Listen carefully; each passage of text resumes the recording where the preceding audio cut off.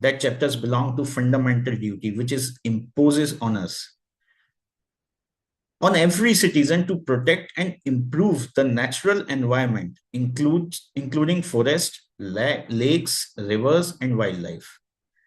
Further, Honorable Supreme Court has, through various landmark judgments, interpreted the right to life under Article 21, because right to life is a mother of all the fundamental rights, to include the right to clean and healthy environment.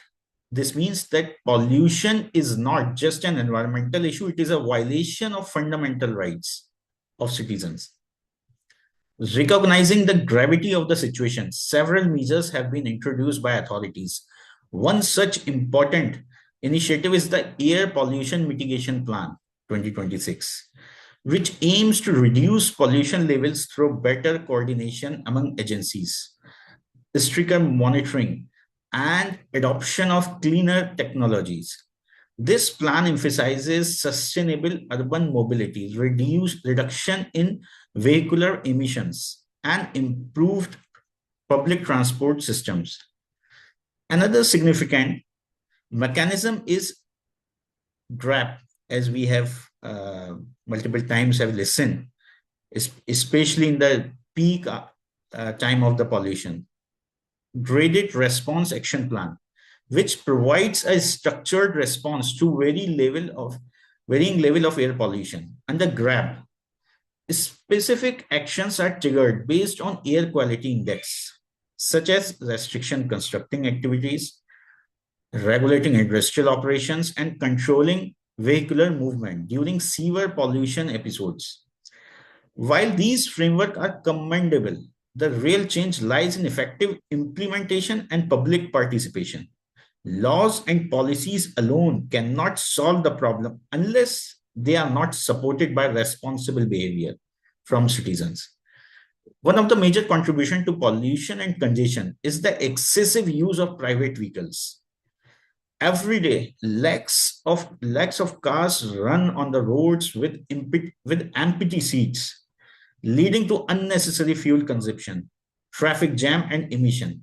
Simply measures like carpooling or car or bike sharing must be adopted actively and willingly, because already public transport is overburdened. Adopting these practices can make a significant difference. Recently, in 2021, in one matter, Aditya Dubey versus Union of India, when the matter was reached before the court, the Honorable Supreme Court of India directed to the Commission of Air Quality Management, which is a statutory body in India, to invite public suggestions for reducing pollution in Delhi NCR. In this context, I have drafted a scheme and sent to them. Now I want to share some points of this scheme. It is about 50, based on over 15-year observation. Delhi NCR is facing severe challenges, including rising air pollution due to private vehicles, heavy traffic congestion, mental stress among commuters, loss of productive hours, increased fuel consumption, especially during peak hours, in the morning 8 to 11 a.m. and in the evening 5 to 9 p.m. Lakhs of private vehicles run with 3 or 4 empty seats, only drivers or the chauffeurs, leading to insufficient road usage. This scheme proposes a regulated lift sharing system supported by government monitoring digital platform to reduce congestion, pollution, and commuter stress. Now, the question is why that scheme is required. Most cars run with only one occupant. Utilizing vacant seats can reduce traffic by 30 to 40%. Daily commuters from NCR sites face overcrowded and unreliable transport system. Long traffic jams lead to stress, anxiety, fatigue, and reduced productivity. Even short distance, you will take 1 or 2 hours to reach your destination. Platform like ride sharing services have already demonstrated the benefits of shared travel. I would like to implement it would be implemented through digital platform, a government based or any private SPV, which monitored by the government. And that SPV will be monitor lift giver just like car owner, upload identity, vehicle details, route and timing, and mention available seats. And lift taker register with verified identity. Book available rides. All users shall be verified for safety. Already we have get the details on the portal. Overall, the entire scheme of this concept has the potential become transformative reform by reducing pollution and congestion, saving fuel, improving commuter well-being, enhancing productivity and quality of life. We must realize that Earth Day is not just a symbolic event. It is a call to action. It reminds us that we do not act today, the consequences tomorrow will be irreversible.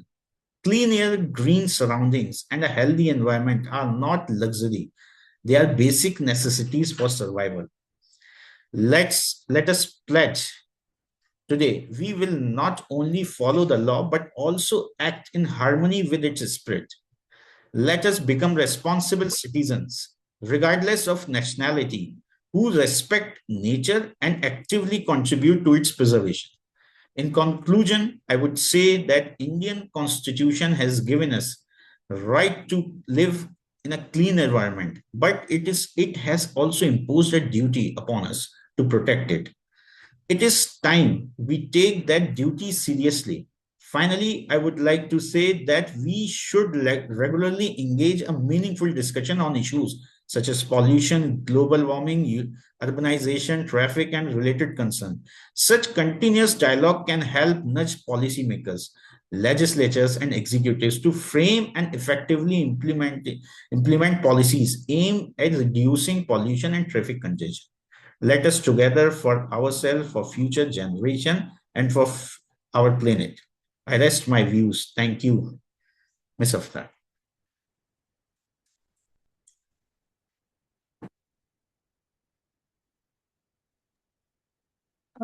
Thank you, Mr. Seema Gayam. That was very enlightening.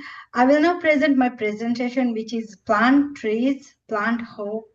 Let me share my screen first.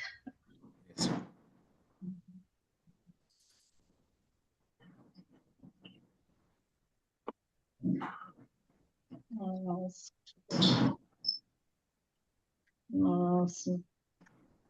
This is I think this is the wrong slide, right?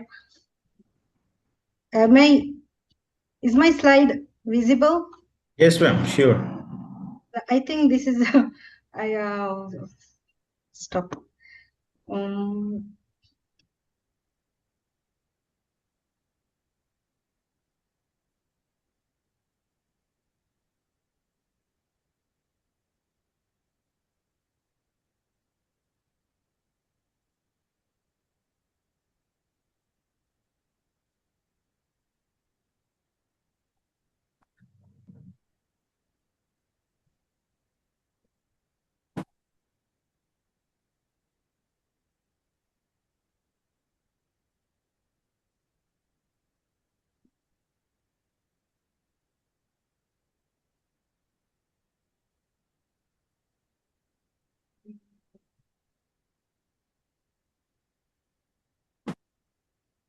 Is my screen visible now?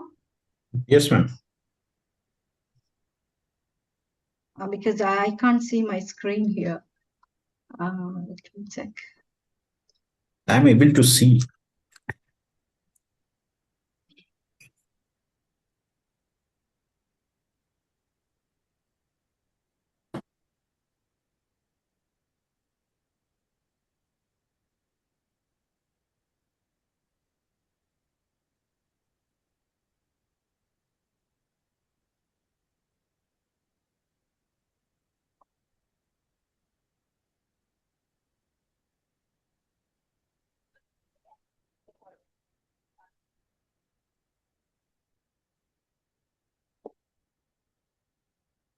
You can send me the presentation, I can share. Yeah, okay. Because I'm not able to, let me send it.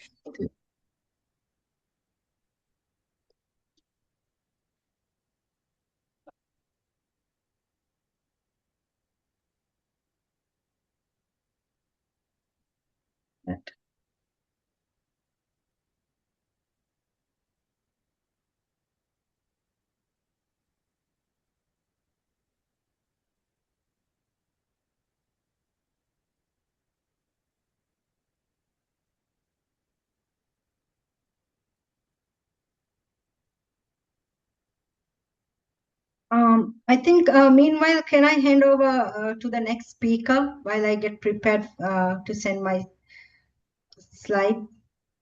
Yes, please. Okay, so let me introduce our next speaker, Mr. Maid.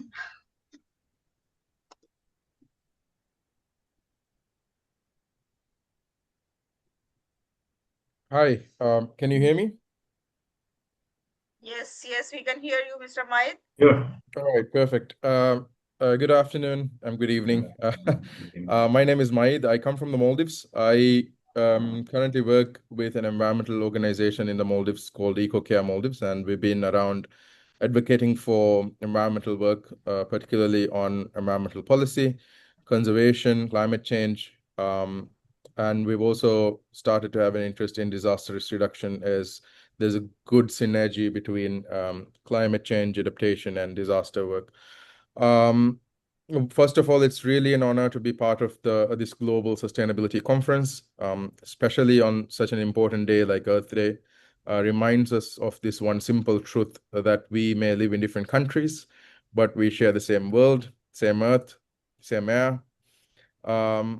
I thought I would want to start by bringing they've been talking about air pollution. I think the very first thing that came to my mind that I would like to talk about is the Asian brown cloud, which is a reminder of the shared reality and responsibility of air pollution that affects our part of the world, South Asia. So when we speak about air pollution, this phenomena is alarming, the Asian brown cloud, or the atmospheric brown cloud that we experience. It is a massive atmospheric layer of pollution that forms every year, typically between November and May, covers large parts of South Asia, Eastern China, and the Northern Indian Ocean, where we call home. It's called a brown cloud because of its visible hazy appearance, caused by dense concentration of aerosol, including soot from burning fossil fuels, dust particles, smoke from biomass burning, from agricultural fires to even simple household fuel use. But it's not something we see in the sky. It's not just only something that we see in the sky. It's something that is actively changing our lives and our environment. This phenomena was understood relatively recently. In the 90s, scientists conducted the Indian Ocean experiment, INDIOX, began coordinating observations using satellites, aircraft, ships, and ground stations. And what they discovered was very, very unexpected. This vast layer of pollution that stretches most of South Asia far into the Indian Ocean is not a local issue. It is of regional scale and has global implications. The impact of this cloud are serious and far-reaching. First, it affects our climate systems. It has been linked to a decline in summer monsoon rainfall in India since the 1930s. It has contributed to a southward shift of monsoon patterns observed in China. This means the disruption to agriculture, water supply, and food security for millions are also being affected. And then it affects our environment and economy, reduces sunlight reaching the Earth's surface. In fact, regions like India and China are now at least 6% dimmer than pre-industrial times when we have the phenomena happening. This has reduced sunlight, impacting crop productivity and agricultural output. And perhaps the most important is the effects on human health. We know that there are increased respiratory illnesses, higher rates of cardiovascular diseases, long-term public health burdens across mostly densely polluted regions. So the Asian brown cloud is important for discussion today because it's not confined to one country. It's formed by emissions from across the region, and it spreads across borders, across oceans, and across communities. This means its impacts are shared, and when its sources are not evenly distributed, it affects everyone. So this is not just urban smog. It's massive transboundary pollution system that is toxic, and industrial emissions, vehicle exhausts, agricultural burning, energy production, all of this has resulted to what it is. What makes this cloud truly alarming is not the size, but how it moves across our region. And that is the reality of how our Earth systems work. Because air pollution in particular, is not a matter of one country's environmental issues, but it travels across borders, across oceans, and across nations. It is transboundary. So air does not recognize political boundaries. What is emitted in one economy can affect the health, climate, and livelihoods in another. This creates a difficult reality. One nation's development choices become another's environmental burden. Pollution generated in large economies impact smaller, more vulnerable nations. Entire regions experience disrupted weather patterns, weakened monsoons, and declining in air quality. So for the Maldives, it's deeply personal. We contribute very little to global emissions, yet we are exposed to pollution that is carried across the ocean. So in one way, this is not just an environmental problem. It's a question of fairness. It's a question of accountability. And ultimately, it's a question of justice. Because clean air is not a privilege, as the former speaker, Gayoom, mentioned. This is definitely a fundamental human right. Yet today, millions breathe polluted air, not because of their own actions, but because of a system that does not fully recognize shared responsibility. What we do have are policies and frameworks. For example, as Simam Gayoom just mentioned, the Graded Response Action Plan can help manage some of these severe pollution episodes. They introduce important measures, restricting vehicle use, limiting construction activities, controlled emissions. But let us all be still clear. These are reactive short-term solutions. They cannot stop pollution from crossing boundaries, address regional emission sources, or solve a problem that is fundamentally interconnected. What we need to do is build on prevention and cooperation, transitioning to clean and renewable energy, building sustainable transport systems, reducing reliance on biomass burning, and ultimately doing more to invest in green urban planning. But all of this can only be done if we start thinking beyond borders. The Asian brown cloud cannot be addressed by one country alone. It demands collective regional action. What we need is shared monitoring systems. Real-time air quality data must be transparent and accessible across countries. We need regional agreements, binding frameworks, similar to different environmental treaties. We must develop one that addresses air pollution. Policies need to be aligned. Environmental standards must be harmonized across nations. Technology needs to be shared. Clean technologies must be shared, not limited by economies or political barriers. We must also consider supporting vulnerable nations. Countries most affected but least responsible must be supported through finance, innovation, and capacity building. For the Maldives, from the vantage point of where I come from, the issue is not abstract. It's immediate.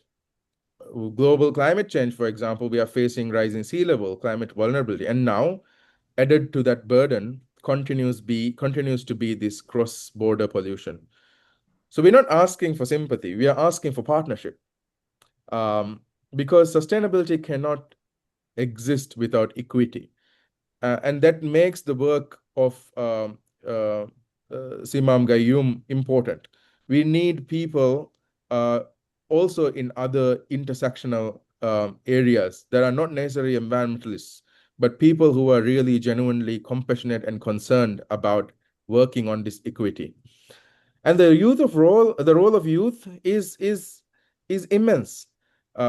Having young people in these conferences and having them speak up is amazing, and I'm grateful that you've considered and you've brought in young people's voices to this important conference. The next generation is not waiting; they are demanding. They are demanding for clean air. They are demanding for climate justice, and they demand real, measurable actions. They understood something that we must all embrace. The future is shared, so it is a responsibility for all who live today, all of us. For years, we have discussed air pollution, we've studied it, we have measured it, we have debated about it. And yet, the Asian brown cloud, for example, exists, which tells us something important. Awareness and education alone is not enough. We must move beyond from discussion to real implementation. We must stop making just promises, but we must also be accountable for our actions. It's not just a national interest anymore. It needs to be considered as a regional survival. So, as today's theme suggests, cool the earth, calm the world, take action, I think it should not be just a message. It should be a responsibility. To cool the earth, we must reduce emissions collectively. To calm the world, we must reduce environmental inequalities. To take action, we must do this together, act together. So let me leave you with this thought. The sky above us is not divided. The air we breathe is not owned by any nation. The Asian brown cloud is not just a warning, it's a test whether we can rise above borders and work together for common good. So let's choose cooperation over division. Let's choose justice over convenience. Let's choose action, because the air we protect will not belong to one country. It belongs to all of us. And on this Earth Day, I wish all of you, all these amazing, compassionate, genuine environmentalists and compassionate people, all the best in our call, our common action to drive change and be the people making this innovation and helping the world become better. Thank you. I will hand over to Hafsat. Thank you for giving me the opportunity. Hafsat. Thank you, Maid. That was very informative. Let me say a few words about Maid before I proceed with my presentation. Maid Zahid is an environmental advocate and a disaster risk management professional from the Maldives. With a background in environment and earth science, he has contributed to policy formulation, project management, and community-based actions in the Maldives, working on various sustainability and disaster risk reduction initiatives, as well as in several emergency management operations. Previously, he has worked as a consultant for UNICEF Maldives, manager of development and resilience at the National Disaster Management Authority, and as manager of programs and services in the Maldives Red Crescent. He is currently the advocacy director of EcoCare Maldives, promoting resilience and environmental citizenships. Once again, thank you, Maid. And now it's my turn to present. So let me begin by saying that it is an honor to speak with you today about a subject that is deeply personal to me and to all of us who call the Maldives home. Our islands are among the most beautiful places on the earth, surrounded by turquoise waters and blessed with rich biodiversity. Yet they are also among the most vulnerable to climate change and environmental degradation. And this is why I founded Clean Maldives, an NGO dedicated to protecting our fragile ecosystem, raising awareness and empowering communities to take action. Our mission is simple but urgent: to keep the Maldives clean, green, and resilient for generations to come. And today I want to share with you how something as simple as planting trees can become a powerful act of hope. So why trees matter? Trees matter everywhere, but especially here in the Maldives, they are our natural protector. They shield our coastlines from erosions. They provide shade in our tropical climate, and they help regulate the delicate balance of our environment. Globally, trees absorb carbon dioxide and release oxygen, acting as the lung of our planet. Locally, they provide us with food, medicine, and cultural identity across civilizations. Trees have symbolized growth, strength, and continuity. Every tree we plant is not just greenery, it's about survival, resilience, and a promise to future generations. So next I'll talk about trees and biodiversity. Forests and coastal vegetations are home to countless species. Birds nest in their branches, insects thrive in their bark, and mammals find shelter in their shade. Here in the Maldives, mangroves are especially vital. They act as nurseries for fish and crabs. They filter water and they protect our islands from storm surges. Without them, our biodiversity would collapse and our communities would be left exposed. So when we protect trees, we protect life itself on land, in the sea, and in the air. So planting trees is hope. Planting a tree is more than an environmental act. It is an act of faith, faith that tomorrow will come, faith that our children will inherit a greener, safer world. So when communities plant trees together, they plant hope together. Schools, youth groups, families, all can take part. Each sapling carries a story of hope, of resilience, and continuity. So hope grows when roots take hold. And this is why Clean Maldives exists. Our mission is to promote environmental awareness and action across the Maldives. We organize tree planting drives in schools, resorts, and local councils. We run awareness campaigns to educate citizens about the link between trees, climate, and livelihoods. We build partnerships with NGOs, with government, with international organizations, because we know that together we can achieve more. The Go Green event, which we organize every year, it's an annual event to plant more than 1,000 trees in the Maldives. And since the foundation of Clean Maldives up until now, we have contributed more than 20,000 trees across the nation. And Clean Maldives also launched the Plant a Tree event in 2025 to support the 5 million tree planting program announced by the President of Maldives, Dr. Mohamed Muiz, on World Environment Day 2025. As part of the commitment to safeguarding the Maldives' fragile ecosystem, we also pledged to plant 10,000 more trees within the next 5 years. And so Clean Maldives is not just planting trees, we are planting futures. And but our work does not go beyond trees. Sustainability is at the heart of Clean Maldives. We run waste management programs to reduce plastic pollutions. We advocate for renewable energy, encourage solar adoption. We conduct eco-education workshops for youth, teaching them conservation skills. We restore mangroves and protect coastlines, building resilience against rising seas. So sustainability is not a choice; it is a path forward. And we in Clean Maldives, we are proud to walk that path.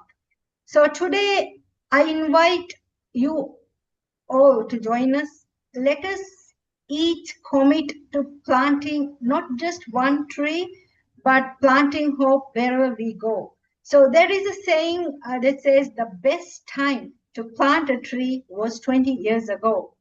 The next best time is today. So together, let us ensure that Maldives, and the world remains a place where hope grows as freely as trees. And thank you. And with that, I conclude my presentation. And we now have reached to the student voice section. We have a student from Ahmadiyya International School, Aishat Malika Ahmad Munawwar. She is the secondary school captain. Over to you, Aishat Malika. You have the floor to raise this youth voice, and we are eager to hear from you on this important event. Over to you, Malika.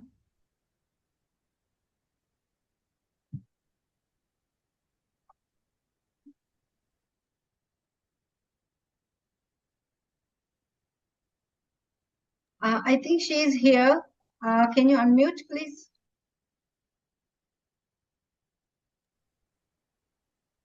Yes, the cameras.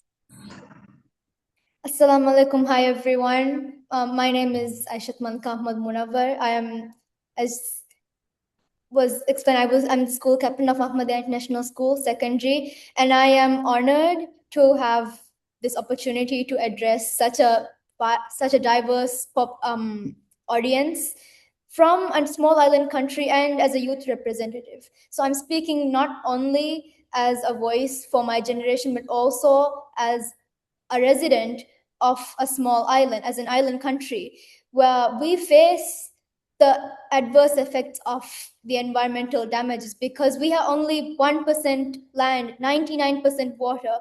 Any small change that comes to our environment, we face with the greatest impact. Only last week, we barely overcame a heat wave, and a few months prior, we experienced the effects of smog. So we are constantly having to face these effects. And as a youth representative, we are the ones who will have to be changing these things tomorrow. We are the citizens. Today's youth are the citizens of tomorrow. And from what the statistics show, by 2040, most of these countries will be underwater. The air pollution rates will have increased by double, triple. The air pollution rates will have risen to deaths projected by air pollution rates will have risen to 4.5 deaths annually. And this is not the world that we want to be living in. And it's up to the people today, and it's up to us to change this. And of course, the most important thing we can be doing today is educating the youths, because we will be the ones taking the first step tomorrow, the day after tomorrow. So educating this generation is obviously the most important step. And it's up to the NGOs of today, the schools of today, the educators of today, to be showing these adverse effects to the people who don't see it, to show that the countries are undergoing this, and these things need to be changing, and these effects need to be reversed. And I would like to mention that this is being done today. Schools are doing an amazing job at educating students through various programs. NGOs are putting their foot forward.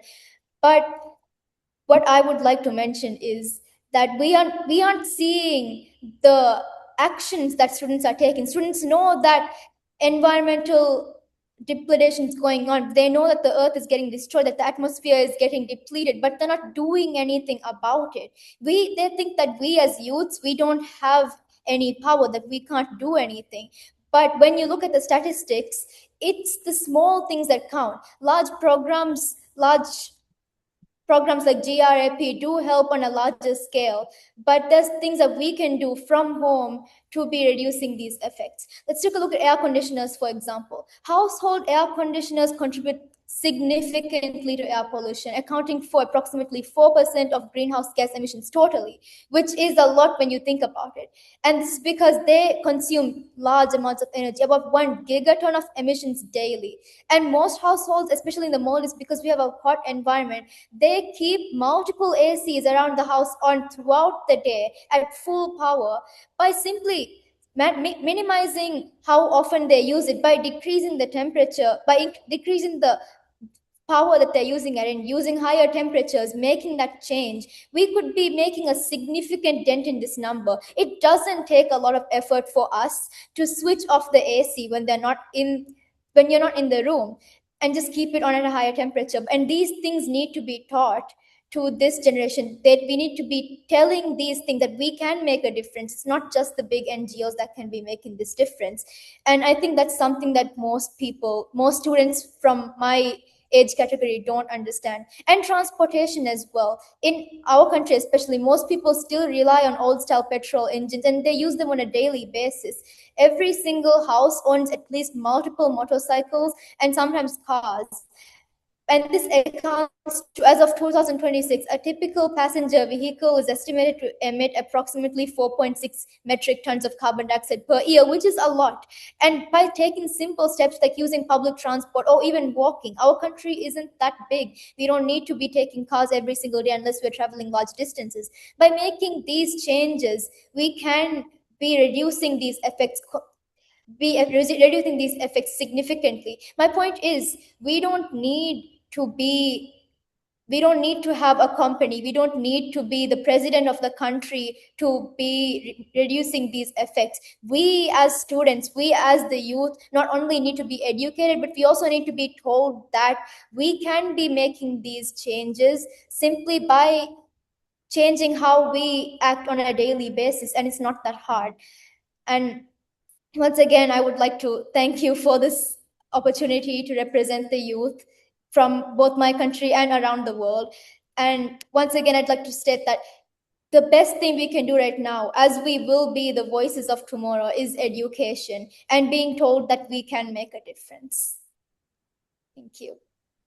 Thank you, Malika. And that was very well said and a very powerful message. And I'm so proud to hear you talk and to have somebody like you representing Maldives. And that was very well said. Thank you. And now I have some hope for our future, because we have this kind of generation, right, Maid? Right. So thank you very much, Mr. Simam, Gayoom, and Maid. And since we still have some time, do you have anything, any more inputs for today's session, Maid and Simam? Who would like to add something else? Just I will say one sentence, that I am very happy that the youths are being conscious pertaining to environment. I'm very happy. Thank you.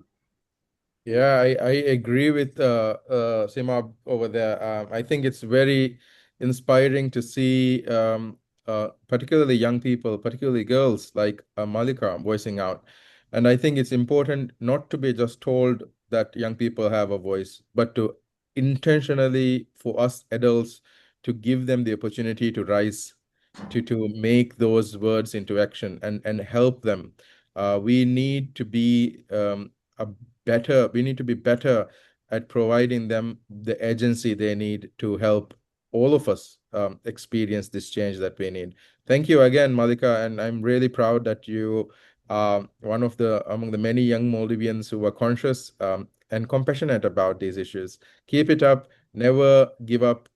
Always remember that you represent a much broader, much bigger picture for us as a world. And your actions today and tomorrow will help generations to come, just as it's an equal responsibility for all of us adults as well. Thank you, Malika, again. Yes, wonderful. Yes, team 11, panel 11 has performed wonderful, and Malika has really done. I never expected that Malika is going to be so strong, powerful, and bold speaker. Malika, congratulations, keep it up, and then you can represent Maldives to different countries as ambassador to UN and all other international forums. You have the caliber. So this panel has really presented very beautifully on how we should plant trees. So still we have a few minutes. Let us see that you people are only talking people, or you are doers as well. So let us have some small questions, that how much do you know about plants? This is not only for you, this is for everyone, whosoever is watching this. So Very simple question is, a banana plant is technically a herb. Is it true or false? A banana tree is technically a herb.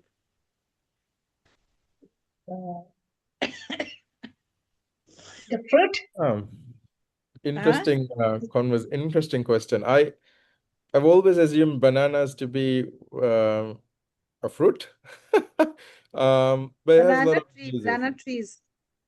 Banana trees, yeah. I've always assumed bananas to be one fruit that we take, but there are different types of uses. I've also had curries where bananas have been used as some types of bananas have been used in curry, but it's also used as a staple as well, right? And the leaves they're used for different purposes.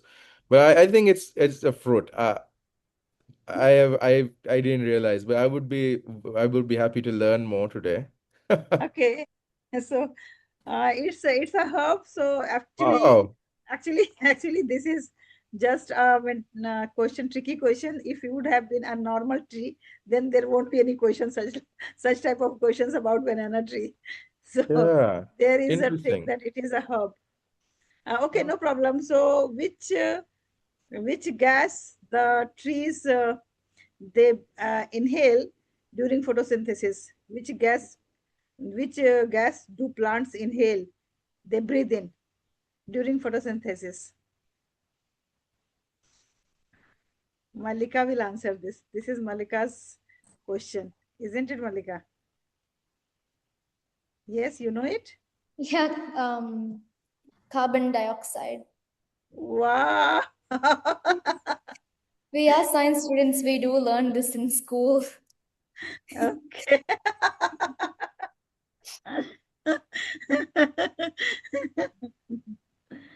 Yeah, I had never a science student. Yeah. Always I was a law student. But Malika, did you know that there's banana is a herb? This is a really interesting something that I learned Yes, today. I just researched it, and they classify trees as fruits or as trees based on whether the plants produce lignin. Lignin is like dead cells that produce the woody part of the stem. Banana trees don't make that, so scientifically it's classed as a herb.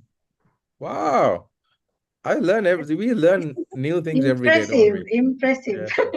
Yeah. Yes, actually, there is a couplet by Allama Iqbal that निगाहे मुसलमान को फिर शाद कर, जवानों को पीरों का उस्ताद कर. It means that the new generation should be the master of the old generation. It is like that. The meaning I is like that. definitely agree. Definitely. Yeah. Okay, so thank you very much. May we ask the people, those who are with us, if they have any questions, any queries, do they have any answer, any thing to ask, then most welcome. Otherwise, we will wind up this session. And we'll move to the... I would like to thank the audience also for joining us. And I will also like to say together we can restore, protect, and sustain our planet. Do you want me to introduce our next moderator for the next session? No, we still have some time. All right. For the next session. So we'll go ahead and then we are planning to have some recommendations to UN after this 24 hours long conference by 100 people. So I'm going to again present that recommendation, and I want to request for the suggestions, modifications. So this time we can utilize for that, and I'm going to present that. So these are 25 recommendations that we are planning.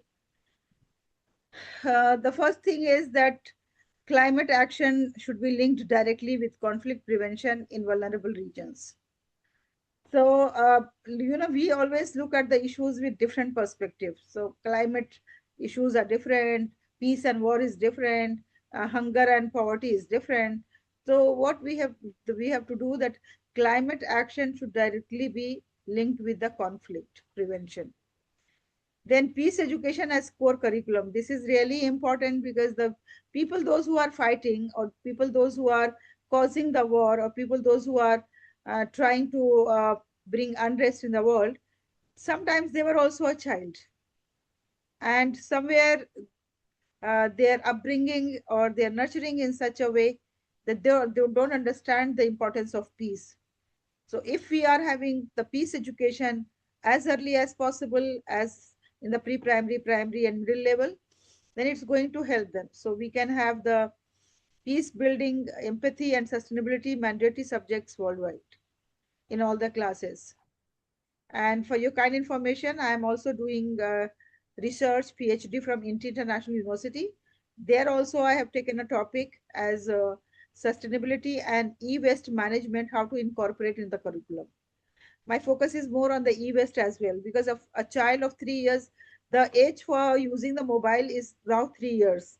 So if a child of 3 years can use a mobile, can hold a mobile, can play with the mobile, can watch in the mobile, can do many things in the mobile, many activities, then naturally the children should also be taught how to recycle the mobile, how to make the best use after once the mobile doesn't work, or how to repair the mobile.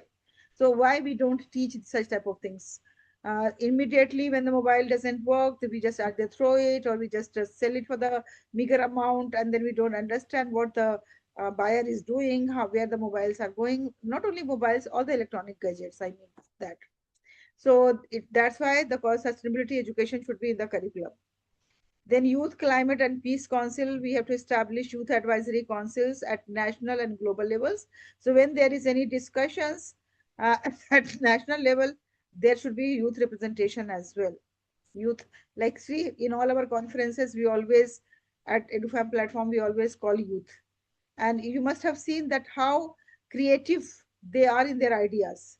And believe me that these ideas are their own ideas. We have never given any prepared speech to them to come and to deliver it.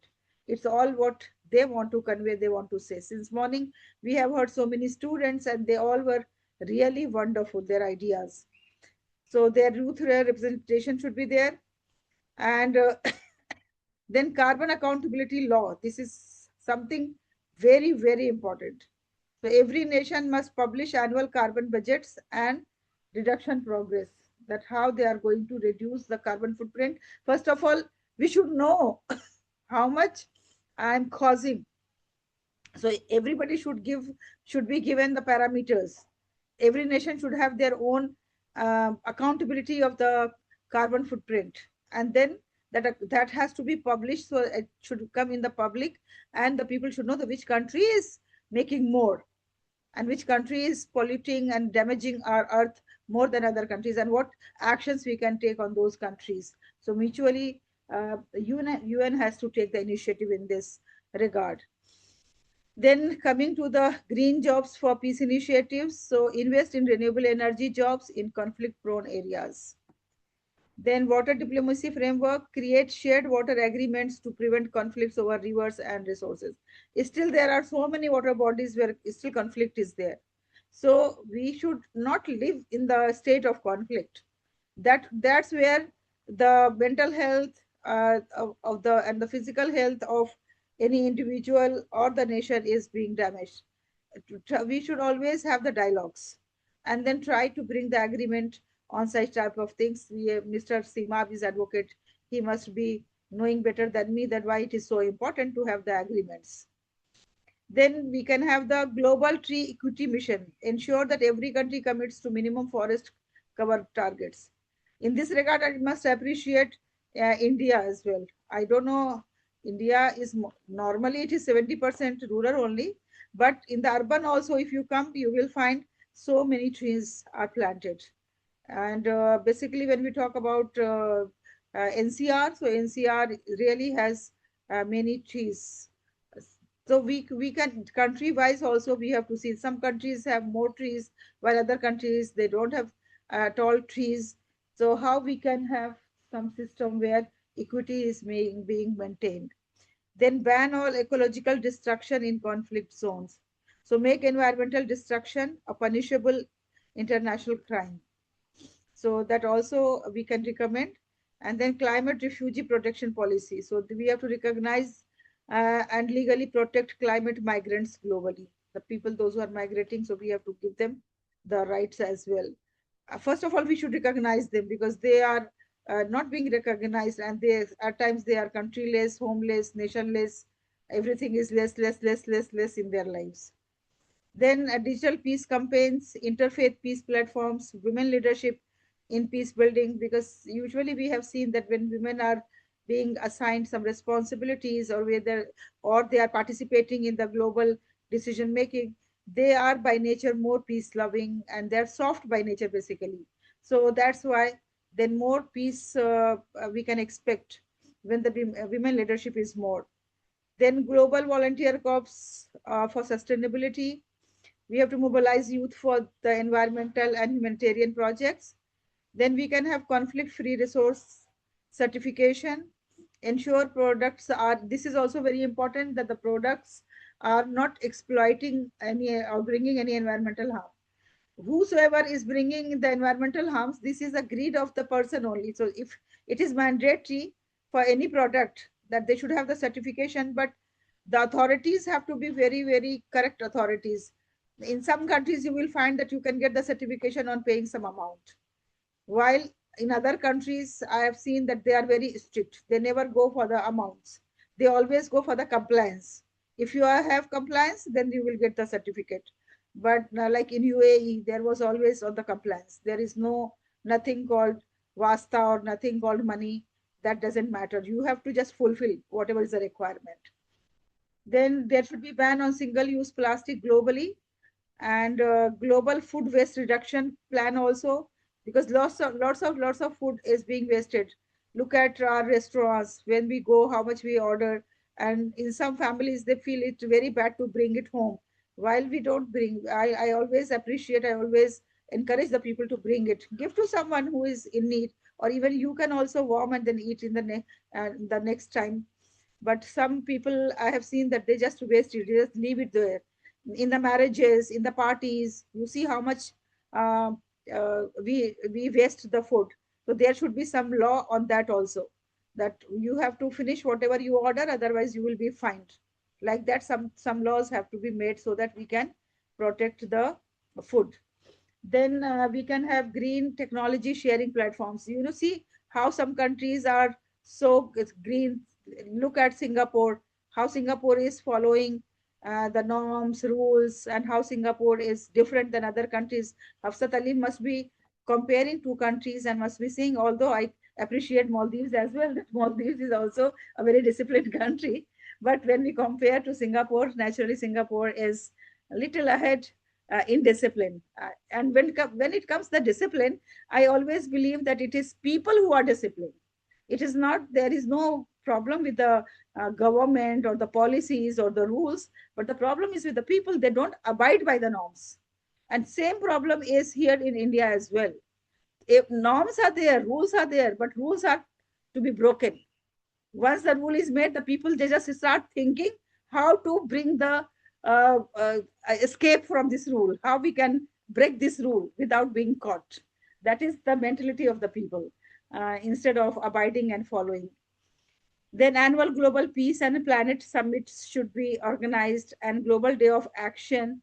So like we are doing this year, this event, that is a conference. So instead of having this conference where we are uh, bringing awareness to the people, we can have some actionable events where we can have the measure also, that okay, this day we have done so much. Like maybe we can have some cleaning drive, we can have some plantation, we can have something else. So in this way, we can have the measurable action days. So that's what 24/5 recommendations are there. And all the participants are requested, you will be provided with this form. So you have to just modify it. If you want to add, you can add it, and then you have to give it back to us. So thank you very much for paying attention. And with this, we come to the end of session 11. A big round of applause to you all. Thank you, Seema. Thank you, Maid. Maid's style of speaking is really very loving. And the way he speaks, it is very attractive. And Hafsat, yes, Hafsat is an iron lady, and she knows how to adapt the situation and how to fit in different environment. And Malika, you are going to be a spokesperson of Maldives. And Simab, yes, your points were really very valid points. Thank you, everyone. And with this, we come to the end of this session. That was 11th session. Thank you.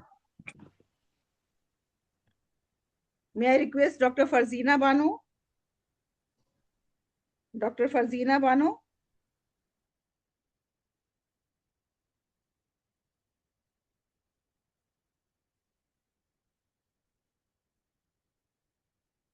Dr. Farzina, are you there?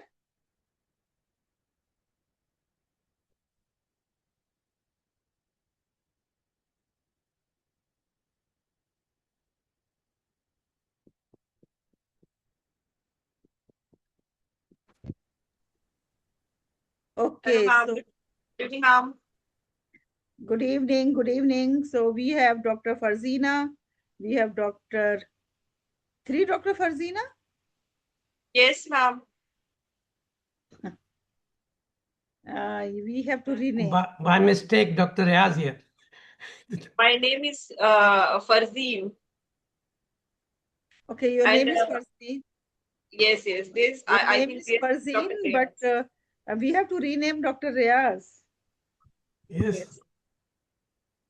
The name is wrongly written here. I don't know why. Dr. Riaz, actually, you entered with the link she has sent to you, isn't it? Yes. Don't Should I change?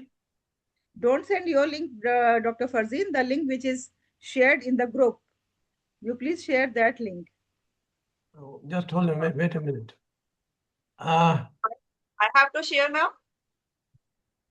No, Yes. just here it is. Let me see. I have already shared the link with all three. But you have shared your own link. That's why your name is coming. We have to share the common link. It is already in the group and Dr. Riaz in the group. Yes. Okay, Dr. Riaz. Thank you very much. It's okay now? Or Yes, leave yes. it like this? Yes, yes, yes. It is wonderful. Okay. So let us move now to 12th session.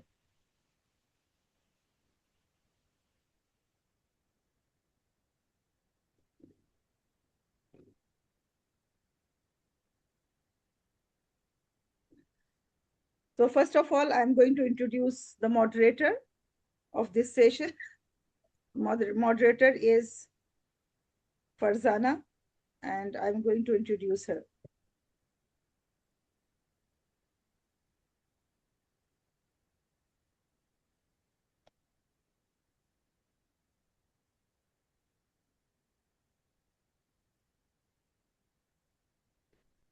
Yes, ladies and gentlemen, please welcome Dr. Farzana Khan.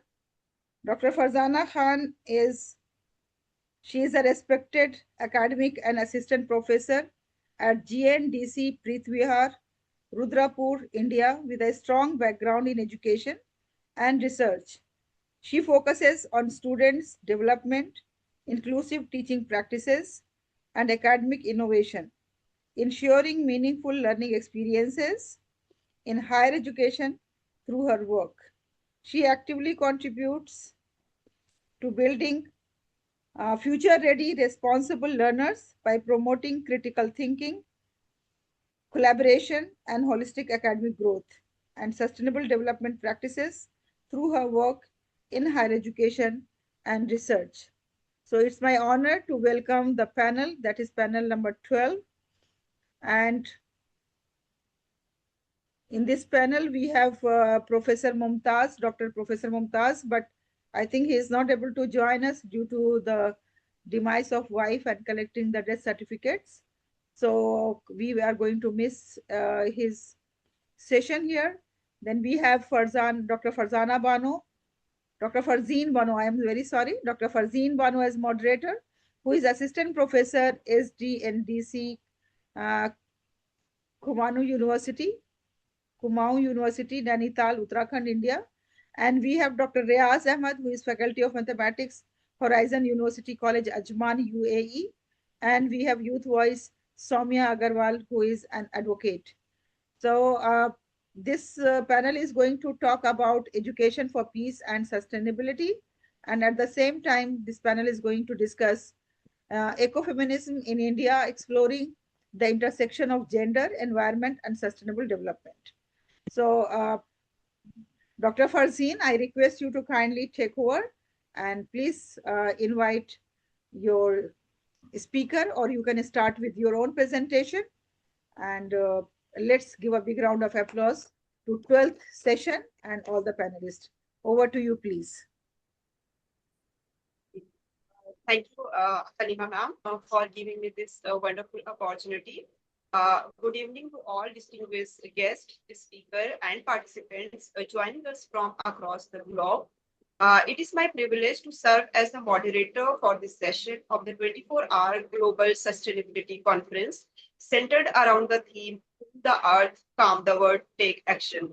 This theme reminds us of the urgent need for collective responsibility and sustainable practices to address the pressing environmental challenges of our time. Today's session brings together insightful voices who will help us explore the intersection of sustainability, awareness, and action. We aim to engage in meaningful dialogue and inspire practical solutions for a greener future. So in this session, we have, as Halima ma'am has said, our chief guest is not there. So our speaker, Dr. Riaz, is here, and our youth speaker, Ms. Soumya. So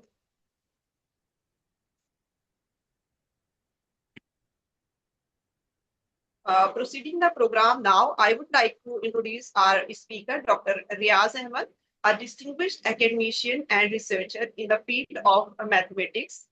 Dr. Ahmed holds a PhD in pure mathematics with specialization in functional analysis, particularly operator inequality and PCA algebra, with an impressive teaching career spanning nearly 4 decades, including 60 years at reputed universities in the UAE and over 2 decades in India and abroad.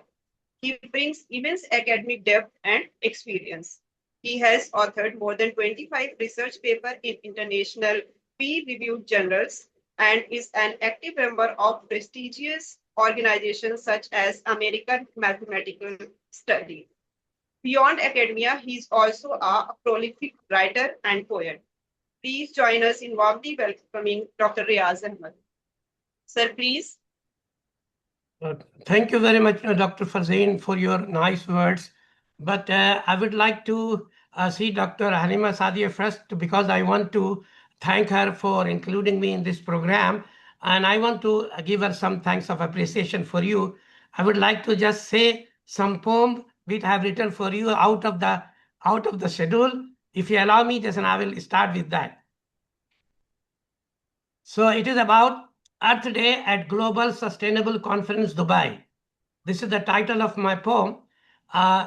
Today, the Earth is not just land, not only sea, not dust, not sand. She is a voice, a silent plea, calling the hearts of you and me, for every nation, near and far, beneath one sky, one moon, one star. The word is talking loud and clear about the future we hold dear. At the conference in Dubai today, bright minds have come to lead the way, to speak of hope, to share, to learn, to keep Earth's sacred candles burn. They gather not for words alone, but for planet we all own, for forests deep and rivers wide, for mountains standing tall with wide. They speak because the time is now to heal the earth with hand and vow, to teach the child, inspire the youth, and walk with courage, care, and truth. So let this conference be a spark, a lamp of hope against the dark, a pledge that from this day will rise new love for earth beneath all skies, because the earth is more than ground. She is our life in every sound, and if we guard her with our care, a better world will bloom somewhere. So this was just for program, and I wanted to share it because I won't be having any opportunity to talk to you about this. So thank you very much for inviting me in this program. As my topic is here, education for peace and sustainable development. In this title, I have three important words. The one is education, second is peace, and the third is the sustainable development. Education I will be using as a tool to get sustainable peace and development both. So I will be sharing my screen here.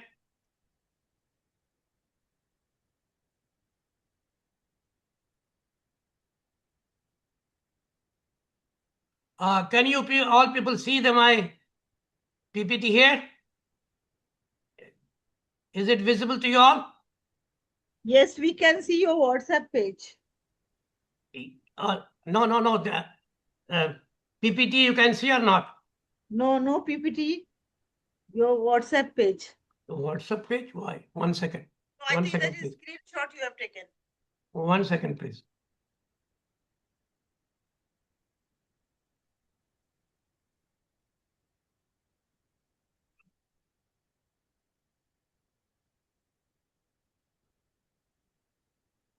You just stop sharing and then Yes. open your presentation and then Is it now? Yes, of course it is. You can see now? Yes, we can. Okay, very good. So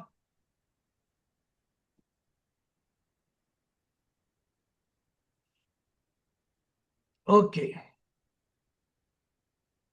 So the agenda for my today's talk is like I will be introducing the whole idea in the first, then I will be talking about war is a development crisis. Inequality, hatred, and mistrust is going to be again another a problem. Conflict is also attacking education itself. How education mitigates the damage, and I will be suggesting 6 practices priorities, and then I will make closing remarks over here. But I would like to begin with first a quotation, first quotation about this. My quotation goes like this: if wars are born in the human mind, then peace too must be taught, nurtured, and defended through education. So I'm just trying to relate my topic over here: education, peace, and sustainable development. And there is another quote from UNESCO: education is a basic human right that works to raise men and women out of poverty, level inequalities, and ensure sustainable development. So with this, I'm going to start or claim or propose and prove my claim that what I have put into here as an agenda. So my first thing that I would like to prove and show is that the 3 forces interact each other. Number 1 is war, inequality, hatred, and mistrust. War is doing what? War is destroying the system, destroy lives, schools, health system, jobs, and public institutions, where inequality locks millions out of opportunity, voice, dignity, and social mobility. And hatred and mistrust turns differences into fear, weakens empathy, and makes collective action harder. These are the villain of peaceful coexistence and sustainable development. We will be trying to go more deeper into it. So these forces does what? They slow progress on poverty reduction, food security, quality education, and equality and peace. So these are affecting. I will be now going to give you some statistical data about how it is affecting from the international UNESCO. So here is the data, statistical data, which says that 61 armed conflicts has taken place across 36 countries, which was highest in last 70 years. Conflict is now a development crisis. Conflict is not only conflict. It is an opposition to the development. It is a crisis for the development. It is not only a security crisis. And this is mentioned here in the source I have already shown you. This is recent data 2025. 123.2 million people were displaced because conflict uproots communities, interrupts schooling, and weakens public system. This is your United Nations Health 2024 data. $2.718 trillion military spending. Resources keep flowing into war while social needs remain underfunded. So look here, the money that was supposed to be used in social development, we are using it for the armaments, and that too is 2.718 trillions. This is a wastage of money that can be utilized for good purpose. More than 800 million in extreme poverty. There are 800 million people are in extreme poverty. Inequality and exclusion remain major barriers to sustainable development goal progress. Because of this, sustainable development goals are being obstructed and not able to meet the requirement fixed for the number of years by 2030. 273 million out of schools. The world remains far from SDG 4, which is related to the education. Crisis deepen the gap. Because of this, the crisis deepened. This is a UNESCO report 2024. 1,265 schools were attacked. War directly damages the learning spaces that societies need to recover. This is also a UNESCO report 2025. So war is a development crisis. So conflict destroys the present and damages the future. Capacity of a society to learn, govern, produce, and recover. So also these monies are being destroyed in using not for the development, but for the destructions. 421 people are affected because of this. It is a report from the World Bank. So I'm just trying to, because to prove my claim, the data is necessary. That's why I'm trying to give all this data, which will support my argument that how education can help attain the peace as well as sustainable development can take place.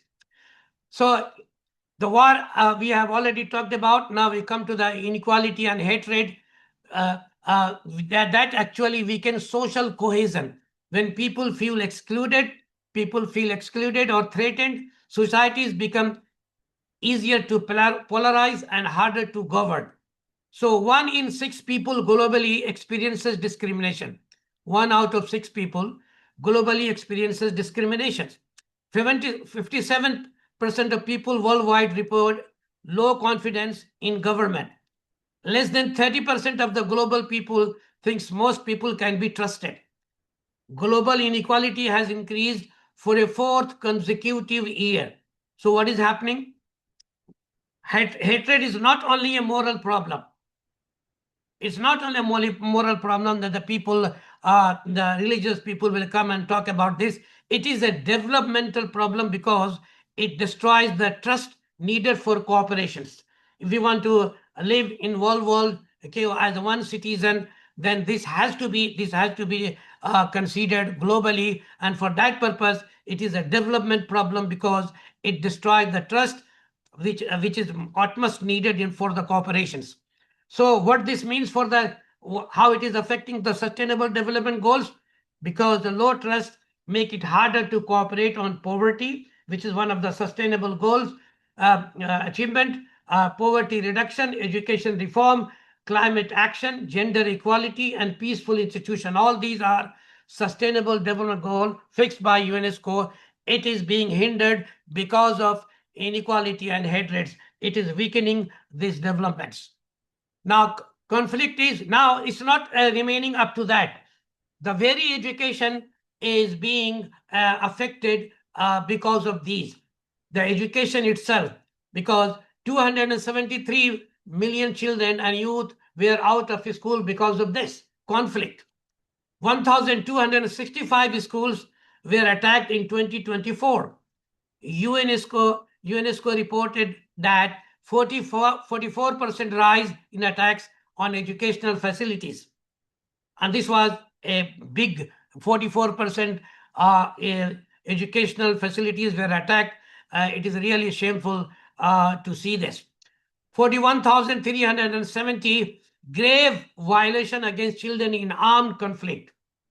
This is the huge amount of grave violation against children in armed conflict. UNESCO cited this as the highest level recorded in 30 years. So what is happening? Education loss becomes a long-term development loss because of this. It lowers the literacy, weakens the recovery, poorer health, and higher exclusion. All these are not expected. Has there been no hatred, no inequality, and no war? So why education is the strongest long-term remedy, or why I'm trying to claim that this is the only tool for mitigating the peace and harmony and sustainable development. So that's the argument I'm trying to give now. So education is not only a social service. This is one of the myths that we understand. Education is not only a social service, it is prevention, infrastructure for peace, resilience, and sustainable development. So I'm trying to put the claim that it is not for social service, that we will do service to the nation and educate them. It's not ending over there. It is actually, it can be used as a prevention for infrastructure for peace and resilience and sustainable development. So that is one of the important idea I'm trying to introduce over here. So it helps also economic inclusion.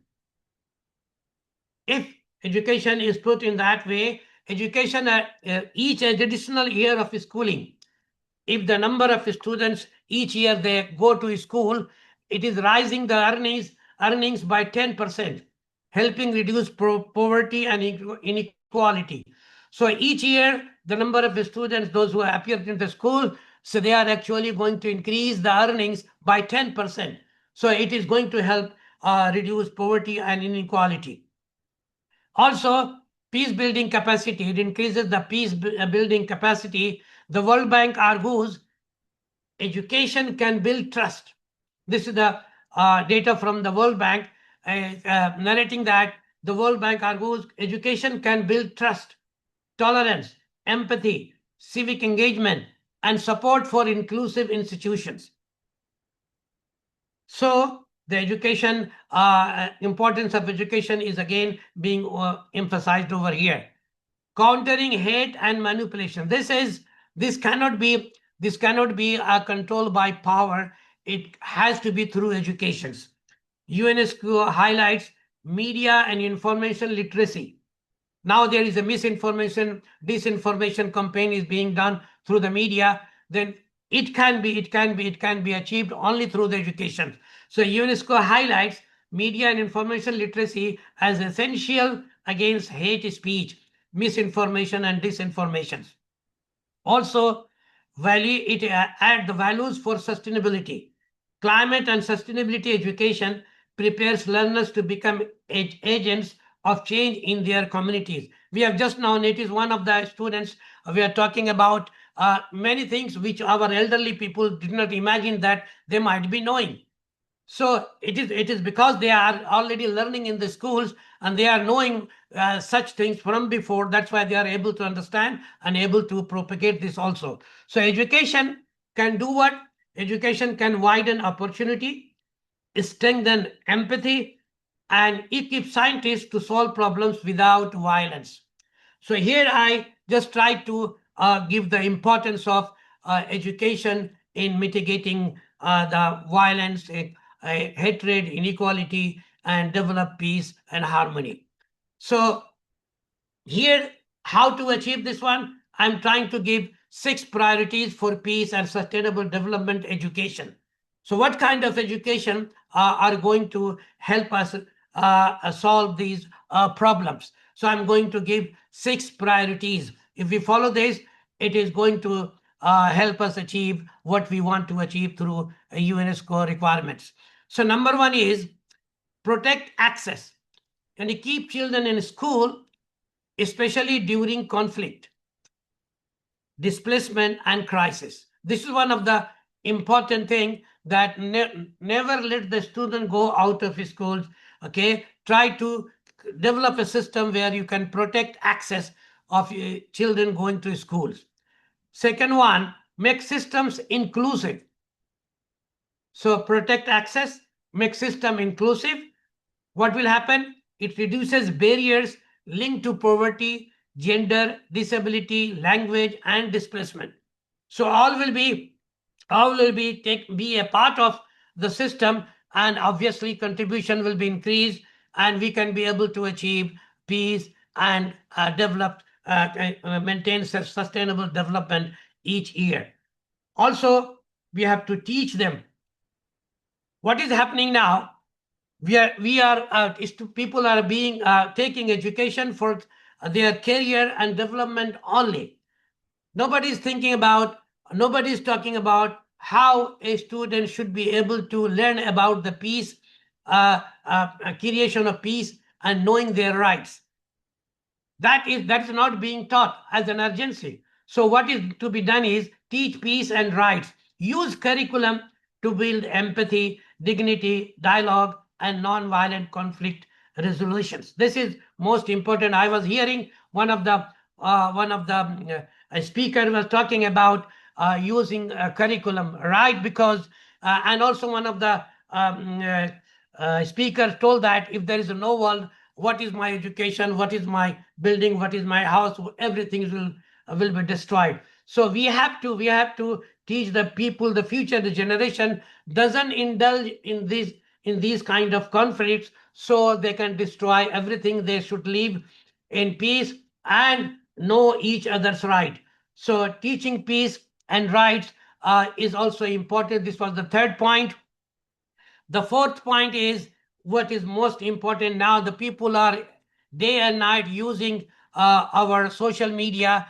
They must have to be knowing how to build media literacy. Help learners identify propaganda. So people are taking anything, something happen in one place, it goes to the other, and the fighting what was here, it erupted another place, and it was later on it will prove it was not at all something like that.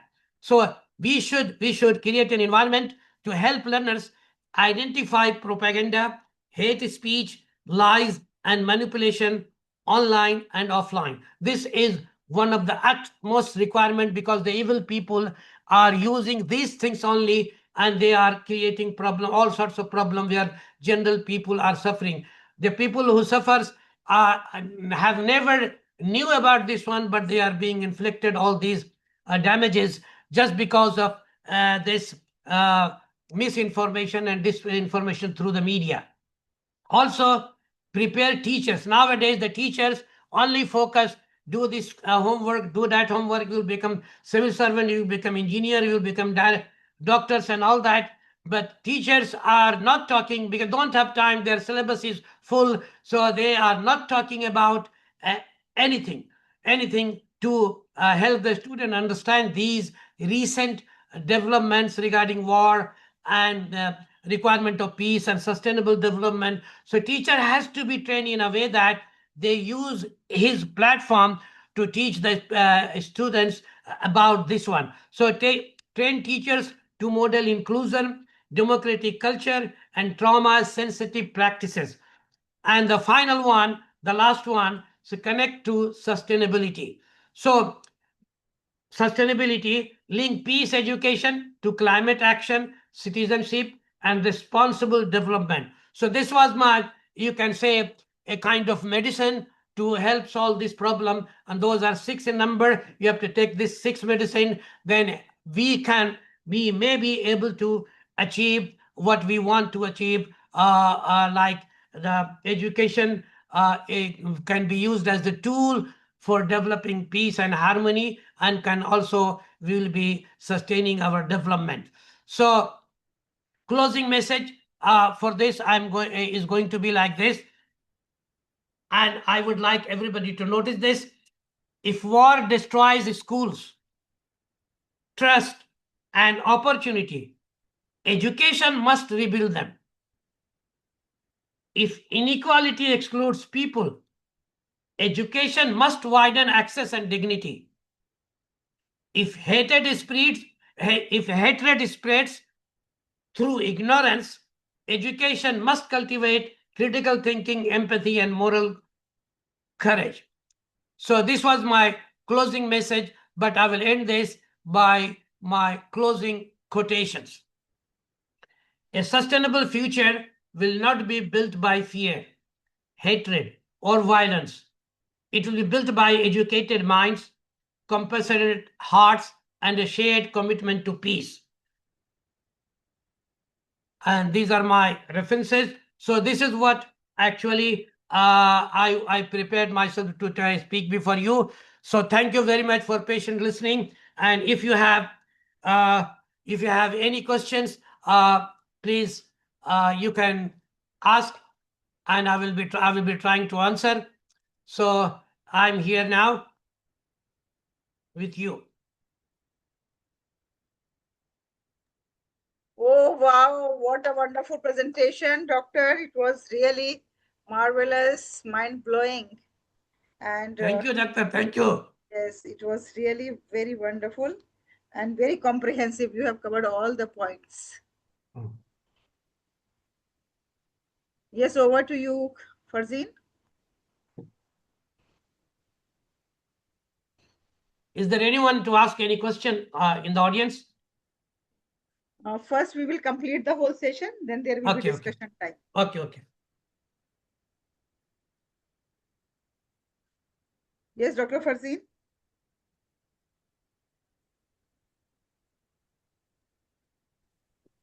Okay, thank you so much, Dr. Ahmed, for your thoughtful and engaging address. Your words have truly enriched our understanding and motivated us to think more deeply about knowledge, responsibility, and contribution to society. Your perspective has added great value to today's discussion. Thank you so much, sir. And now I would like to present my thought Dr. on Fazil, you topic. come in the frame of the camera. So you are, yeah, okay, now good. Okay, people can see you now. Okay. Okay, thank you. So now I would like to present my topic.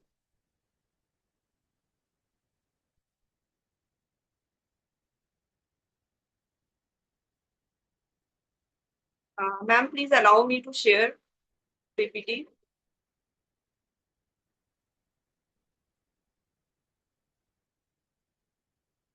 Yes, just a minute. We'll make you the co-host.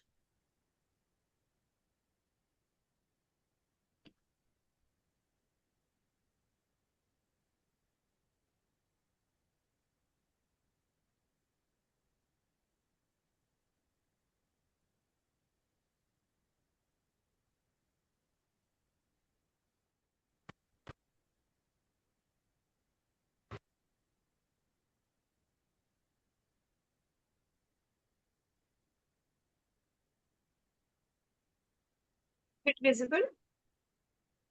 Yes, but you are not visible.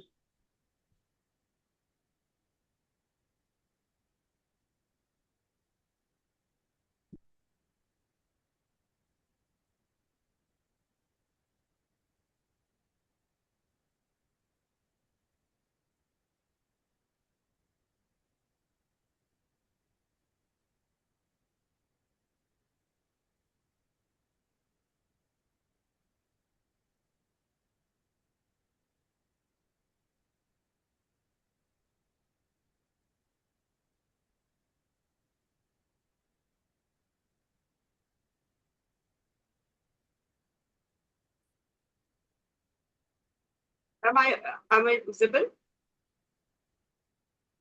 No. No. It's okay. You just start presentation. Leave your Okay. visibility. Okay, ma'am. Is PPT visible now? No.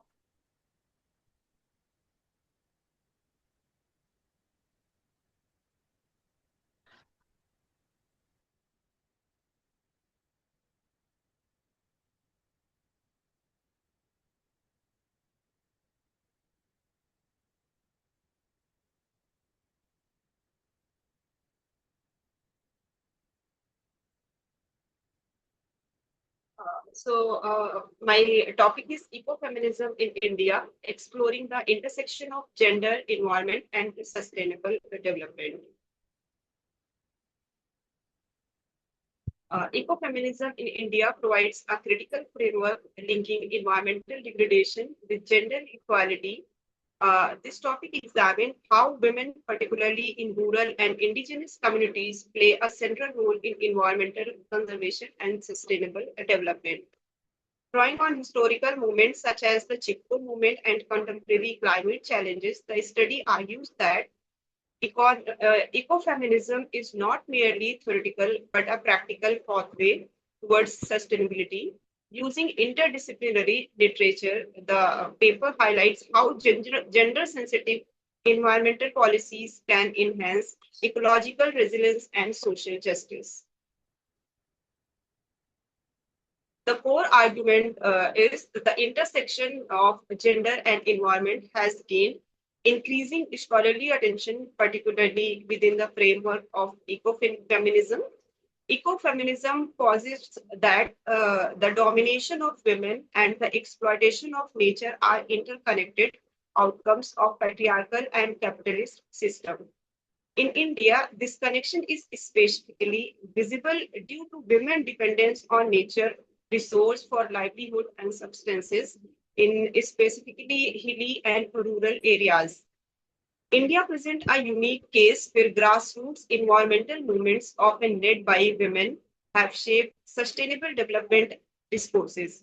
This paper explores how ecofeminism operates within Indian socio-economic context and contributes to sustainable development goals.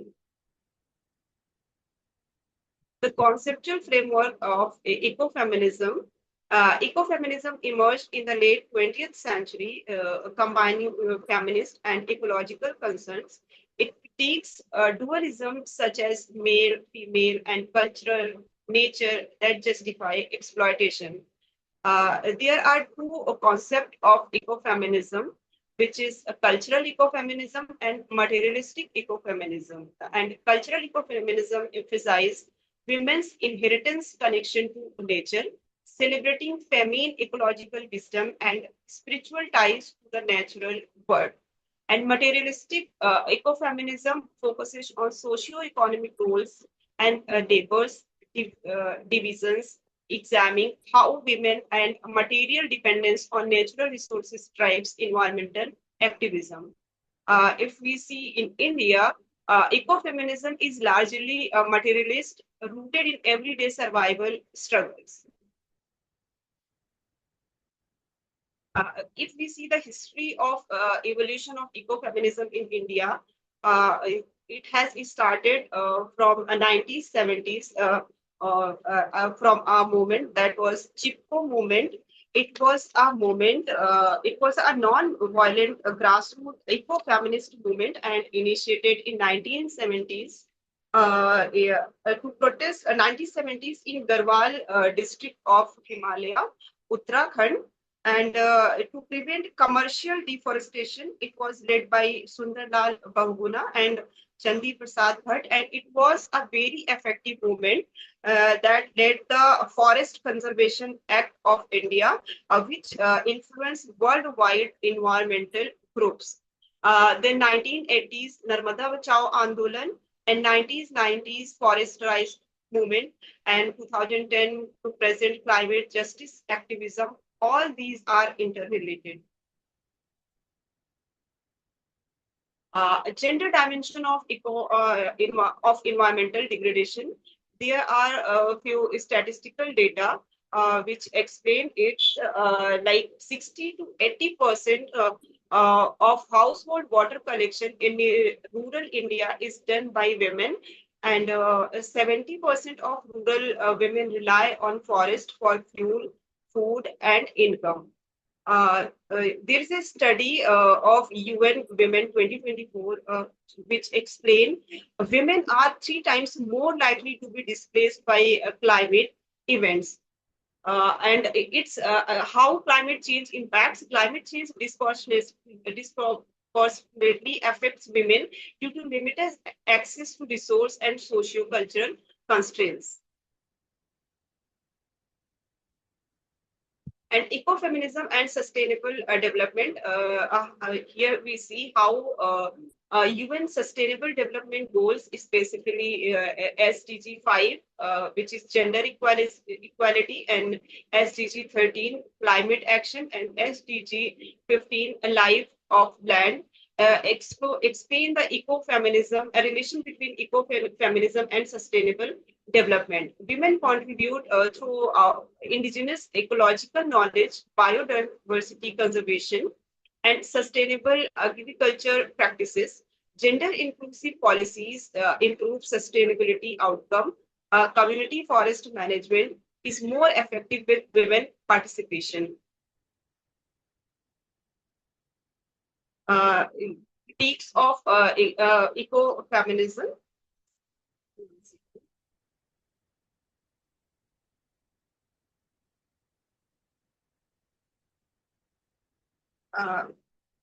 There are many challenges which create hurdles in gender sustainable development goals.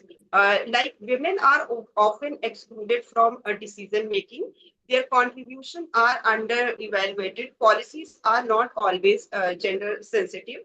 Due to environmental degradation, rural women suffers in several ways, like livelihood crisis, intersectional feminism, health hazards, and rural women face high rates of respiratory diseases and waterborne illness due to pollution and lack of safe, accessible water. These issues highlighted that in India, environmental degradation is inherently linked to social hierarchies, gender inequality, and the neoliberal assault on traditional economies. The Indian experience demonstrates that ecofeminism is not merely ideological but deeply practical. Grassroots movements show that women environmental activism leads to tangible policy outcomes. However, for ecofeminism to fully contribute to sustainable development, it must evolve into an intersectional and policy-driven framework. This requires bridging grassroots knowledge with institutional decision making, ensuring the caste, class, and regional diversity are reflected in both theory and practice. A grassroots to policy, women activism must inform national environmental legislation, and on intersectional lens, caste, class, and geography must shape according to eco-feminist analysis. On institutional integration, eco-feminist principle must enter formal governance structure.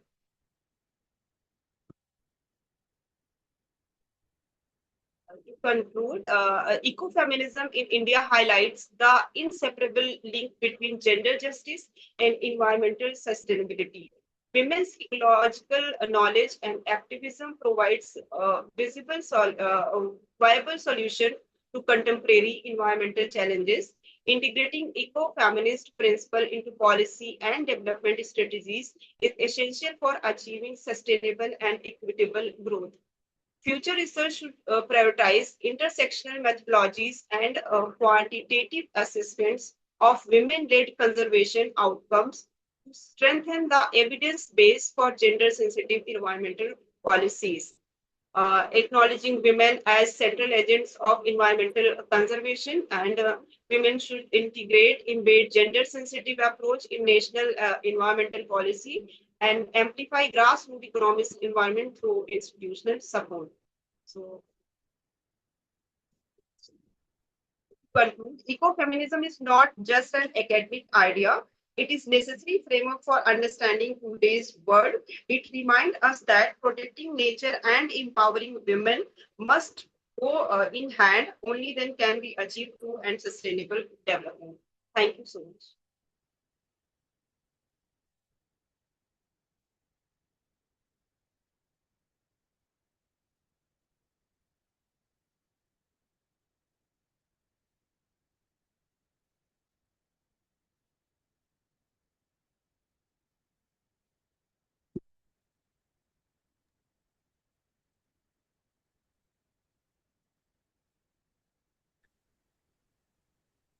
So let us invite Soumya Agarwal, who is representing As the young minds, okay. As young minds play a crucial role in shaping a sustainable future. So now a time to hear from our youth voice, Miss Soumya Agrawal. She is a 25-year-old advocate with a strong academic background. She has completed her BBA, LLB, and holds a master's degree in women's studies, reflecting her deep interest in gender equality and social justice. She is known for her confident personality, sharp legal understanding, and dedication to her work. Her commitment to justice and her compassionate approach make her a promising professional in the field of law. So I invite our student presenter to share their thoughts and ideas on sustainability. Soumya, please. Thank you, Fazeen ma'am, for this opportunity. Respected moderator, speaker, and fellow participants, a very good evening to all. So we are here for discussion of sustainable development, and my topic is War for Water. Cool the earth, calm the world, and take action. These are not just words, they are a warning, a responsibility, and a call for urgent action. Let me begin with the reality, not an imagination. According to the United Nations, over 2 billion people worldwide lack access to safely managed drinking water. By 2025, half of the world's pollution could be living in water stressed areas. Now imagine this. You wake up, turn on the tap, and nothing comes out. For millions of people, this is not a possibility. It is their everyday life. Today, I stand before you not only to speak about climate change, but about a deeper crisis emerging alongside it. A future where conflicts may arise not over oil or land, but over water. Let us look closer. Only 2.5% of all water on earth is fresh water, and less than 1% is accessible for human use. Meanwhile, glaciers, which store nearly 70% of the world's fresh water, are melting rapidly due to global warming. In India, the situation is equally serious. Over 600 million people face high to extreme water stress, and nearly 21 major cities are at risk of running out of groundwater. This is not just data, it is a warning for our survival. But here is the harsh truth. This crisis is not only natural, it is a largely human made. We waste 30 to 40% of water through leakage, misuse, and inefficiency. Rivers are polluted with industrial waste, plastic, and sewage. Groundwater is being extracted faster than it can be replenished. This makes the issue even more critical. It is not just an environmental crisis, it is legal and human rights issues, as I am advocate. So according to me, under Article 21 of the Indian Constitution, the right to life includes the right to clean and safe drinking water. There are some cases I would like to represent in front of you. In Subhash Kumar versus State of Bihar in 1991, the Supreme Court recognized access to pollution-free water as a fundamental right in MC Mehta versus Union of India case. The court took strict action against industries polluting rivers and emphasized environmental protection as part of the right to life. And yet, millions still struggle for a single drop of clean water. So the question is, if water is a right, why is it still a privilege for so many? The answer lies in our countries, in our actions. And that is why youth matters. We are not just the leaders of tomorrow, we are the decision makers of today. If we continue on this path, we will not only inherit environmental damage, we may also inherit conflicts between states, nations, and communities all over water. Experts already warn that water scarcity could become a major cause of global conflict in the future, but there is still hope because change does not require power, it requires awareness and action. We can start small, save water, fix leaks, reduce waste, adopt rainwater harvesting, and spread awareness because even a single drop saved today can secure our life tomorrow. Let us remember that earth does not need us, we need the earth. And water is the essence of that existence. I would like to conclude with a thought. The question is not whether there will be a war for water. The real question is, will we act in time to prevent it? So let us rise, not tomorrow, but today. Let us cool the earth, calm the earth, and ensure that no one ever has to fight for water. Thank you so much.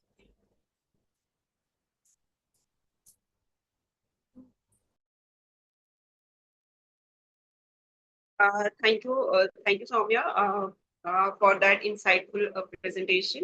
It is truly encouraging to see such awareness and commitment among the youth. Thank you, Soumya. So, ma'am, can I conclude now? Let's invite for the discussions because still you have some time. So those who are interested to discuss about this topic, Soumya has very beautifully narrated about the water. Even it was not in my this one also that water is a birthright. Then still why the question is correct? Why people are struggling for the water? If it is a birthright, it should be provided. We are buying the water. You know, even the water that is coming in our tap is not clean, not worth drinking. Even with RO also, it is not safe to drink. So what is the answer for this, Soumya? I would like to say we have to do right things. We have to do actions for saving water because we are the future. So we have to save. No, but you said now that there is some decision in the case of Bihar case that if the person was provided with a drinking water, isn't it? That must be the decision. What was the decision?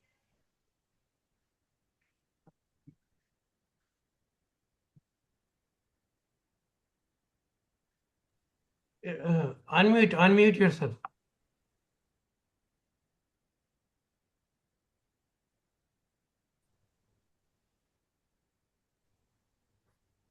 Sorry for interruption. Yes, the decision was the pollution from big industries.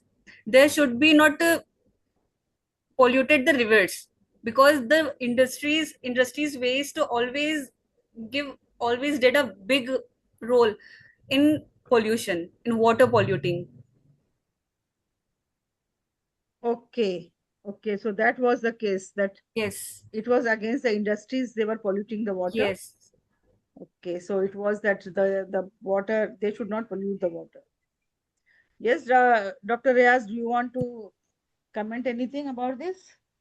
Regarding what Soumya said, the pollution of water, this is not the responsibility of the individual, it is the government responsibility.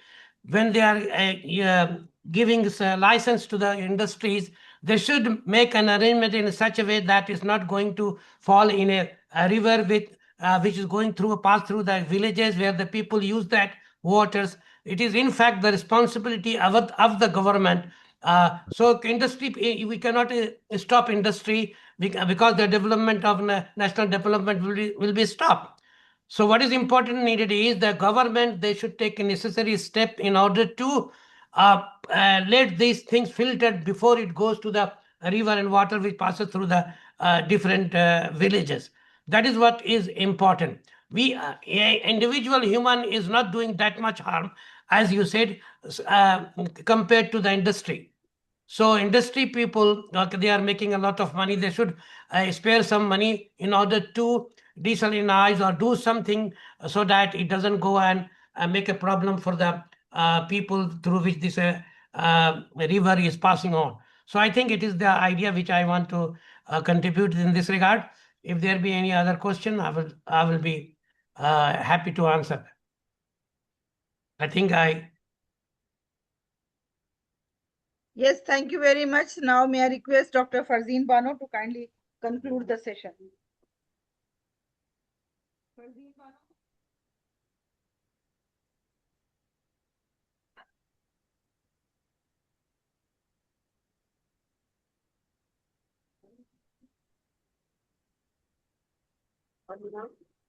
As we come to the end of this session, I would like to express my sincere gratitude to all our speakers, participants, and organizers.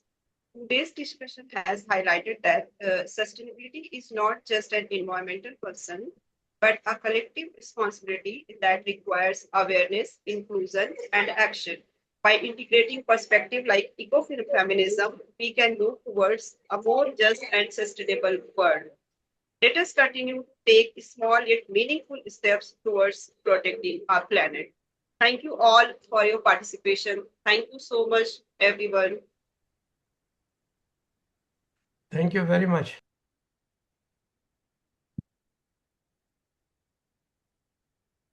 Yes, thank you. It was really a wonderful session, session number 12. And now we are waiting for the another session. And I request all of you to give a big round of applause to this session. Soumya, you have explained on many new things. And Dr. Riaz was really in full josh and full research paper he has presented. And yes, Dr. Farzeen Bano, it was very soothing to listen your presentation and try to understand the points that we will try to made it here. So all four of you, thank you very much. It was really a very fruitful session. And I'm sure that audience must have taken many things from this session. So our next... Thank you. We'll be leaving out now. No, you can continue because it will go to 24 hours. It is not over. For the time being, for refreshment. No, it's up to you. It's up to you. If you have some time, you can carry on. You can see how your friends are speaking. Actually, I am already listening these like last 2 hours. I was really enjoying. It was fantastic, and I came to know many things. Like the Soumya, I will tell her there are in South African country, there is people are becoming terrorists in order to control the water. Water is a biggest issue in the world. In South Africa, this is happening, and people are doing research about this. The water is not available, so what they will do? They will not die. They will try to capture the water what is available. So there is a terrorism in that country because of the water. So I was listening many things, and I was also enjoying, and I have learned also everything what you listen is a education for you. What I may not be listening, what comes to my mind, what comes to my ear, what comes to my eyes, everything is education. So human being is taking education from the beginning. He took birth. When he took birth, he only sees, but he's gaining education. How, where to move, touch the fire or not, right? So education is the most important tool to solve the problem, to create the problem. Dynamite can be used for the solving problem, and dynamite can be used for creating problem. It's all the use and misuse of the knowledge, right? So thank you very much. It was really a very nice session, and I enjoyed it. I'm very happy that you invited me, and that's why I was forced to dedicate you a poem, which I have already I already narrated to you. I will send it to you. Okay, it is for you only. I'm in the program organizer, so I will send it to you. So thank you very much once again.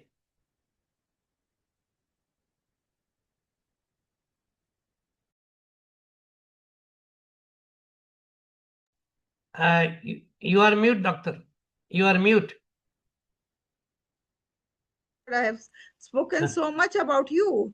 So I really like your energy level, and I like that you were fully prepared. That was the really very, very wonderful point that even youngsters should learn, and they should know that how we have to be ready in all the situations and how we have to come fully prepared. And with full enthusiasm, with full josh, we have to present. So that has to be learned from your presentation. Thank you. Thank you very much. Thank you. Now we have another session, session number 13. So all the participants of session 13 are here.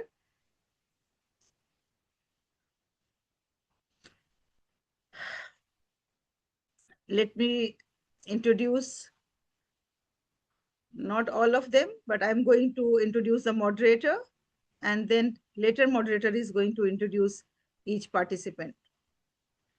So session number 13, we have just completed our half program. There are 24 sessions and we have just completed 12 sessions. So you are a new beginning, we can say, because you are the first one in our second half. So in one way, you are the first, and in one way, you are 13th. Okay, so thank you very much for joining, and I appreciate your efforts. I appreciate Dr. Fatmir Shehu, Professor Dr. Fatmir Shehu from Malaysia, and I met him during, I think, during December, and I was greatly impressed the way he was very keen to learn new things. And yes, Hina is always a great speaker and a great motivator. And today she is going to moderate the session. We have great expectations. And our very learned lady, Dr. R. Zahira, she has been on our platform a couple of times, and her session was always very well researched and well presented session. And we have Aryan Gupta to present the youth voice. Although I can see Nurun Nisa is also here, I was thinking Nurun Nisa is for the youth voice. So anyway, no problem. We can include her. Halima, she's my student. She's active in Intelligence Dialogue. Okay. So okay. I invited her to join. Is that okay? I think. Yeah, perfectly all right. Thank you, Nurun Nisa. Assalamu alaikum. Yeah, she must be muted. That's why. Yes, Waalaikumsalam. Thank you so much, Doctor. I am very honored to join this program. Thank you so much. Okay, okay. So you will get chance even to share your thoughts and ideas as well. So let me introduce Dr. Hina Mudgal. Dr. Hina Mudgal is a passionate educationist and head of biology of Allen High Public School, Kanpur, India, with a strong background in curriculum development, student engagement, and academic leadership. With experience as a lecturer and over a decade in administration, she integrates creativity, practical learning, and mentors science educators while contributing to national initiatives like SIATP, activity involved in research on mosquito-borne disease prevention with HSBSE and TIFR. And she is a teacher trainer program. She is a trainer for the teachers as well. And she is committed to holistic education and empowering future ready learners. So this is what is written in front of me, and I am reading that. But apart from that, from my heart, I must say that Hina is a very lovely girl. She is very dedicated human being and a very perfect professional who is always ready to learn new things. And Hina has been the part of EduFam since last 3 years. She has participated in most of our conferences abroad as well. And not only EduFam's conferences, she is the part of many initiatives, innovations, and science-based programs. So Hina Iqbal, over to you, please. Thank you, ma'am. Thank you, Dr. Halima Saadia. Definitely, it's a great spirit of EduFam. I would like to congratulate for the successful 12 sessions. I was in school and I was observing and listening to all the reports, ma'am, you were uploading. So I warmly welcome the speakers, Sir Fatmir Shehu, our guest today, Dr. Zahira. So this is an evening where sustainability is no longer a luxury for us. We all like-minded people are getting together to collectively talk and think about a resolution which the world needs today.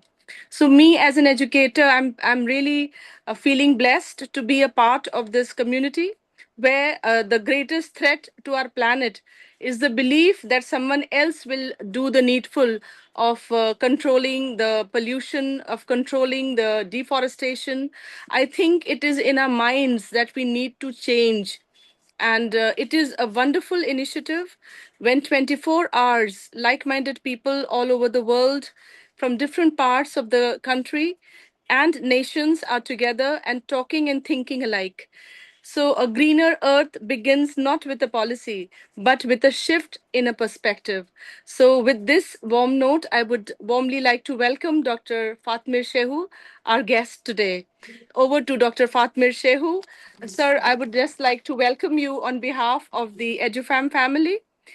To this global community, your inputs have been appreciated by ma'am.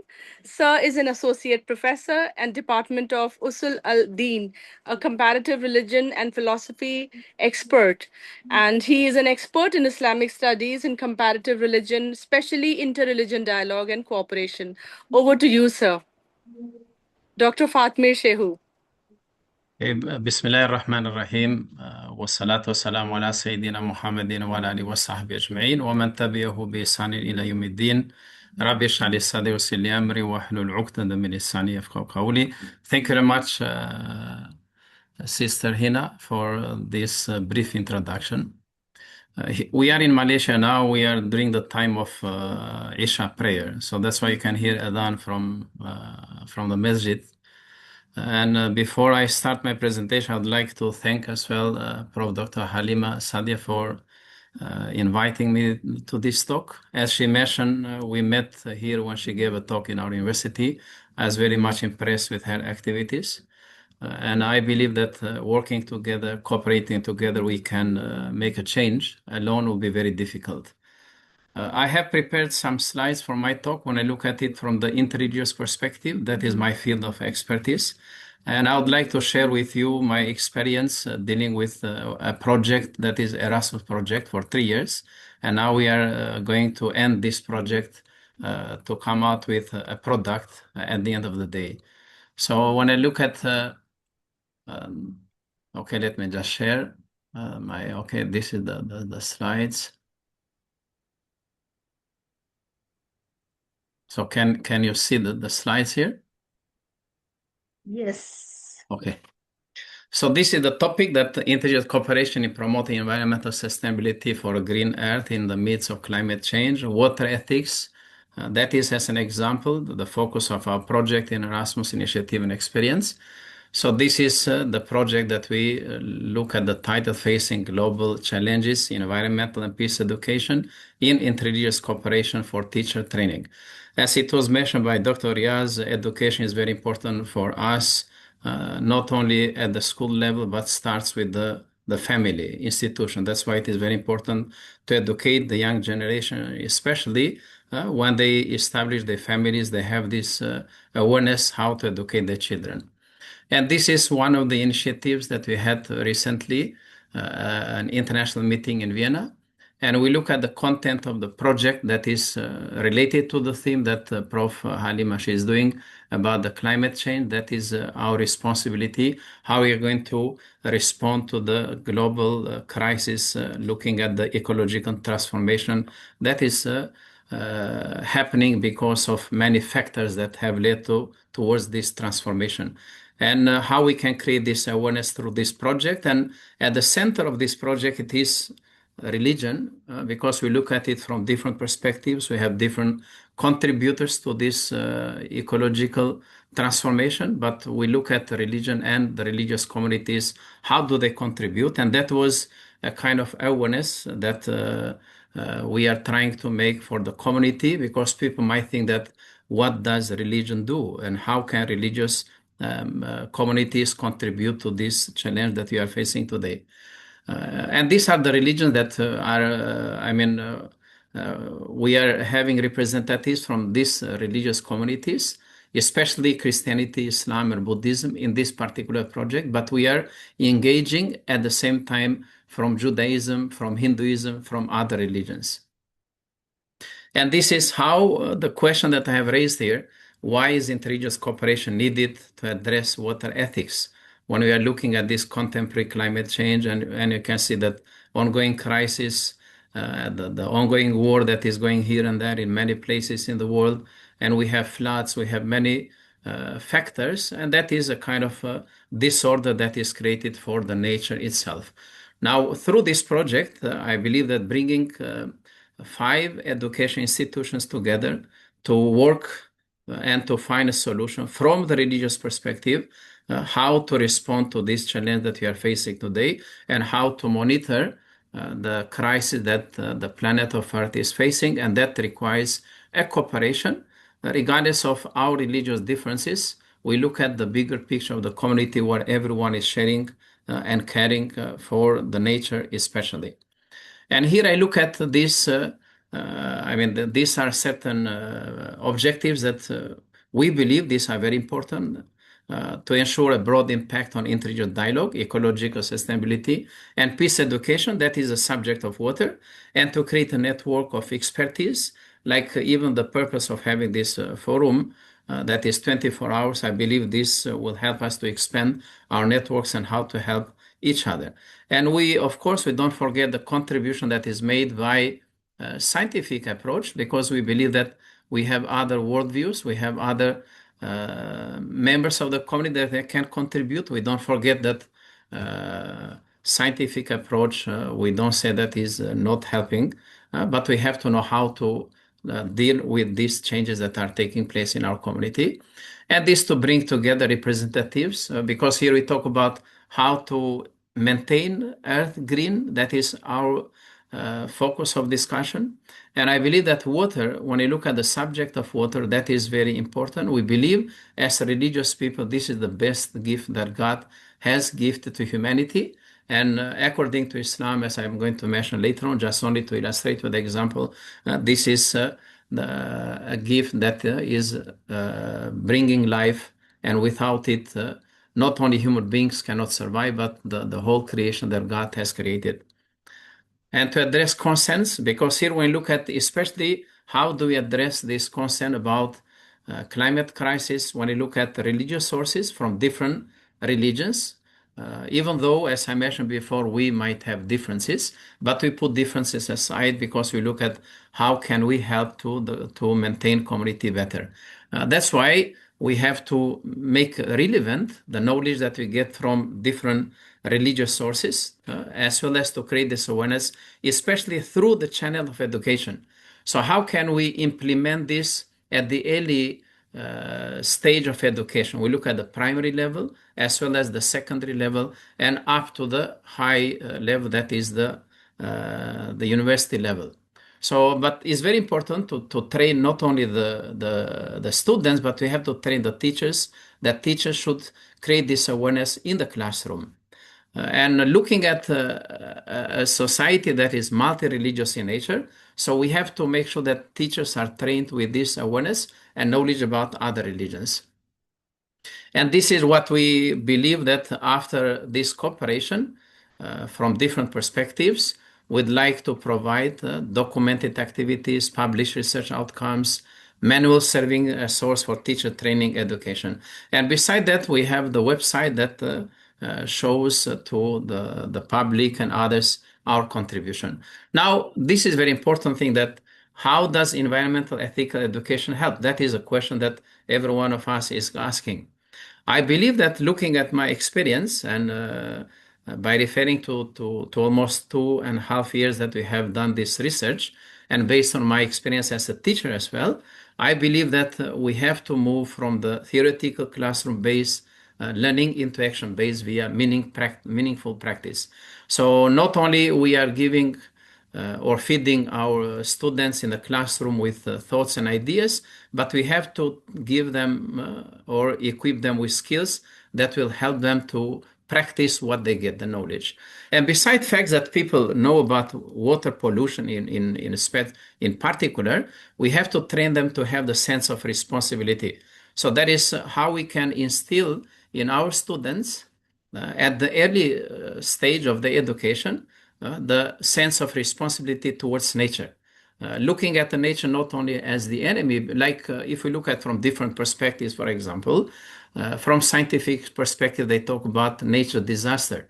Whereas from religious perspective, we don't use that concept because we don't believe that there is a disaster that is caused by nature, whereas this disaster is caused by the people. I mean, because people, I mean, we human beings are creating problems instead of solving problems.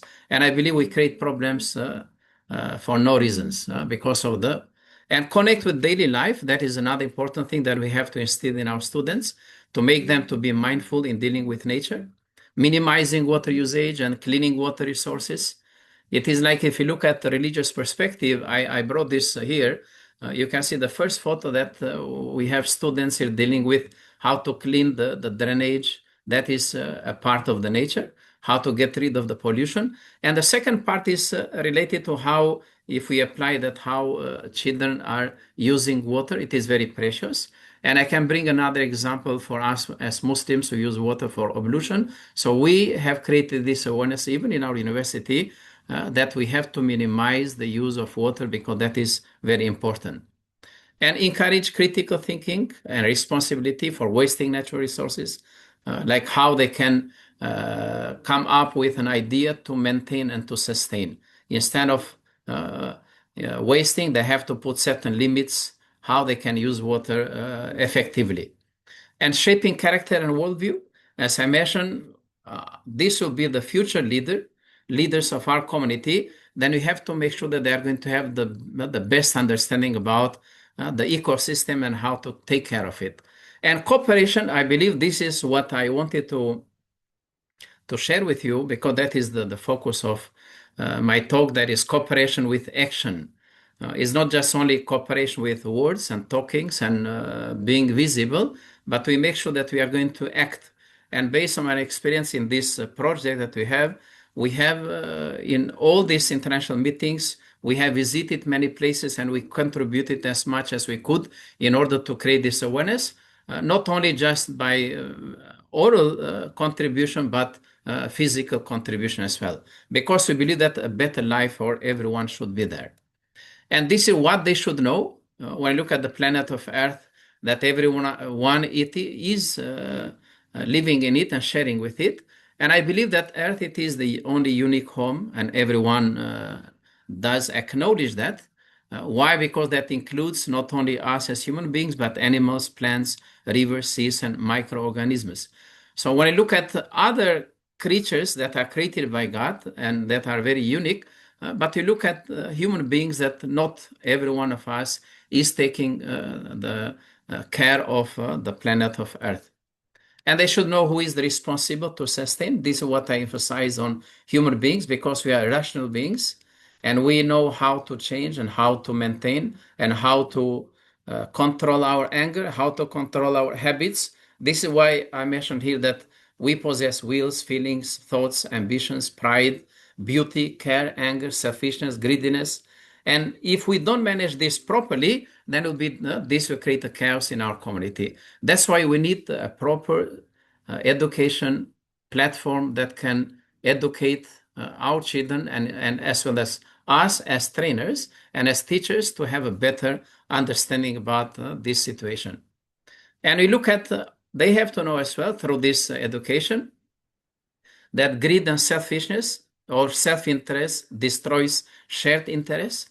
We have some in our contemporary time. You see, I wanted to share this. I got from internet. You might be aware of this, but this is very sad. You know, when you look at what is happening, every one of us should cry instead of laughing and smiling. You know why? Because this will affect us. If not today, tomorrow. Slowly, it is affecting us through the globalization system that we have, through the connection that we are dealing from one country or traveling from one country to another one. So how can we get rid of these bad characteristics that are embedded in us as human beings? Because we don't say that we don't have that ability. We have the ability to change and have the ability to destroy. But what is better for everyone is to change and to progress. That's why when I look at misinterpretation of progress and development is leading to this disaster that we have seen. They don't care how they throw the discharges of factories into the river, and they forgot that in the river not only we are using this water to drink, but there are many species that are living in the river. And plastic and solid waste, this is creating another scenario that is damaging the surface of Earth.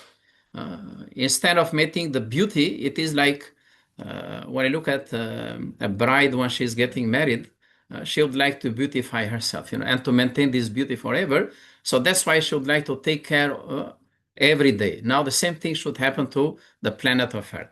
And deforestation, this creating disorder in Earth ecosystem, cutting the trees because of the development. And this is just one examples how air and soil pollution is happening, because we have to look at the environmental impact, how we can bring this into the classroom in order to create this awareness for the students and to know how to respond to it, how to find solutions through creativity and as well as to contribute greatly. And we have this the water pollution. This is everywhere. Nobody can say that. I was very much impressed when we went recently to Vienna, that they used to drink water from the water tap. They have achieved that high level because of the sustainability. That is very good. Not only that, but they had many activities related to sustainability, even engaging religious communities. And there was a competition last year, and one of the representatives of the Muslim community, they won for this activity. So that was a great experience for us that will help us. That's why I said cooperation is needed, that will help us to go beyond the limits that are set by our worldview or our perception. And you can see this is the outcome when I can say the environmental impact when we don't maintain it properly. And here, the most important thing when we bring into the picture religion, because connecting religious teaching with visible environmental action, religions offer concepts related to care of earth. For example, in Islam, we have concept of al-Khilafah, that is vigilancy. And here we are understanding or making our children to understand that humans are entrusted with nature and protect the earth, not cause harm and israf, that is wastefulness. So when you look at both Quran and Sunnah from the Islamic perspective, are this encouraging wastefulness. And in Christianity, there is a concept of stewardship of creation. When you go back to Genesis, that is talking about the purpose, why God created man and as a responsible being. And in Buddhism, as well as we can include Hinduism, they look at nature as a sacred and interconnected with life. Now, when you can see a Buddhist monk, why he's walking around and making people or asking people, is not that he is begging, but he is encouraging them to show that kind of kindness towards and to make them contribute greatly. And you can see here we have to make use of the places of worship, where through different activities we create this awareness for the members of each community how to contribute to the environment. So we can bring, I'm not saying that this is new for religious communities, but it seemed like we were asleep and we are not taking care of what we're supposed to do. And suddenly when you look at the sustainable development and SDG goals, so they created this awareness globally. And I believe that this is our opportunity how to contribute to the greater picture of the community. And here I show these two pictures. This is the masjid. Then you can see how it is surrounded by a beautiful environment. Even here in Malaysia, we have certain places of worship for Muslims that are surrounded by water. So that shows how important water it is and how we maintain the environment very clean. And the second picture that shows a Christian church, how Christians are maintaining greenery and how they take care of the, planting and how contributing to the environment to make it better.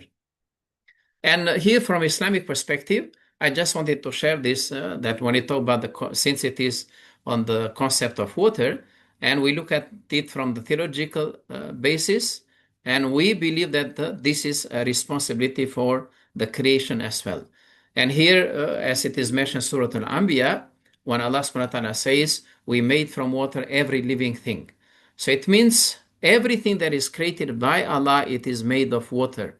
When you look at the second, that is mischief on earth, that is fasad fil ard, when it is said to them, make not mischief on earth, they say, why we only want to make peace? We can apply this to our contemporary context when you look at some irresponsible developers who are developing and progressing. They say that we are developing, but indeed they are destroying because they don't find an alternative.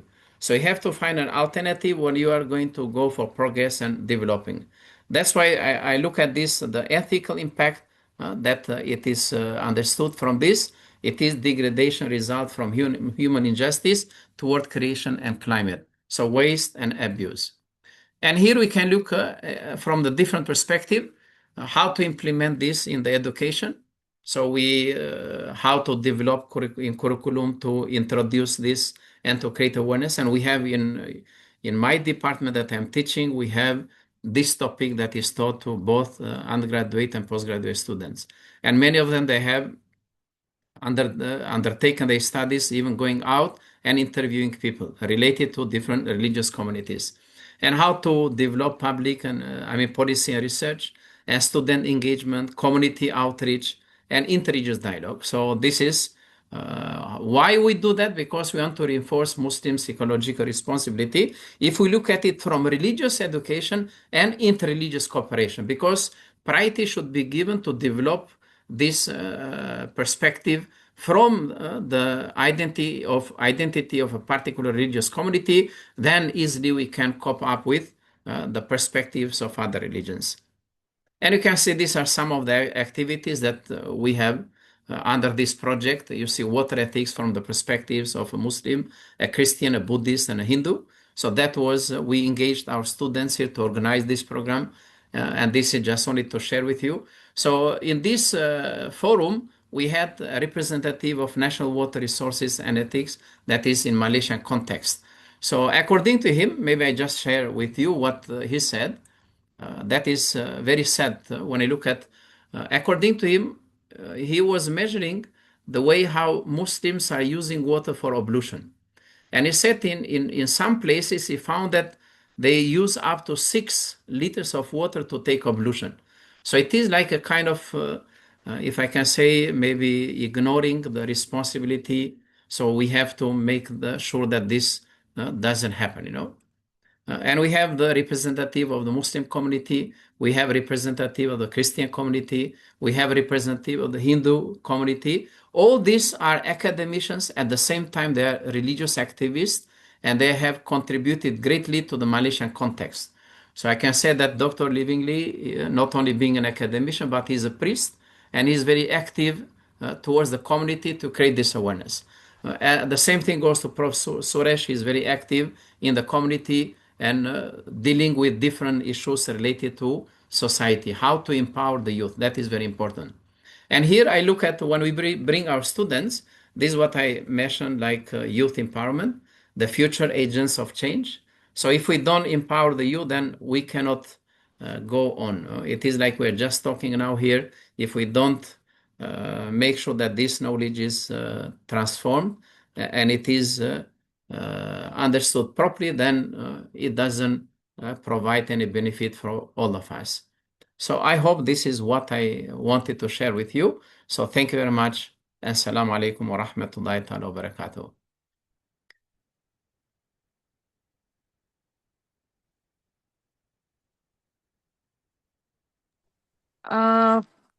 Thank you, Dr. Fatmir Shehu. So I will just take a minute to summarize. I think Dr. Fatmir Shehu has been emphasizing on the global awareness of water conservation. So it's not just for a community, but it is for a collaborative mindset change that each drop is valuable. And indeed, it is the presence of water which makes our earth, our globe, a special place where living beings are living. So it's the creation's biggest blessing. And I think all of us got a lot of apprised, and a lot of, the importance of water conservation was given up so beautifully by Dr. Fatmir Shehu. Thank you so much, sir, for apprising and for your enriching talk. Now, I would be presenting my thoughts on the cooling planet, simple action and big impact. Now,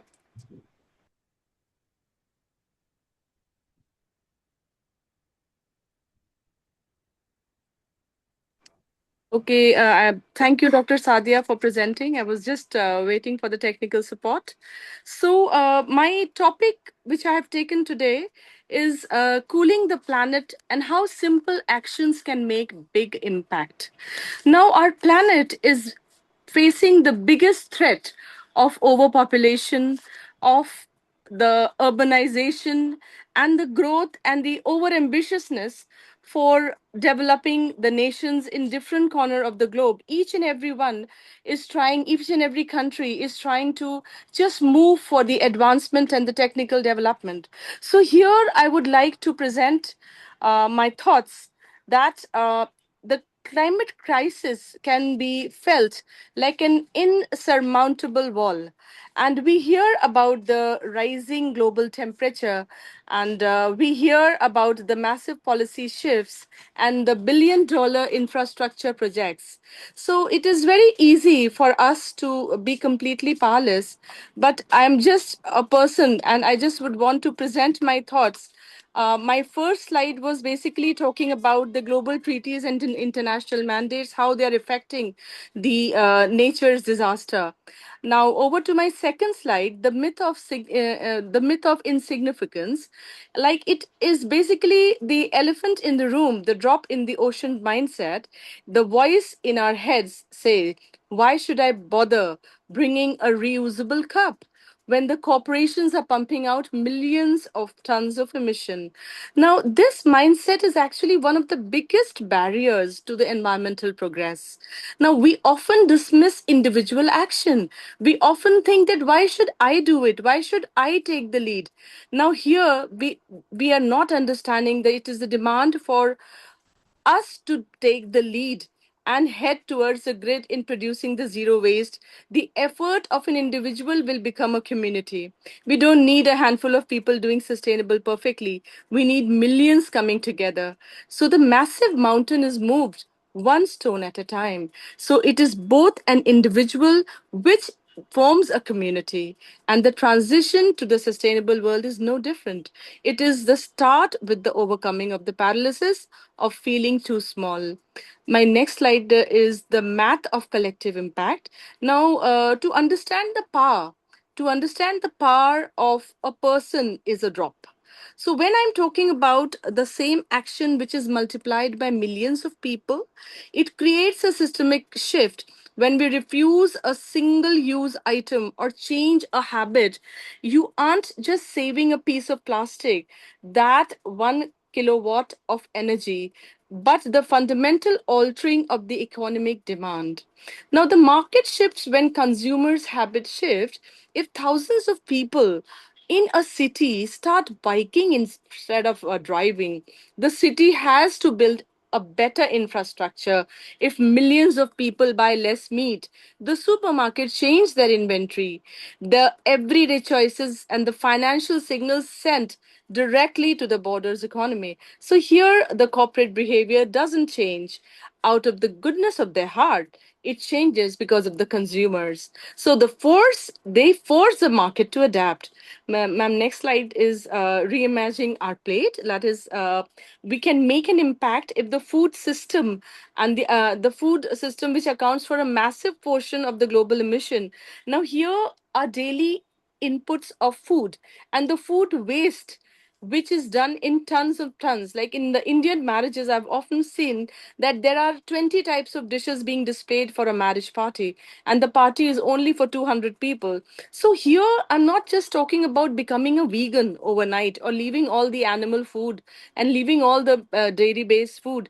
It is the way of consumption and the reducing the carbon footprint, because wastage of food is one of the biggest problem which each and every nation is facing due to an elaborate show-off mindset of marriages and big parties, and even the political parties are throwing parties for 5,000 people. So the food waste sitting in the landfills, it is a very big producer of methane and a big consumer, a big greenhouse gas. Significantly is the potent carbon dioxide in the short term, which is being produced by them. So by planning a meal better, eating leftovers, and prioritizing the locals and seasonal ingredients, we are taking the bite to the personal emissions. My fifth slide is talking about the impact area, the power to commute. speed. Now, this is very important, that the transportation is a massive contributor to the carbon emission. So if we are in a high percentage, the personal car trips become to carpooling, and we start using bikes and cycles. Instead of that, we start walking for a healthier heart, and we start optimizing public transport instead of having individual vehicles.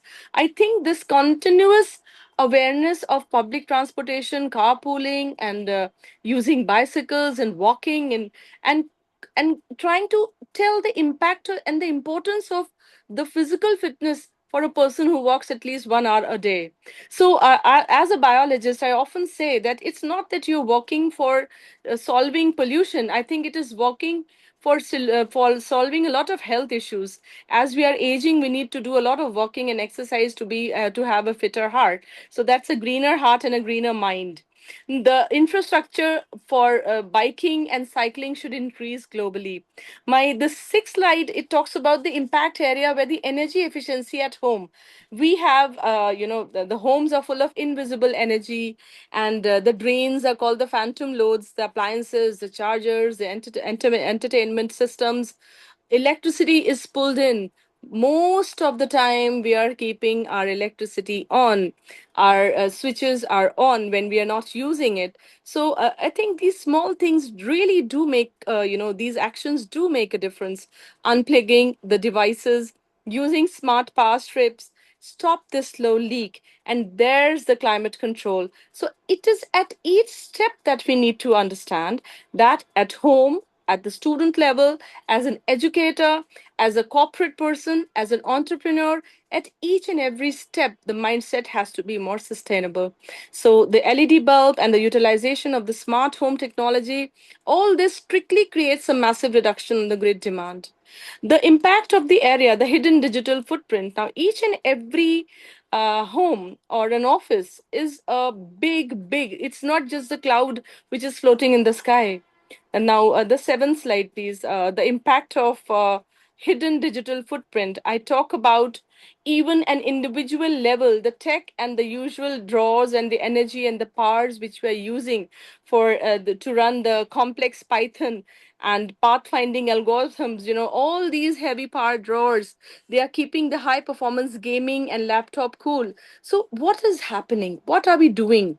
We are using so much of energy, so much of data, so much. Even if you're not deleting the old emails, and you're not shutting down your phone, you're not switching off your phone when you're sleeping, you're using data. So all this dramatic e-waste is accumulating in our homes, in our offices, and there is a demand for us to learn to stop, learn to customize the use of the digital things so that we are able to control and be a more greener individual. Every time I get a chance to speak on sustainability, I always say we need to have a greener health, greener mind, and greener mindset as a professional. Over to the next slide, that is the mindful purchasing. There was an activity which I did with Dr. Sadia. Like, it was like we used to do a lot of activity and skills to uplift us as green ambassadors. So we decided to collect things from our home and go and sell it to the recycle person. And that was so interesting. That was a life skill which I learned as an educator, because normally when we are in school we do all these things when as children, but me as a teacher, when I set up this example that no, don't throw your books, you should give it to somebody, you should lend, and you should give your clothes to people who can wear it. Don't let them be so bad that others cannot use it. So every single physical item we buy, we should think once, do we need to buy? Do we need to waste? Do we need more than 1 pen, 2 pen, 3 pens? The extraction of raw material to the energy which is used in manufacturing and shipping, and even buying so much of things, that sometimes I think it is a kind of psychic thing which we do it. We go to when we see there is a sale, and we just do unmindful purchasing. We're just collecting things. Okay, let's keep this away and take something new. So the satiety, the satisfaction of mental soul is also missing now. So I think we should be, in our religion, it is said that if you waste money, God will ask you that why did you buy so much? And if you are not using anything for 1 year, in Ramzan, we always remove all the things and give it to the poor. So this is how, we are sharing our things with others. So I think each and every religion teaches us to be a better human being. And no religion has ever taught to cut trees or to be unmindful of life skills and human values. So when we do buying by thinking, by planning, and unnecessary wastage is checked, I think we have a greener mindset. And the loudest action is all the actions we have discussed. The next one is like the climate crisis. Now, I have seen that in my country, there are being campaigns. There are three big forests which are under threat, which have been sold out to people for mining, different radioactive and, valuable things. It has been sold. So the selling of greens, selling of the oxygen producers, I think the commercial thought and the political leaders should also understand that if there are no trees, there is no future of this earth. Because trees and the blue green algae are the biggest oxygen fixers. They are providing us oxygen. And today the temperature in our country, in my city, is 45 to 46 degrees. So I was just thinking, when we were young, we were little children, it used to be hardly 35 degree or 10 degrees change in 20 years. Why is it happening? Because there are no trees. In 5 kilometers, there may be just 2 or 3 trees left. It is a concrete jungle. So the climate crisis is thriving the silence. And we are supposed to understand that it is the time of crisis for us. Wars all over, people are being killed for greed, need, or whatever. I'm not talking about the global war which is happening, but the war with nature which we are doing. When there are no forest, when there is no greenery, where will we get the oxygen for? We'll have to roam around with a cylinder of oxygen. In biology, there is broadly utilitarian, a term which says that in the whole day, the amount of oxygen which you get free from nature, if you calculate the cost of it, it is one big cylinder. And if we start paying for each and everything which God has given us for free, we should start understanding that at each step, saving nature, saving our mindset will help in the protection of this earth for the future generation. What are we giving to our future generation? Clean water, clean air, clean environment, and clean mindset. Thank you.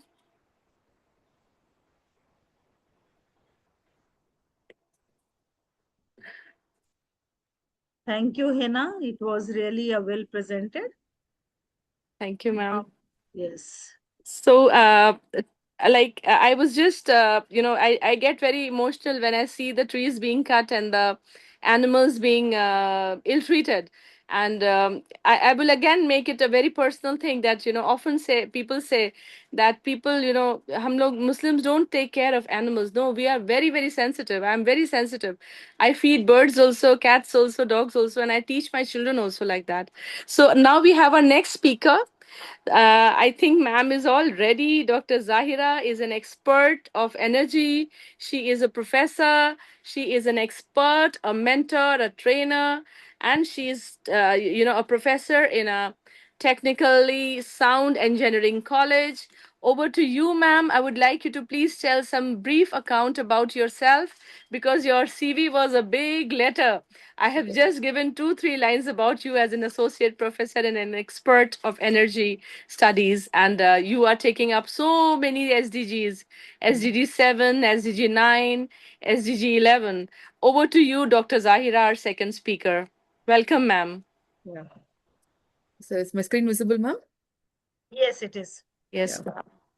So a very good evening all. So today I'm here to present a renewable energy transition since I'm basically electrical engineer. I'm associate professor working in BS Abdur Rahman Crescent Institute of Science and Technology.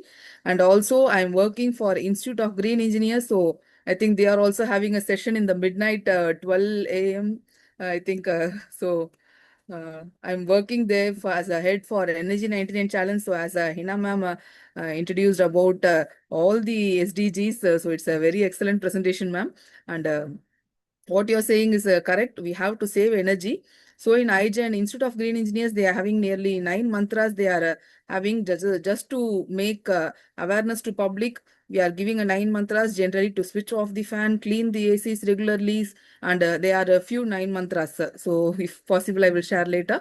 So we are giving awareness to thousands of people.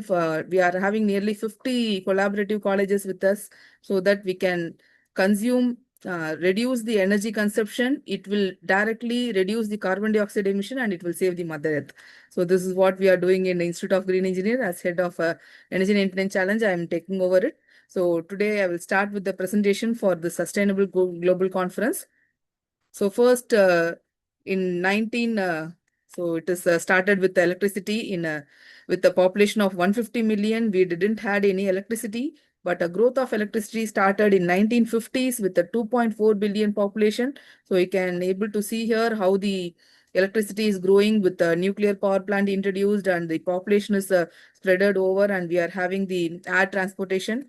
And then in 1985, it has a very improved electricity compared to the past. So we have started with the air condition in 1985 with around medical facilities and transport facilities. And now nearing 20th century, we are having the 100% global energy. I think nearly 95% at least we are having electrified nation. But what is the drawback is the increasing of electricity with the conventional electricity is keep on increasing our carbon dioxide emission.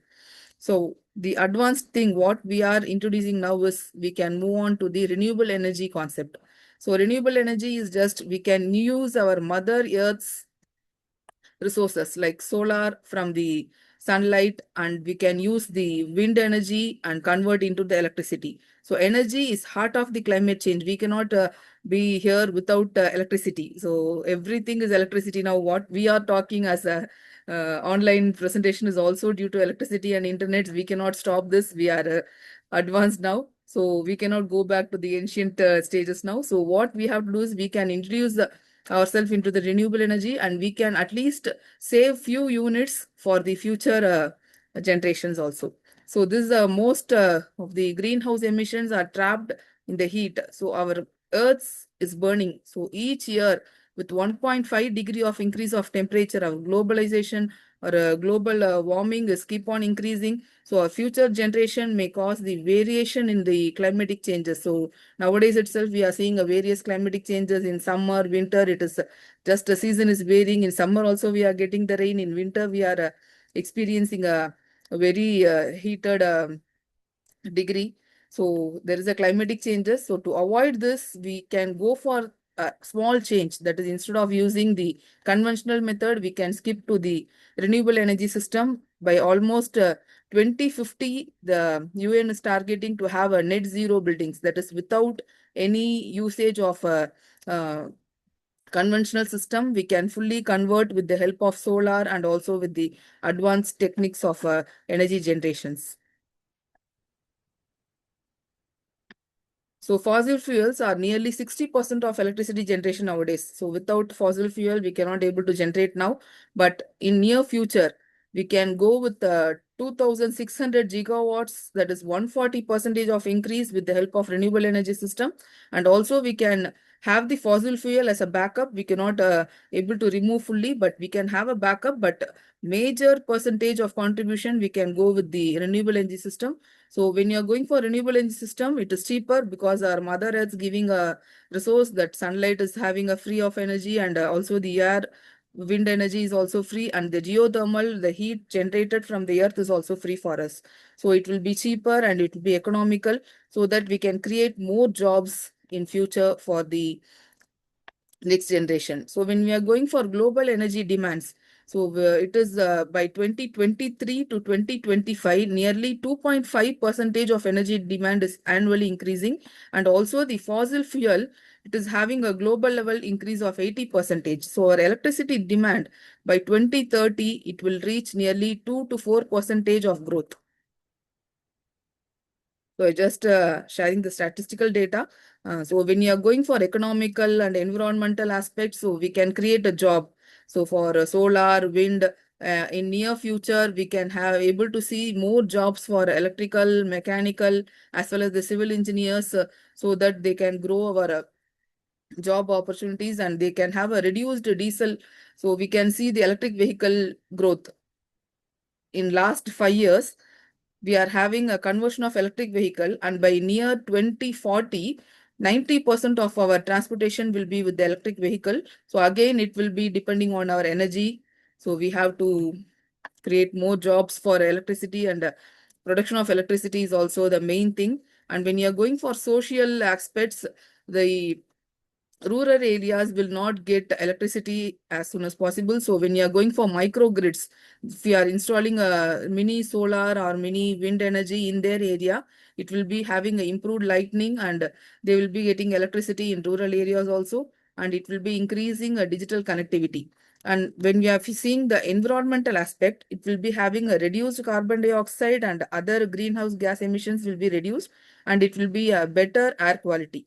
So when seeing the SDGs, it is related to SDG 7, 11, and 13. That is, it will be against the clean energy, climatic changes, and also with the clean and green energy in society. So few renewable energy systems are solar, wind, ocean technology, geothermal, biomass. So all these are available in the nature. So with the help of sun, we can produce the solar energy. With the help of wind, we can go for the wind energy system.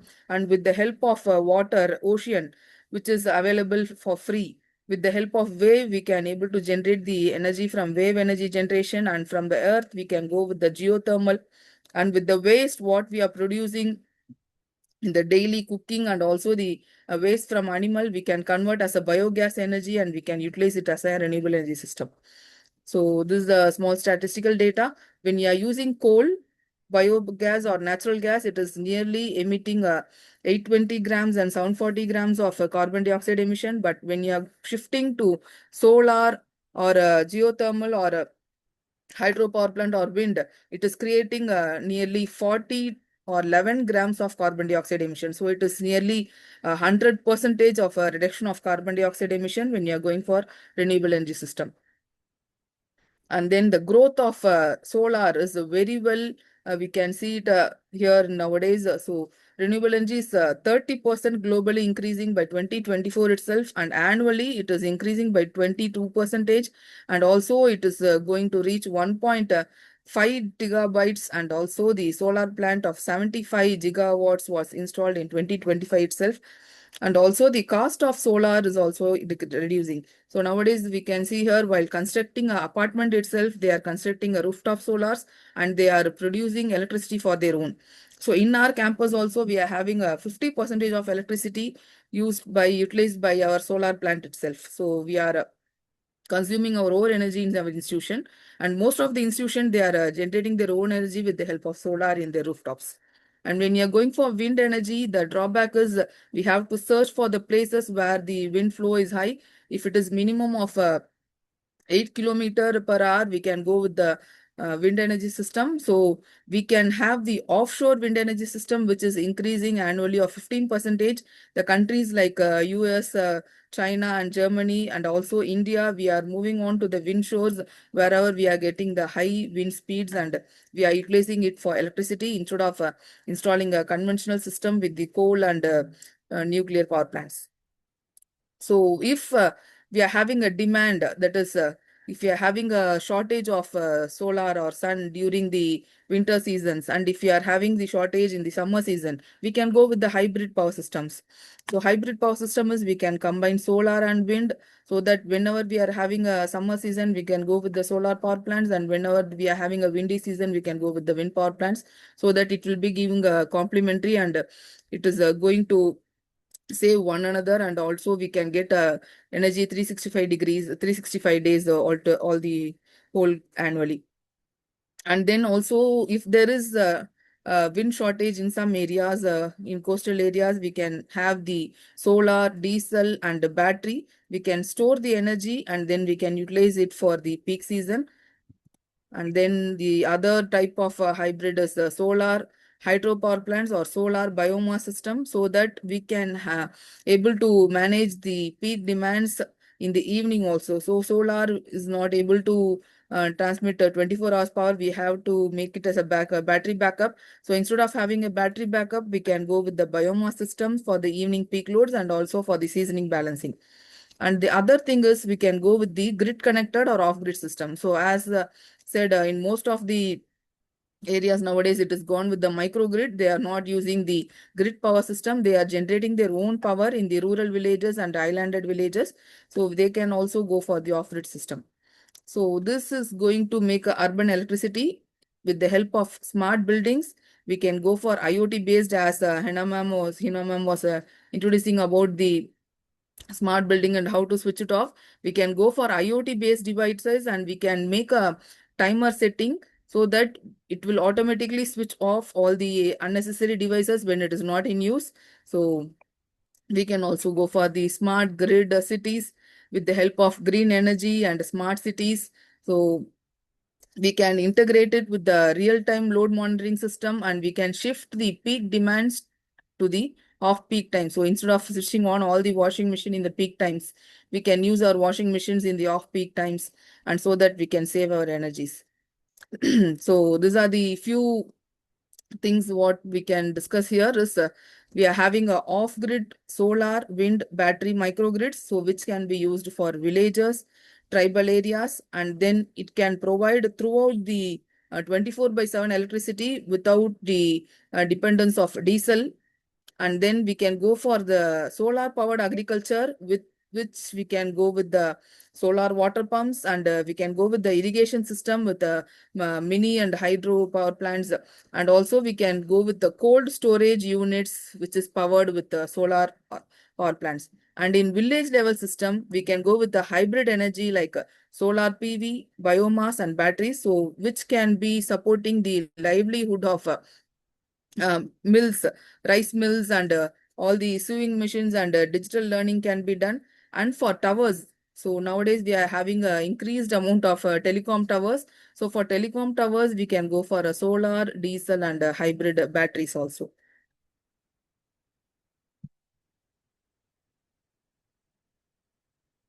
Right. So next, coming to the first pathway, as this topic is about the pathway to green transmission.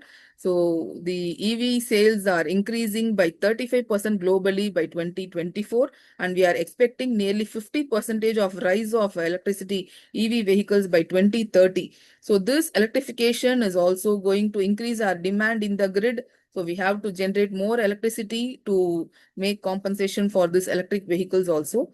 So this electricity transfer from a normal vehicle to electric vehicle will give a 40% of reduced emission from electric vehicle transports.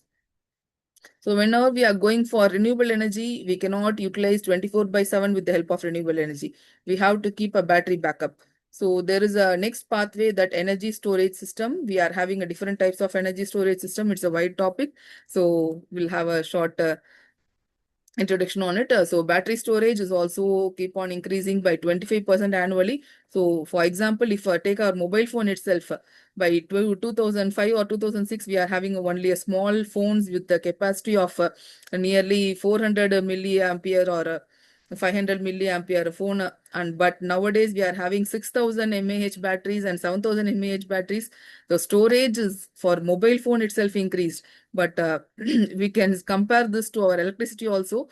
So whenever we are getting energy from a solar or wind, we can store it and we can utilize in the off-peak seasons. And then coming for smart grid, so we are having a grid and also the renewable energy. We have to balancely focus on what time we can use the solar, wind, or whenever it is demanding, we can go for the conventional system, so that we can enable a real-time energy balance system with the help of smart grid. And then pathway to industrial decarbonization is the industry account for 30% of global emission, and green hydrogen demand is expected to reach 500 million tons by 2050.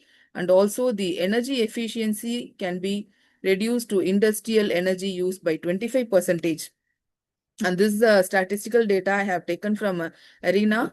It is given by World Energy Transition by 2023. So they are saying that nearly 1.5 degree of Earth's temperature is increasing yearly.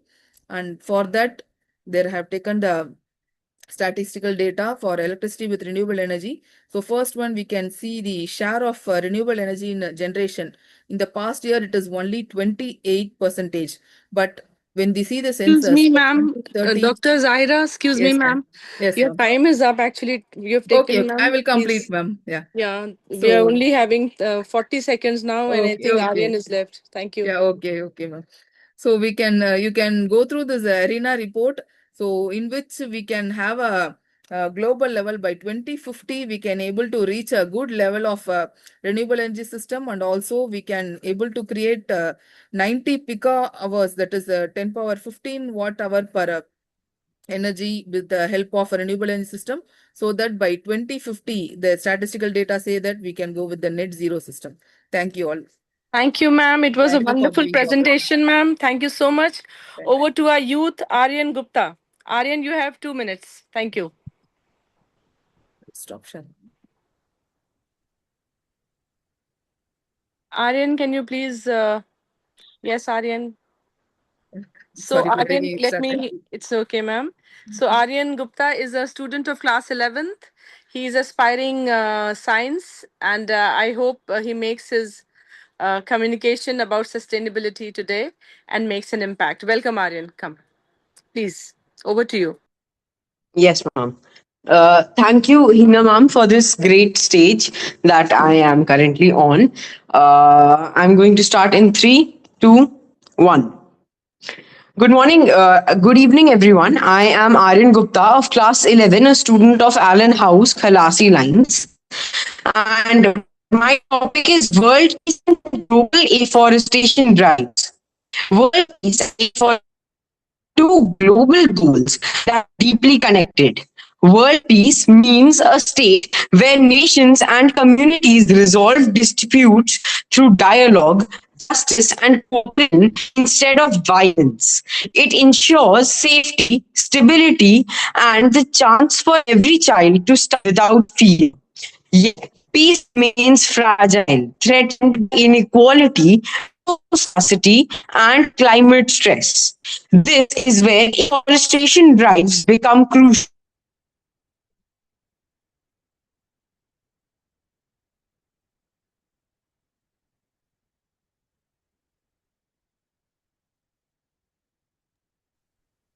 I think there is some technical glitch on part of Aryan. So no issues. Now, thank you very much, 13 panel. We would like to extend a warm, heartfelt thanks to panel 13. I request each one of you to kindly give them a big round of applause. Dr. Zahira was very well researched, and yes, Fatimir Shehu from Malaysia has really presented a very new dimension of the water conservation as per the religious instructions in different religions, not only in one religion. And it was Hina has given very small tips, how these small tips can have the big impacts. And of course, these three speakers and the young boy whom we cannot listen properly and fully, but the way he has started was really a very exciting way, and that shows his energy level. Afforestation efforts is a practical way to build peace, heal the earth, and weed nations. Peace grows where tree grows. Thank you. Thank you very much. Thank you, Aryan. Thank you. And now this is the time when we are going to invite our next panel. Our next panel is panel 14. And this panel is a very unique panel, very special panel, because in this panel, we have two guests. That's what is the specialty of this panel. Who are those two guests and how we are going to manage 1 hour time?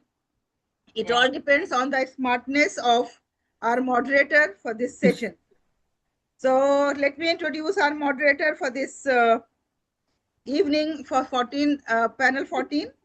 Our moderator today for this panel is Madam Suchi. And Miss Suchi is from Singapore. And I met Miss Suchi a few months ago, but Suchi has impacted me with her great attractive personality and her hard work nature. When I saw her in Singapore, I was greatly impressed throughout my Singapore conference She and Hema both have made the conference in such a memorable moment that still people, they remember them and they ask them that whether in this conference are these two ladies going to be there. They were asking me for my India conference. I said, no, I'm sorry, my dear. So in India conference, they are not going to be there. But yes, there were another group of enthusiastic people. So Miss Suchi is a fitness and personal growth coach, inspirational personality on Fabicon stress management.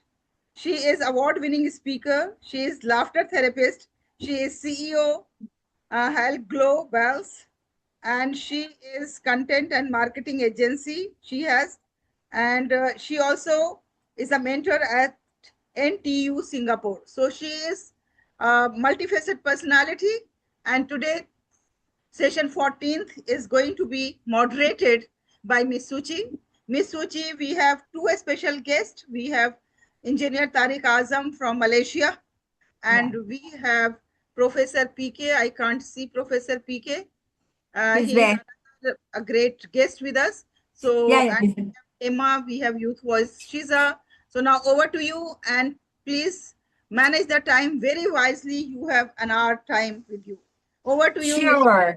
Thank you. Thank you so much, Dr. Halima Sadia. Now give this powerful, dynamic lady a very big hand, everybody. Round of applause for Dr. Halima Sadia. She has started this session at 8:30 a.m. Singapore time. It's just going on, and everybody's doing such a wonderful job. So congratulations to all of you for showing up, for being present. Welcome to this inspiring 14th session of our 24-hour global live event on the Earth Day. I am Miss Suchi from Singapore. Today's theme is Cool the Earth, Calm the World, and Take Action. That's what we are here for. Our topic for discussion is From Conflict to Cooperation, Building a Sustainable World. In this distinguished panel, our special guest is Engineer Tariq Azam from Malaysia. I'm the moderator, Ms. Suchi from Singapore. Our guest speakers are Dr. PK and Hema Dhadwal. Our youth voice for this session is Shiza Fatima. I hope Shiza is there. Can't see her, but the rest of the guests are here. So very good. This event, Global Sustainability Conference 2026, is organized as the Earth Day Special 24-hour global dialogue. Now, how powerful that is, guys. By Dr. Halima Sadia and her team. Let's come together as global citizens to promote peace, sustainability, meaningful action for our planet. And let's put our hands together for our first guest speaker, Engineer Tariq Azam. Drum rolls. Go. Let's go, Engineer Tariq Azam. You're our special guest for today. Thank you, sir. You may unmute yourself. Please unmute yourself. Thank you. Thank you so And much for inviting me in. Tariq साहब, It's my pleasure. आपका half face दिख रहा है, camera थोड़ा adjust कीजिए. हाँ, थोड़ा सा और पीछे. Okay. Yes. Perfect. Yeah. Okay. Thank you for inviting me for this on this forum as a guest. And I don't have to. I mean, you guys have been doing this since the morning. I just joined it, so I don't have to tell you or inform you about the importance of the topic being discussed on this forum. Sustainability. Sustainability is a very wide term, very universal term. Anything which is not sustainable will not last. Very simple. What do you call explanation? So life itself comes first in this category. If life is sustainable, then it will last. We have been living on this planet probably for, I don't know, 200,000 years. Some people say it's millions of years. But the start of agriculture about 10 to 12,000 years ago. And since then, life has been sustainable. It has been sustained, I think, reasonably well.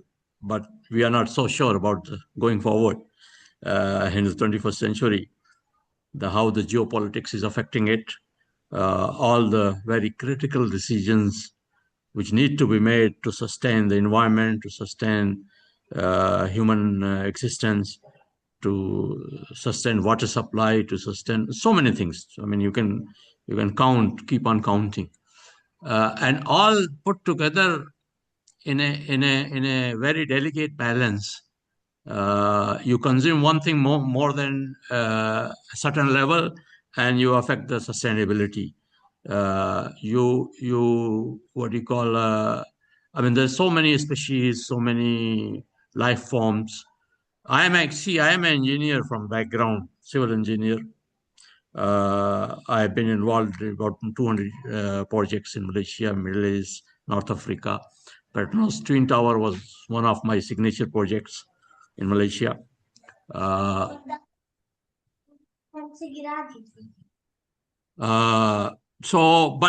environment is not directly my background. But being a person of my age, who has gone through life of 77 years, must have got the sense what is important for me, for my future generations, my grandchildren and great-grandchildren. So I really cannot overemphasize the importance of this topic. And I hope all your presenters, all your speakers, a wonderful interaction with others, each other.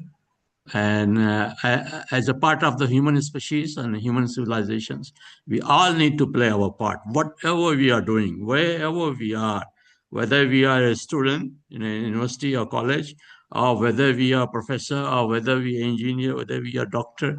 Only if a sizable percentage of our species plays its part, then only the whole thing is going to be sustainable. Otherwise,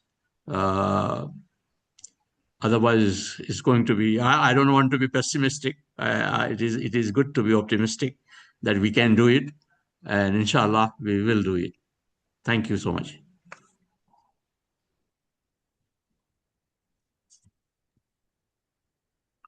Today you are looking so... Yeah, a round of applause for our guest speaker, Tariq Azam. Thank you, sir, for your presence, your inspirational words. We surely need your best wishes to go further when it comes to this particular initiative.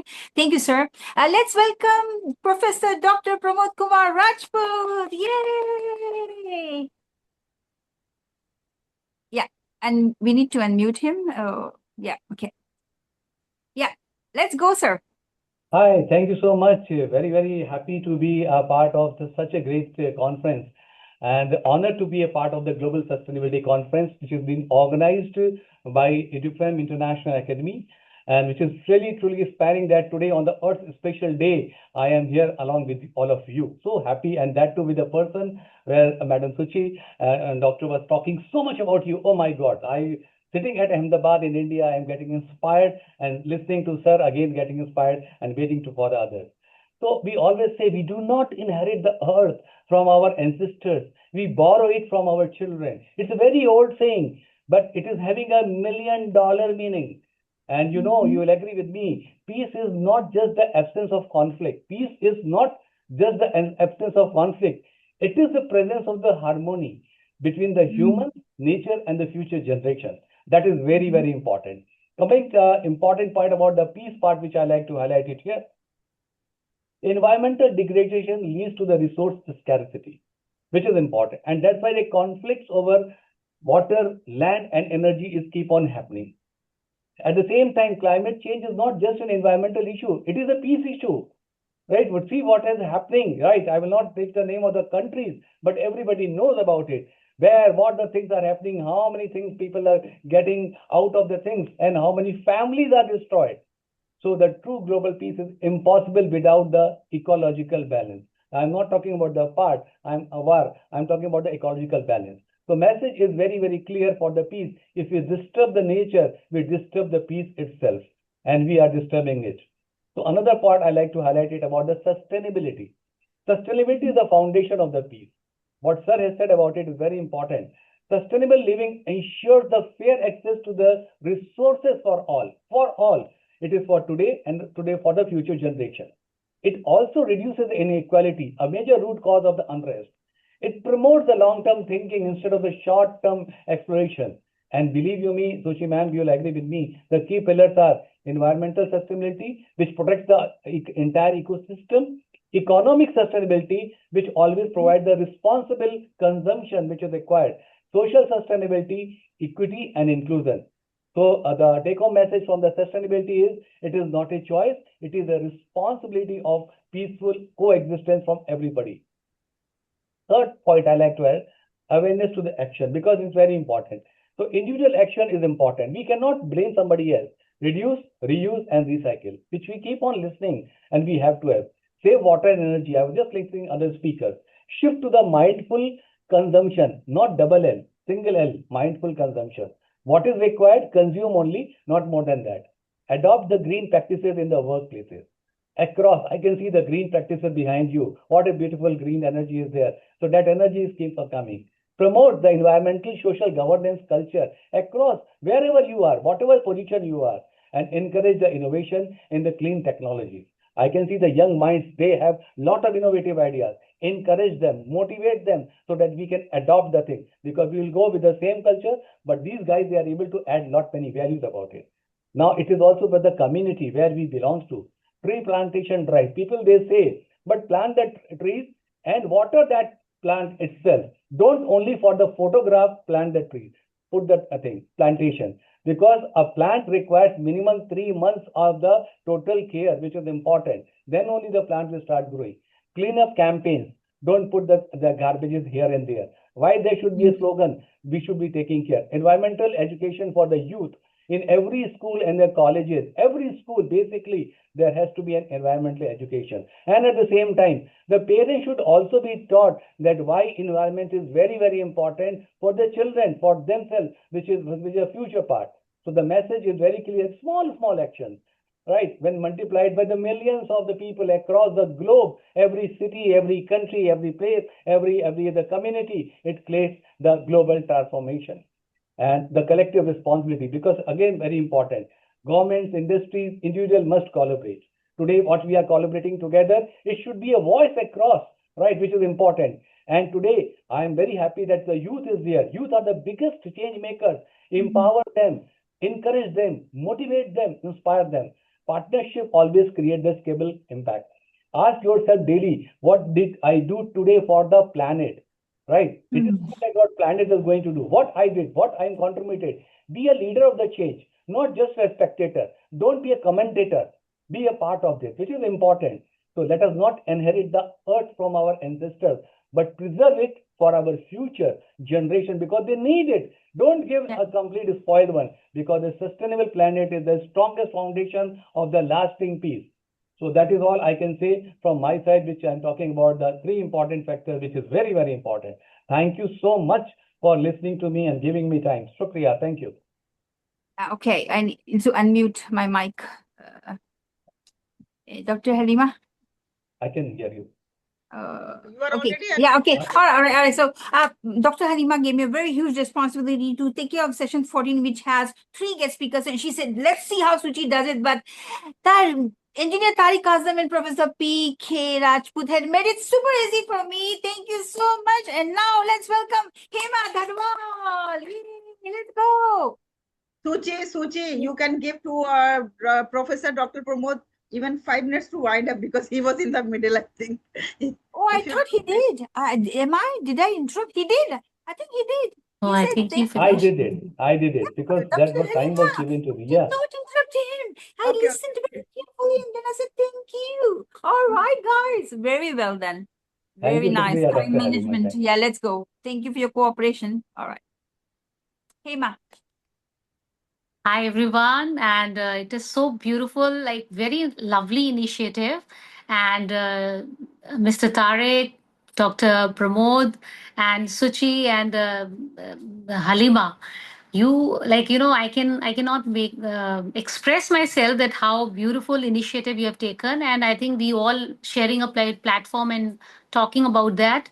And I feel that, you know, small little changes make big impact. So, well, if I just want to tell about myself. I am Hema. I'm an influencer content creator and also CEO of my company, Hull Globals. My Suchi is my business partner, and we both are very passionate about this topic, sustainability, because that's the topic which I keep on covering, and we keep on giving reminders, because I think, as Dr. Pramod said, that small baby steps, they reached and they bring out the big changes, you know. So we don't have to just look out, oh, let's do some big thing, but small little habits. So today I'm thinking that, because since morning the sessions are going on and it's going beautifully. So I don't want to talk about, climate change and all that, but I want to talk about what all small steps you and me can take from tonight, small little baby steps. So I have jotted down few steps, but then I feel that most of the things are very tiny which look very minute, but I think when we do it and we consciously mindfully do those things every day with consistency, it makes and it really gives a big impacts, so that's what I keep on doing. I while with my content also as an influencer in all social media platforms, I try to give that reminders and that kind of a content which keep people awaken that, oh yes, they give them a reminder. So I feel that small actions can daily, if we do, it can be, bring about big changes. So among those is like one which I always say that, instead of using plastic bottle, carry your own water bottle, because that's also a very small step, but this small little habit can really, save and save a lot of plastic waste, and it's a very good health wise also.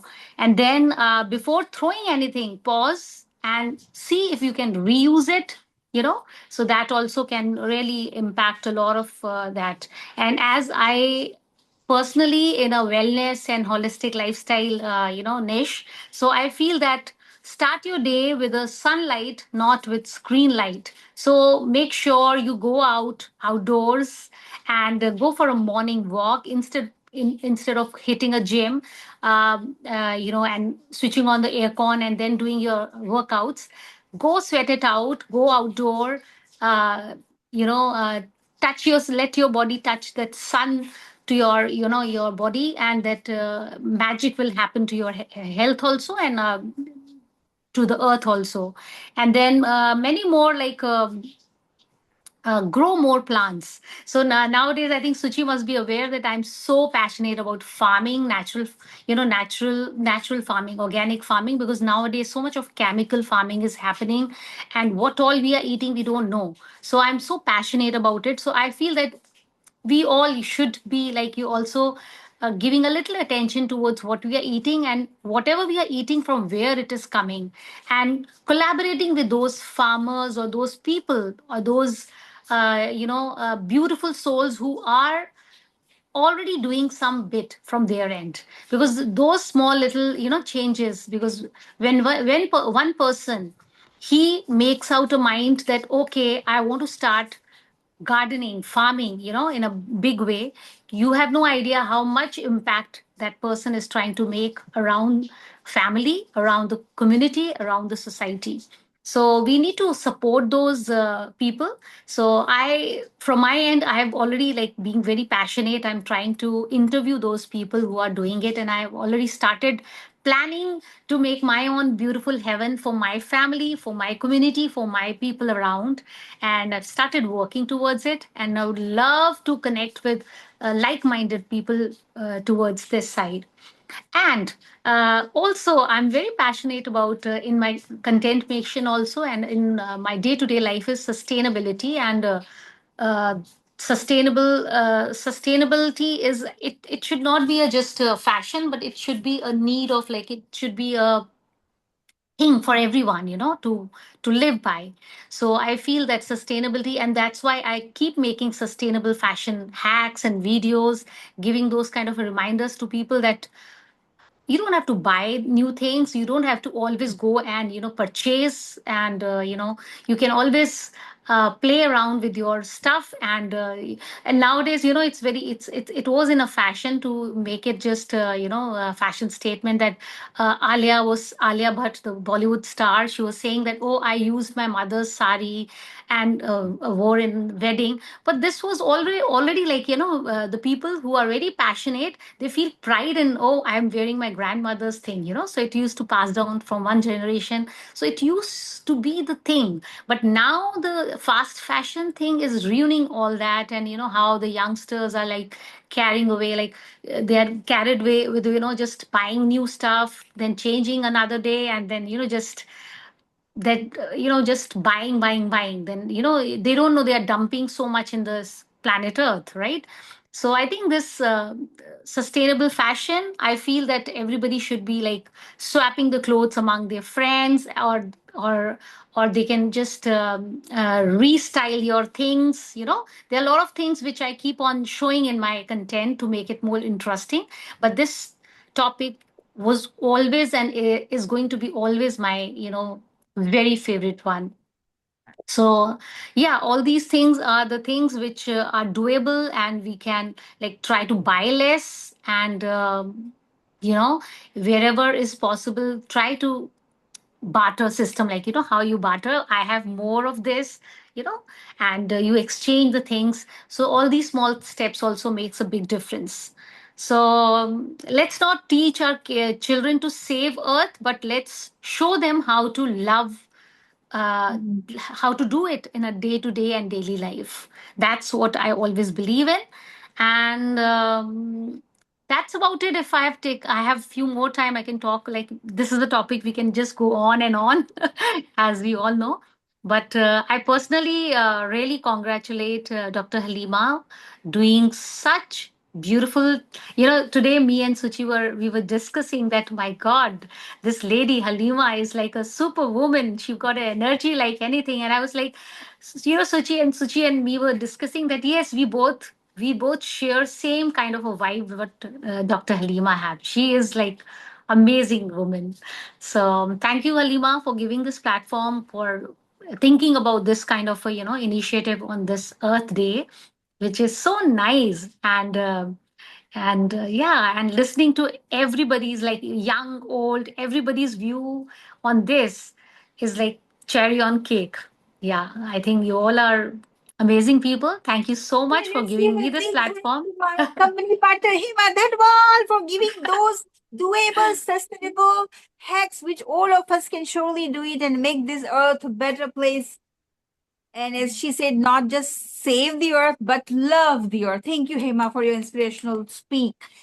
And we do have our youth voice for this session, Shiza Fatih from UAE. Let's welcome her, and I will wrap it up, and we can then answer questions if any. Okay, so please hang around, be there, and we can answer questions later. And I'll do my talk after the youth voice. Shiza Fatima, everybody from UAE, let's go.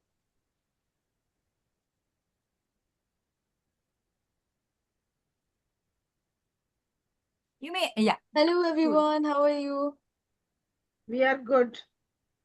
Good morning, good evening, and good afternoon to everyone. I'm Shiza Fatima, a student of grade 9.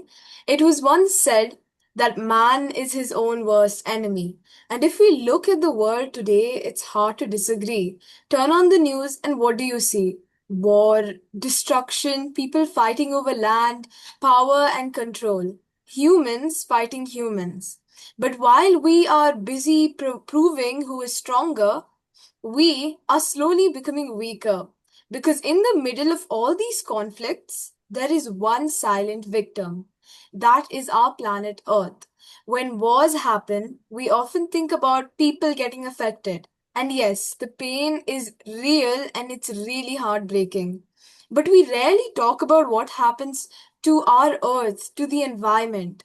The forests are destroyed, the water sources get polluted, and the air fills with smoke and harmful gases, and climate change increases. Resources that could have been used to build the future are used to destroy the present. And the damage doesn't end when the war ends. It stays for years, sometimes for generations. So the question is, who is really winning? Because while humans fight each other, we are all losing something much bigger. That is our home, that is our earth. And there's where the real problem lies. Not just conflicts between countries, but conflict in our mindset. We compete instead of cooperate. We blame instead of taking the responsibility. And we wait for others to act instead of starting ourselves. And slowly, without realizing it, we become a part of the problem. But here's the truth. No single country can fix climate change alone, and no single person can protect the earth alone. Because the air we breathe is shared, the water we drink is shared, and the future we are heading towards is also shared. And if we continue dividing ourselves, we will only divide our chances of survival. Now, as teenager, it's easy to feel like, what difference can I really make? But change doesn't always start with power. It starts with awareness. It starts with small choices, choosing to waste less, to care more, and to speak up when something is wrong. Because big problems are created by repeating small actions again and again, and they can be solved the same way. From conflict to cooperation, this is not just a theme. It is a shift we need to make, a shift from me to we, from blame to responsibility, and from destruction to protection. Because at the end of the day, if we keep fighting each other, there may not be a world left worth fighting for. So today, on Earth Day, let's not just talk about change. Let's choose it and let's become it. Thank you so much and happy Earth Day to everyone.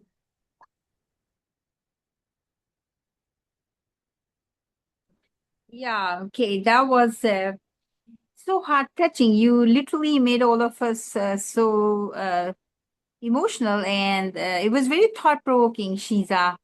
I love the truth in your voice, and how passionate you are when it comes to, as a youth, to not only just be aware, but also creating awareness and being a part of this initiative. Thank you for being here.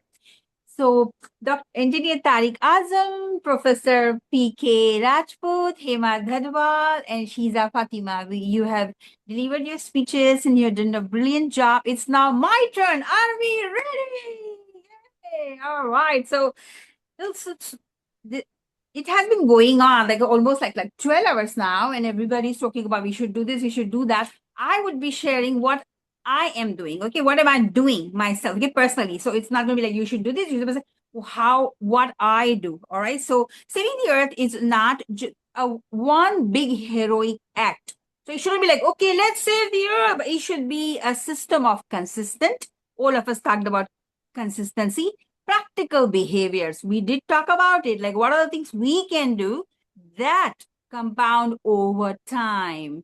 So awareness is very important, and it has to be practical tip, which all of us should be able to do it. Now, when it comes to Singapore context, yes, it's possible for us to follow certain things, which I'm going to be sharing. So number one is energy discipline. Save the energy. Now, when I'm seated in my living room, the other room lights and the aircon and the fan, everything like literally off. So having this energy discipline is very important, and turn off the devices when not in use. As the principal, I used to conduct activities and organize events where parents and the children were involved. So little children used to say, "Mommy, if you're not using the laptop, is it all right if you turn it off? Let's save the earth." So they became my little ambassadors to go around and talk to their parents. "Daddy, if you're shaving and you're not using the tap right now, is it all right if I turn off the tap?"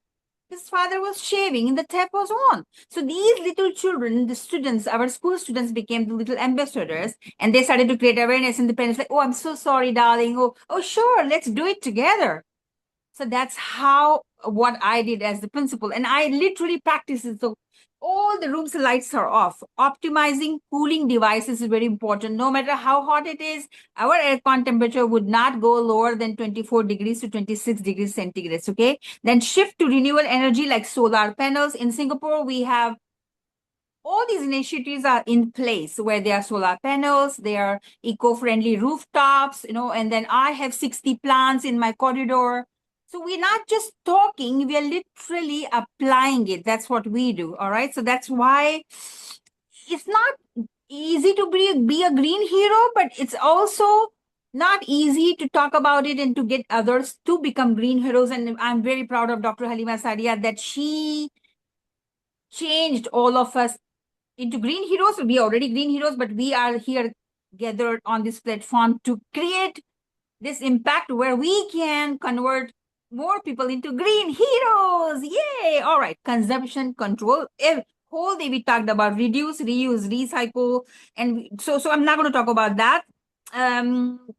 Avoid fast fashion and single use. Okay, that's what Hema talked about. So I recycle my clothes. That's what I do. Okay, so I do thrift shopping. So I buy fewer high quality clothes instead of tons of lower quality clothes, and I recycle my clothes like in real. All right, that's what I do when it comes to consumption control. Food choices, reduce meat consumption. Now I'm not going to say that, hey guys, don't eat meat, but I'm a vegetarian. I take plant-based food and I feel very energetic and very healthy. I mean, I am a healthy person. So if you guys are into meat consumption, maybe you want to just look into like how many times a week you can have it and stuff. That is also one of the way to show your appreciation, love, and gratitude towards the earth. Minimize food waste. Of course, we don't want to waste food, and support local. Me and Hema, we support all the local brands. Mobility optimization. I use public transport. Hema does. When we go for our conferences and events, we always take public transport or carpool. And then when you are traveling, right, instead of going through unnecessary bookings of many flights, you can look into how you can reduce it and combine your trips. Okay, that's one of the way. If driving, then we go for electrical cars. That's what we do here. Any leaks at your home, please fix it. It's not all good for when it comes to feng shui and when it comes to attracting money. Okay, it's energy leakage, so please fix it. Reduce water. Now what I do is when I boil potatoes and sweet potatoes, I collect that water and I water my plants, and the plants are so happy. They're doing so well. They look so healthy, right? So do not waste water when you're boiling potatoes and sweet potatoes and other vegetables. When you're boiling it, do not waste it. You can water the plants. In Singapore, some of the seniors I visited, what do they do is when they are doing hand washing, they collect that soapy water and they use it for flushing. Yeah, that's one of the ways we can save water as well. Digital decluttering is very important. Here we are talking about we should do this, we should digital decluttering. Now, if you go to my email box, there's no spam emails, there's no emails in my bin. Those who have seen me, how I manage my life and so I practice digital decluttering very seriously. This is something no one talks about. Everyone talks about we should plant trees. How many trees have you planted? Like I mentioned, I have 60 plants in my corridor, and I have planted 300 plants at Pulau Ubin a few years back. 300. So literally, the holes were ready, the plant saplings were there, and all of us went there to plant. So just to create awareness, just to involve children, just to make sure that all of us become a little bit more aware of how we can show our gratitude towards the earth, because there's only one earth, okay, guys? There's only one earth. If we do not take care of it, the future generations are going to have a negative impact on them. So we need to make sure that we take good care of the earth, okay? Yeah, so that's what I had when it comes to what am I doing. Now we still have 25 minutes. So are there any questions for us? Chats, any questions for us? We wrapped up very fast, crisp, like to the point, instead of talking about this. Done. All right. So we still have some time. Maybe our speakers would like to add one by one, maybe their thoughts and maybe just summarize, like how you want to say about what you want to say about this particular initiative by Dr. Halima Saadia. Let's go. Engineer Tariq Azam, sir, would you like to say a few words? Because we still have 25 minutes. We have done a brilliant job. Yeah, sir, please unmute. You need to unmute your mic, sir. Yeah. Yeah. Okay. Yeah. Okay. Right. Okay. Since you mentioned, yeah, that's a very important part of it, that instead of preaching, let's say what we are doing as individuals to bring out sustainability, even at a very macro level, is very important.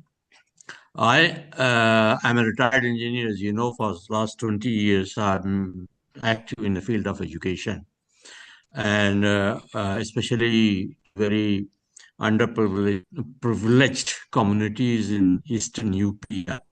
I've established a college 10+2 academy for coaching for competitive exams, and we are have a certain percentage of our students, about 20 to 25%, who are taught here free, completely free. About 80%, 75 to 80% pay fees, 25% don't pay fees. So I have got a quite a reasonably good campus here, about 2,000 students. Actually, right now I am there in Azamgarh, Eastern UP, and I'll be going back to Malaysia tomorrow. I've been here for the last 2 months, bearing the heat of the Indian summer, sweating all over the place. What I have done in this college, in this campus, is first thing is groundwater recharge and rainwater harvesting, which is a very important part of sustainability. And we have our building, we got about 8 to 10 buildings. All the rooftop water is channeled to the groundwater, and some of it is used for gardening and things like that. So that's one. Second thing we are working is on our waste treatment. Now, when 2,000 students are there and there are about almost 200 staff, so there's a lot of wastage, paper, plastics, and so many other things are being produced as a product of activities.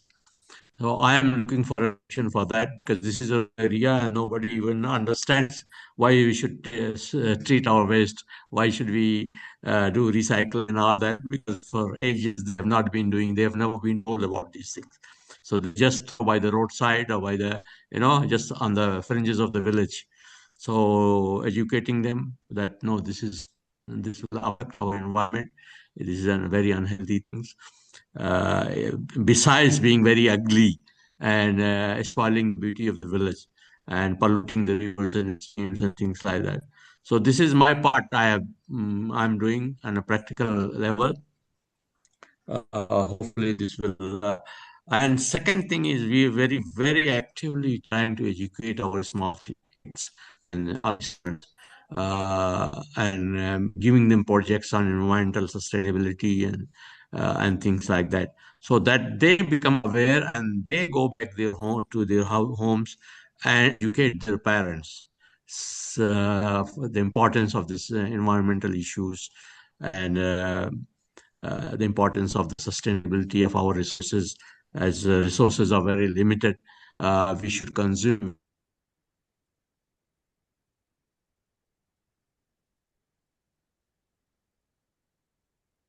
We lost you for a while, Engineer Tariq Azam. Is this something to do with the Wi-Fi connection? Yeah, I think we lost him. Till he comes back, let's hear from Professor Dr. P.K. Rajput. Yay! Thank you so much, Sushi Madam, and it was awesome listening to Tariq Saab, and very beautiful points which Hema Madam has given, and the way you said about it, that how you are taking care, being a principal of the school. I think Tariq Saab has come back. So Tariq Saab will like to speak, sir. So, sir, would you like to continue? Sorry, we lost you for a while. I think let him have a Yeah, stabilized Wi-Fi connection. correct, correct, Meanwhile, correct, Dr. correct. PK, yeah. So fine. So let me tell about me. I had worked with one of the leading pharmaceutical company in India. I was a senior vice president, sales and marketing for entire India and 25 countries. So I was taking care of business of 500 CR, right? That was my last thing. And then from last 3 years, I thought that whatever in 40 years of my experience, what I have learned, let me give back to the society in the various ways. Sustainability is one of the very, very important factors because I am now a part of a couple of the universities where I talk on the soft skills, leadership part, and when I also include the sustainability part in the young generation, which is very important to make them aware that why they should be adopting it and ensuring it that sustainability part is the real requirement. When I talk to the school principals and the college principals, right, up to the 12th standard, I request them that please encourage the student from class 3rd and 4th. They should be able to understand the value of the sustainability. Watering the plant, don't throw the garbage here and there.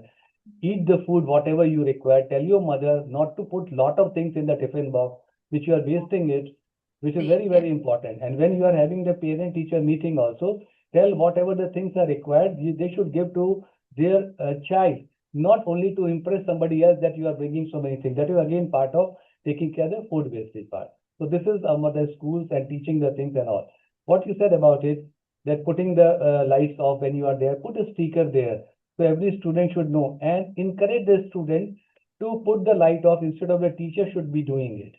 Right. So if you tell the monitor or the student, one student that this is your responsibility to ensure when you are leaving the class, put the light off, taking care for the things. Yeah, that's one element. Another thing is that when you are going into the washroom, please ensure that the water should not be wasted. Yeah. See, it is there with the fathers, it is there with the parents, because when they will do in their schools, they will be able to inculcate that good habits in the home as well and in the other areas also. Put things on the dustbin. So every classroom should have the dustbin. Don't throw the garbage there in that. Put the things in the dustbin. Then at the same time, don't waste the paper. Don't always be there on the thing, right? That putting the thing which what you said that no spam mails and all. So don't do this thing. Same thing I used to tell to the student of management that don't clutter your entire system with so many things. What is required, adopt it. So this is for the student. Second thing about taking the point from Hema ma'am, what you said that I purchase a good quality clothes. I always believe if I purchase the 3 sets of the clothes, I give 3 sets to somebody else, which is required. Who is the real required?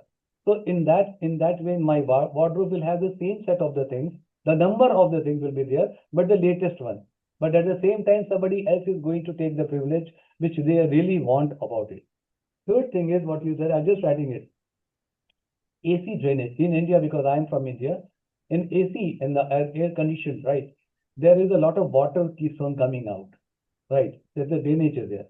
So we have a system that drainage should go directly to the plants. So that water which is coming out, right, through the window ACs or through the room ACs, it should not be wasted. That can be used. Listening to you, what you said that the soap water should be used in the toilet, it is not happening because it started in Japan first, right, 3 years back. They have that the toilet and the seat as well as the wash bath. When you want to wash your hands, that same water should go there and it can be used when cleaning your toilet part. But it is not happening because that you require a particular thing. In India, it is not happening. So anyhow, this is the fourth part is there. When you are taking when you are clearing your water, which is the water softener is there and all, so a lot of the waste water keeps on coming, right? Water filter. So the waste water comes. When you take 1 glass of the water, almost 3/4 of the waste water keeps on coming. So storage that part again has the system that it should go to the plant for the plant part. This is another part. Again, what we did it that instead of giving the plastic bottles and all, right?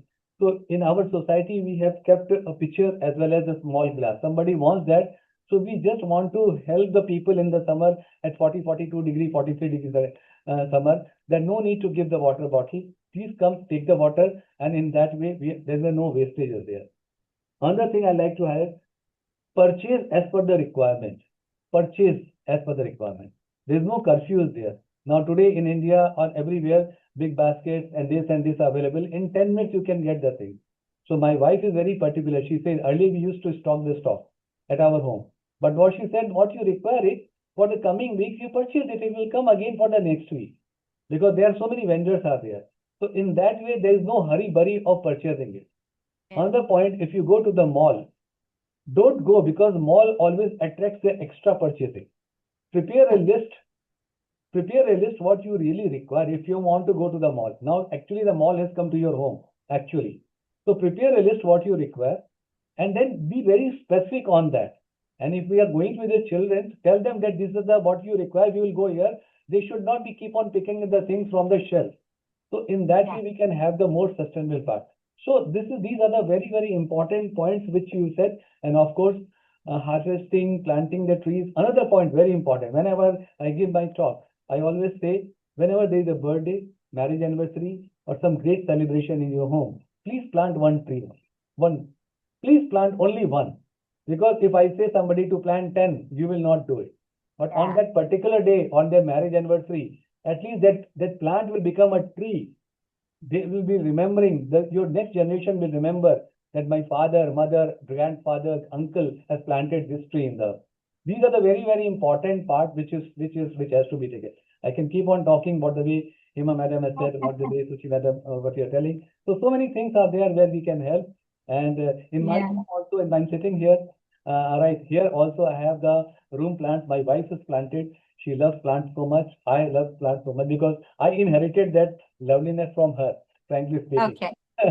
So we have the things we talk to the plants in the morning, right? When we come out in the morning, we talk to them, we clean them, right? And we water them. When we see how it is flourishing, how the flower is coming, why the plant has gone down, why the water is not, why my gardener has not put the water. So let me take the cane. My wife takes up the cane and she put the water on there.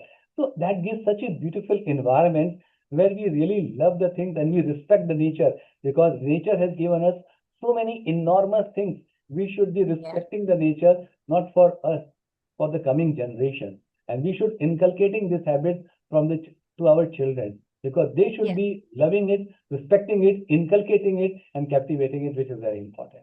Thank you so much. Beautiful, Professor Dr. Pramod Kumar Rajput. We should connect after this meeting because you are such an inspirational figure.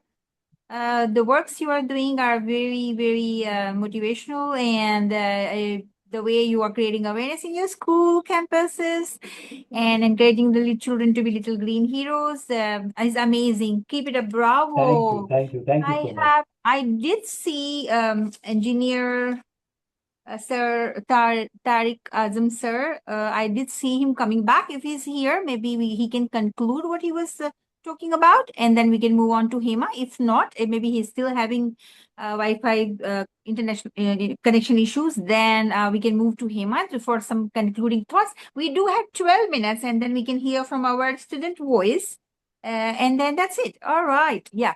Hema, go ahead. Any concluding thoughts, Hema? Yes, thank you, Suchi. First of all, a lot of beautiful small steps. Dr. Pramod, I think, already covered, which is very appreciative. Like I'm really, and even Suji, you have like covered so many things, and I feel, we don't need a few people doing sustainable efforts or practices perfectly, but we need million of people doing imperfectly but consistently. So regarding to that, I can only share my one effort which I have done last year. As I told you, I was very passionate for farming. So I've gone to my hometown back in India.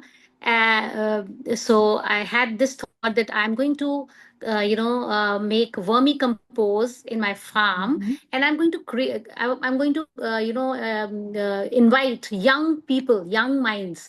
So I've gone to few international schools, and I have invited them, all the students. We have given them certificate of Shramdan, volunteer efforts, which is going to be, going to be needing, or maybe, it's going to be valued as their volunteer efforts. Because nowadays, even in an IB education system, what kids are doing on ground is more more valuable than what you are just learning in the walls. So I remember that initiative, 50, 60 young students of like 15-year-old, like they were all 11, 12-year-old grade kids, high school kids, but they loved it. And I was so shocked to see that, they were from the, that surrounding, but they were not aware of that how vermicompost is made and how things are done. So I think we should give more exposure to our young minds, include them in these small little initiatives, so that and I told them, when I while conducting that workshop, I really clearly told them that no, it's not that that you all are going to be farmers one day, but you all are going to eat food. So you should know from where the food is coming, what quality you are, because that's going to decide your health. So that was very insightful, and I remember getting that compliment from the principal. She said, Hema, you have raised down the standard of workshops. Now the kids are going to go everywhere, they're going to expect that kind of workshops. But I said that's the need of because the kids learn faster when they see, they do, and they really enjoyed it. So that's about it. I think if this is a kind of a topic very close to my heart, we can talk for whole day. But thank you so much for having me here, and thank you so much, Dr. Halima, for this beautiful initiative once again. And it was lovely meeting all very, very diverse kind of people. And Suchi, doing lovely job. Thank you, Hema, my company partner. She's not only talking about it, but she is practicing it. I am the witness. Okay, all right. Engineer Tariq Azam, sir, if your Wi-Fi connection is okay, would you like to conclude your thoughts? We have 8 minutes. Miss Suchi, we have to wind up now because next team is already ready here. Okay. So, all right. Thank you for giving us this platform. Dr. Halima Saadia, we appreciate you. It was an honor to share this virtual stage with Professor Dr. Pramod Kumar Rajput, Engineer Tariq Azam, Sir Hema Dharwal, my company partner, and the young voice. Her name is Shiza Fatima. Thank you, everybody. Lots of love from Singapore. We should connect. Yay! Yes, sure. Thank you very much. So this is my love for you, Suchi, and my love for you, Hema. Thank you very much. I would like to extend my heartfelt gratitude and thanks on behalf of EduFam to Professor Dr. Pramod Kumar Rajput ji. Although we have interacted first time, but I'm greatly impressed the way he conducts the session, the way he speaks. It is very, very impressive, really very impressive. And Tariq Azam Sahab is always very wise. I have been to his villa in Malaysia, and yes, he has, mashallah, very wonderful big house, big villa, and there we had nice time over there, and he proved to be a very good host, and I stayed there in that house. I stayed one night, and I had nice time with Tariq Azam's daughter. She is quite grown-up girl, and we had good time together. And my both friends, Suchi and Hema, both of you are so energetic all the time. I just think about you whenever I feel little low or whenever I feel that, okay, now enough is enough. Let me take little back. Then I remember both of you. I said, oh, they are also of my age only. So let me not think about that.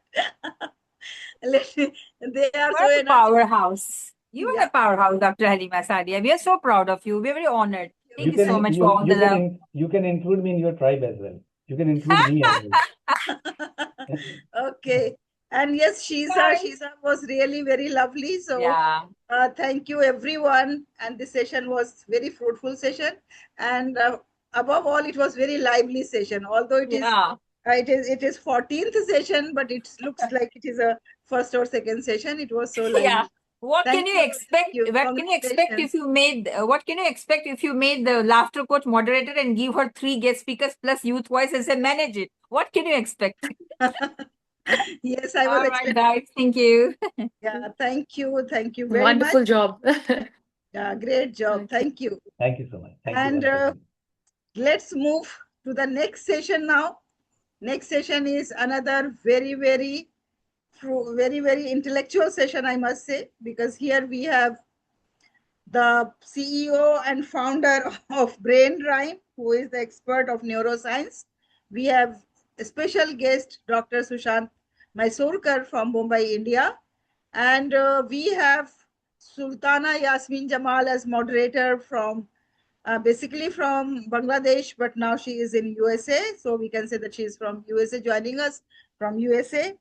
We have Hina Mudgal as speaker from Kanpur, India. And then we have Samara Haq as youth, representing Youth Voice. And we have knowledge partners. We have BrainRhyme as our knowledge partner. We have iGen as a knowledge partner. And we have MIT Square as our knowledge partner. And we express our gratitude to our knowledge partners, along with the participants and moderators and the special guest. It's my privilege to introduce the moderator, so the moderator can take up this session, and then further moderator can introduce their team members. So let me introduce Sultana Yasmin Jamal, who is going to moderate the session number 15, and this session will be discussing about sustainable living from awareness to action. And also this session is going to discuss about global warming versus global peace. Are they connected? So Sultana Yasmin is an educationist. She is a student-centered international educator with 13 plus years of experience in the UAE, Bangladesh, and currently in the USA. She served as a homeroom teacher, subject in charge, and academic coordinator across early years and primary levels. She specializes in curriculum design, teacher mentoring, and integrating technology, project-based learning, and computational thinking to build 21st century skills in diverse classrooms. With strong expertise in supporting multilingual and special education learners, she fosters inclusive inquiry-based environments grounded in the belief that knowledge is a lifelong transformative tool. And this is what is written in my document, but her special introduction is that she is a very hardworking teacher, and we have worked together in India International School, Sharjah, UAE. And there we found her that she was very keen learner, passionate teacher, and she was a very loving. The children used to love her very much. And her hard work, passion, dedication, and her commitment has really impressed me as a principal of such a wonderful teacher. So Sultana Yasmin Jamal, over to you. And we are going to have a great session with the help of Sultana and special guests and other speakers. Thank you, Sultana. And now over to you, please. Thank you so much, ma'am, for such a wonderful introduction. I hope I'm audible. Yes, you are audible. Okay. So hello, everyone, respected speakers, distinguished guests, and participants from all around the world. Welcome to the 24-Hour Global Sustainability Conference 2026 by EduFam International Academy, which is led under the leadership of Dr. Halima Saadia. Our theme for today is just more than a conference theme. It's a global call to reflect, rethink, and respond to our environmental challenges. Yes, you got me right. Our motto is to cool the earth, calm the world, and take action. I'm Sultana Yasmin Jamal. As ma'am has mentioned about me, I'm an international educator, and I'm also a strong advocate for sustainability. And I believe that we can integrate AI with today's modern education. And I'm truly excited to not only share my perspective, but also to facilitate a meaningful dialogue among inspiring professionals and change makers from around the world. So before I begin ahead, I would like to share my screen. Ma'am, if you allow me, could I share my screen now? Sultana. Yes, you can share. You are the co-host. Thank you. I hope it's visible. Yes. All right. So in my session today, I'll be talking about sustainable living from awareness to action. And as you can see, I have some of my co-speakers with me, some really professional people from around the world. I'd like to first start the session by introducing our guest speaker, Dr. Sushant P. Mysokar. So let me tell you briefly a little bit about him. Dr. Mysokar is a distinguished leader in the most impactful field of neuroscience and cognitive intelligence. He has over 2 decades of impactful experience. He has also empowered over 500,000 learners globally through advanced cognitive development, memory enhancement techniques. He is also the founder of BrainRhyme, which is present in India as well as in Singapore, where he has also served as the director of BRAIN, Book of World Records. Also, he's a researcher, author, and an internationally certified brain development coach. His work focuses on unlocking human potential through scientific and creative approaches, while also contributing significantly to mental health awareness. So ladies and gentlemen, without further ado, I'd like to welcome Dr. Sushant P. Mysokar. Over to you, sir.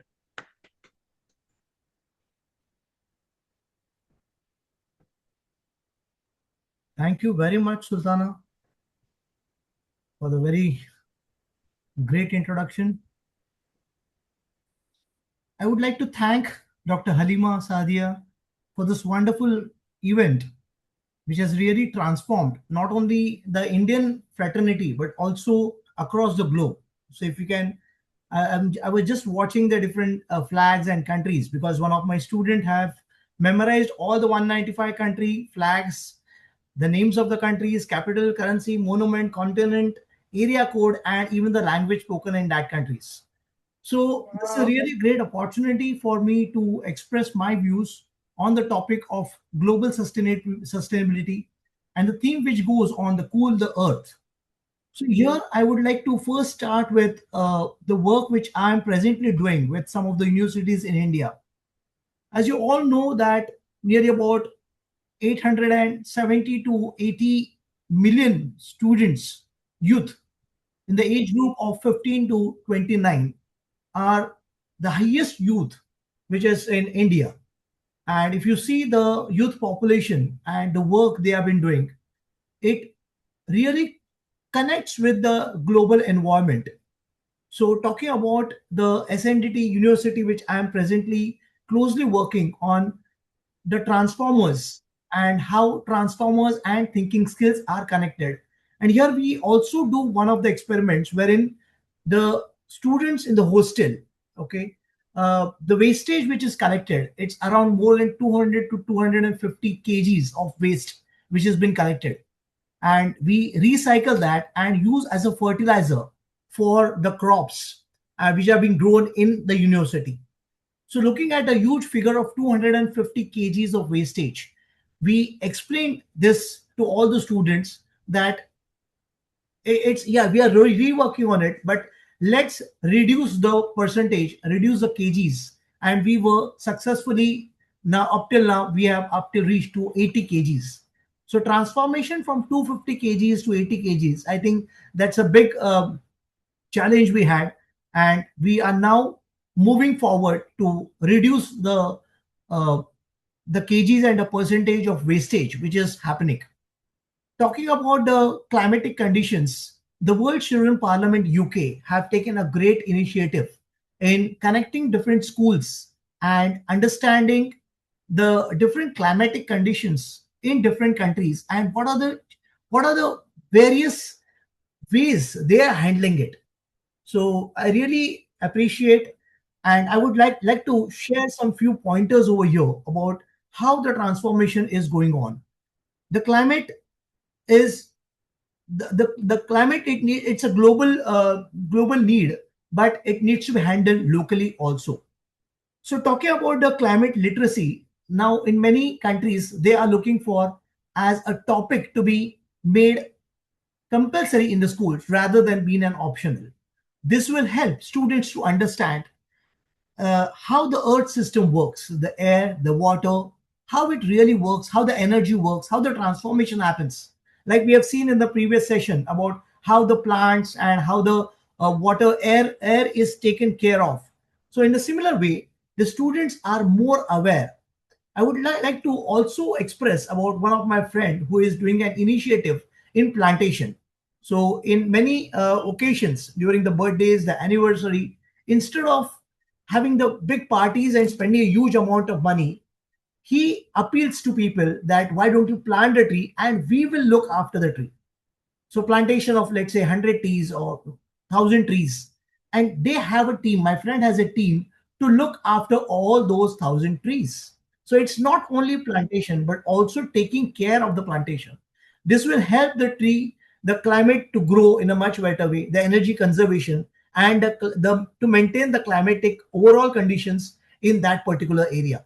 So in this way, if we all work towards it and create a huge environment and help this climate to really sustain in a much longer and in a larger way.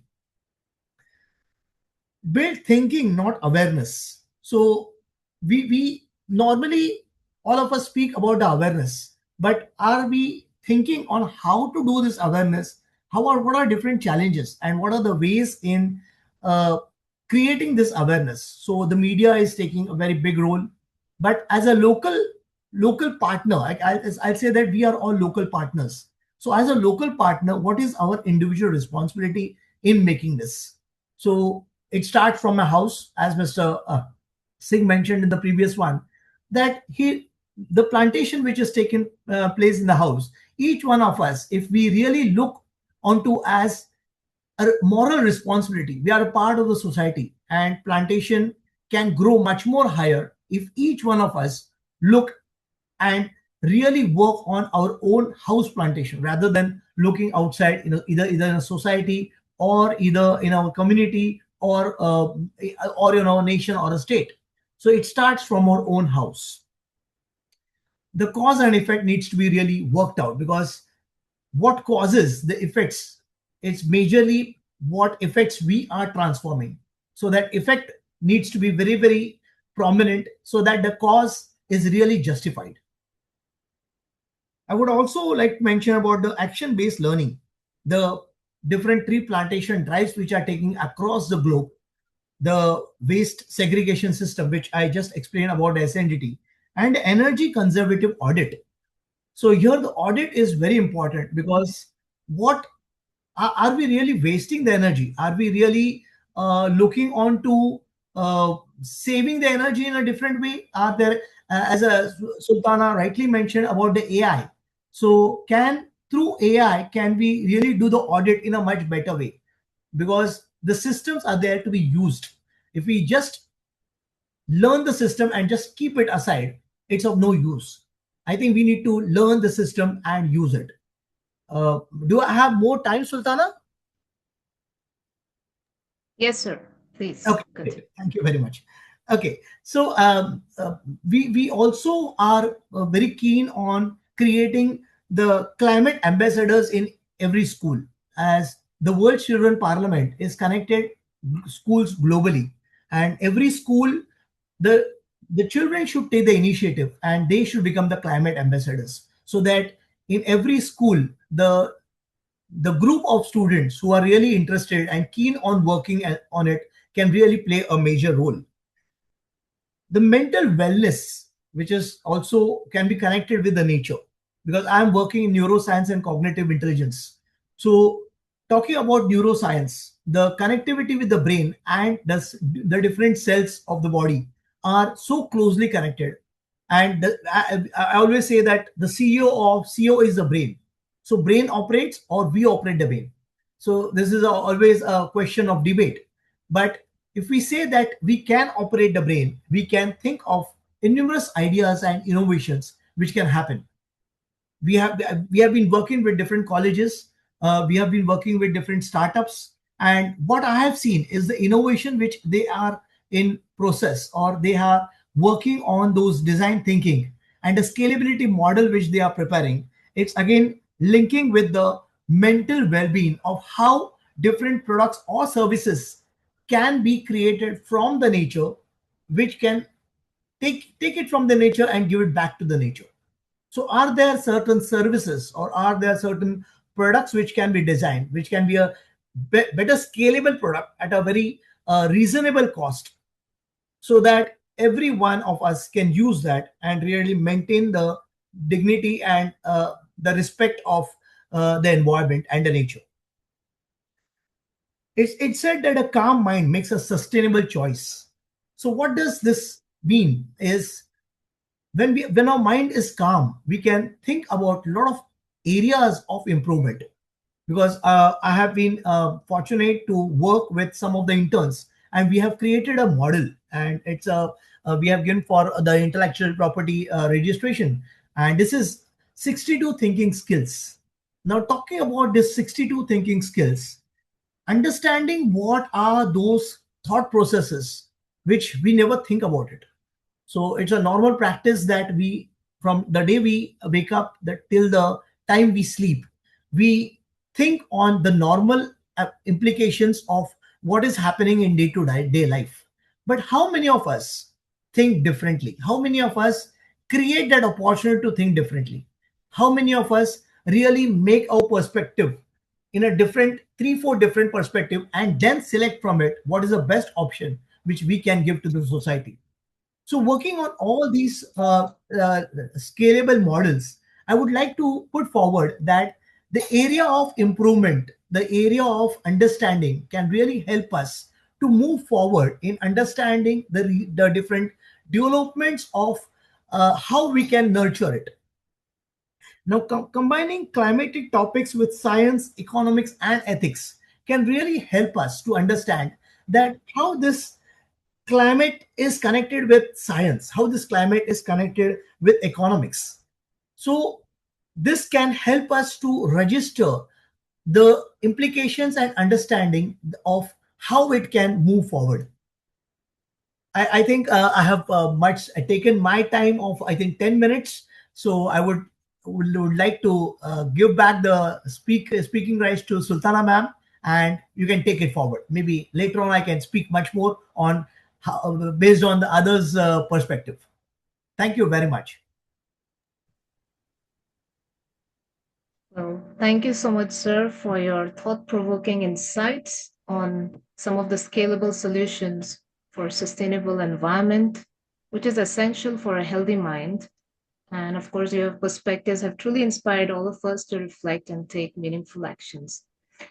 And now, from building on to these powerful ideas shared by Dr. Mysokar, I'd like to now share my reflection on sustainable living from awareness to action. Let me just quickly share my presentation.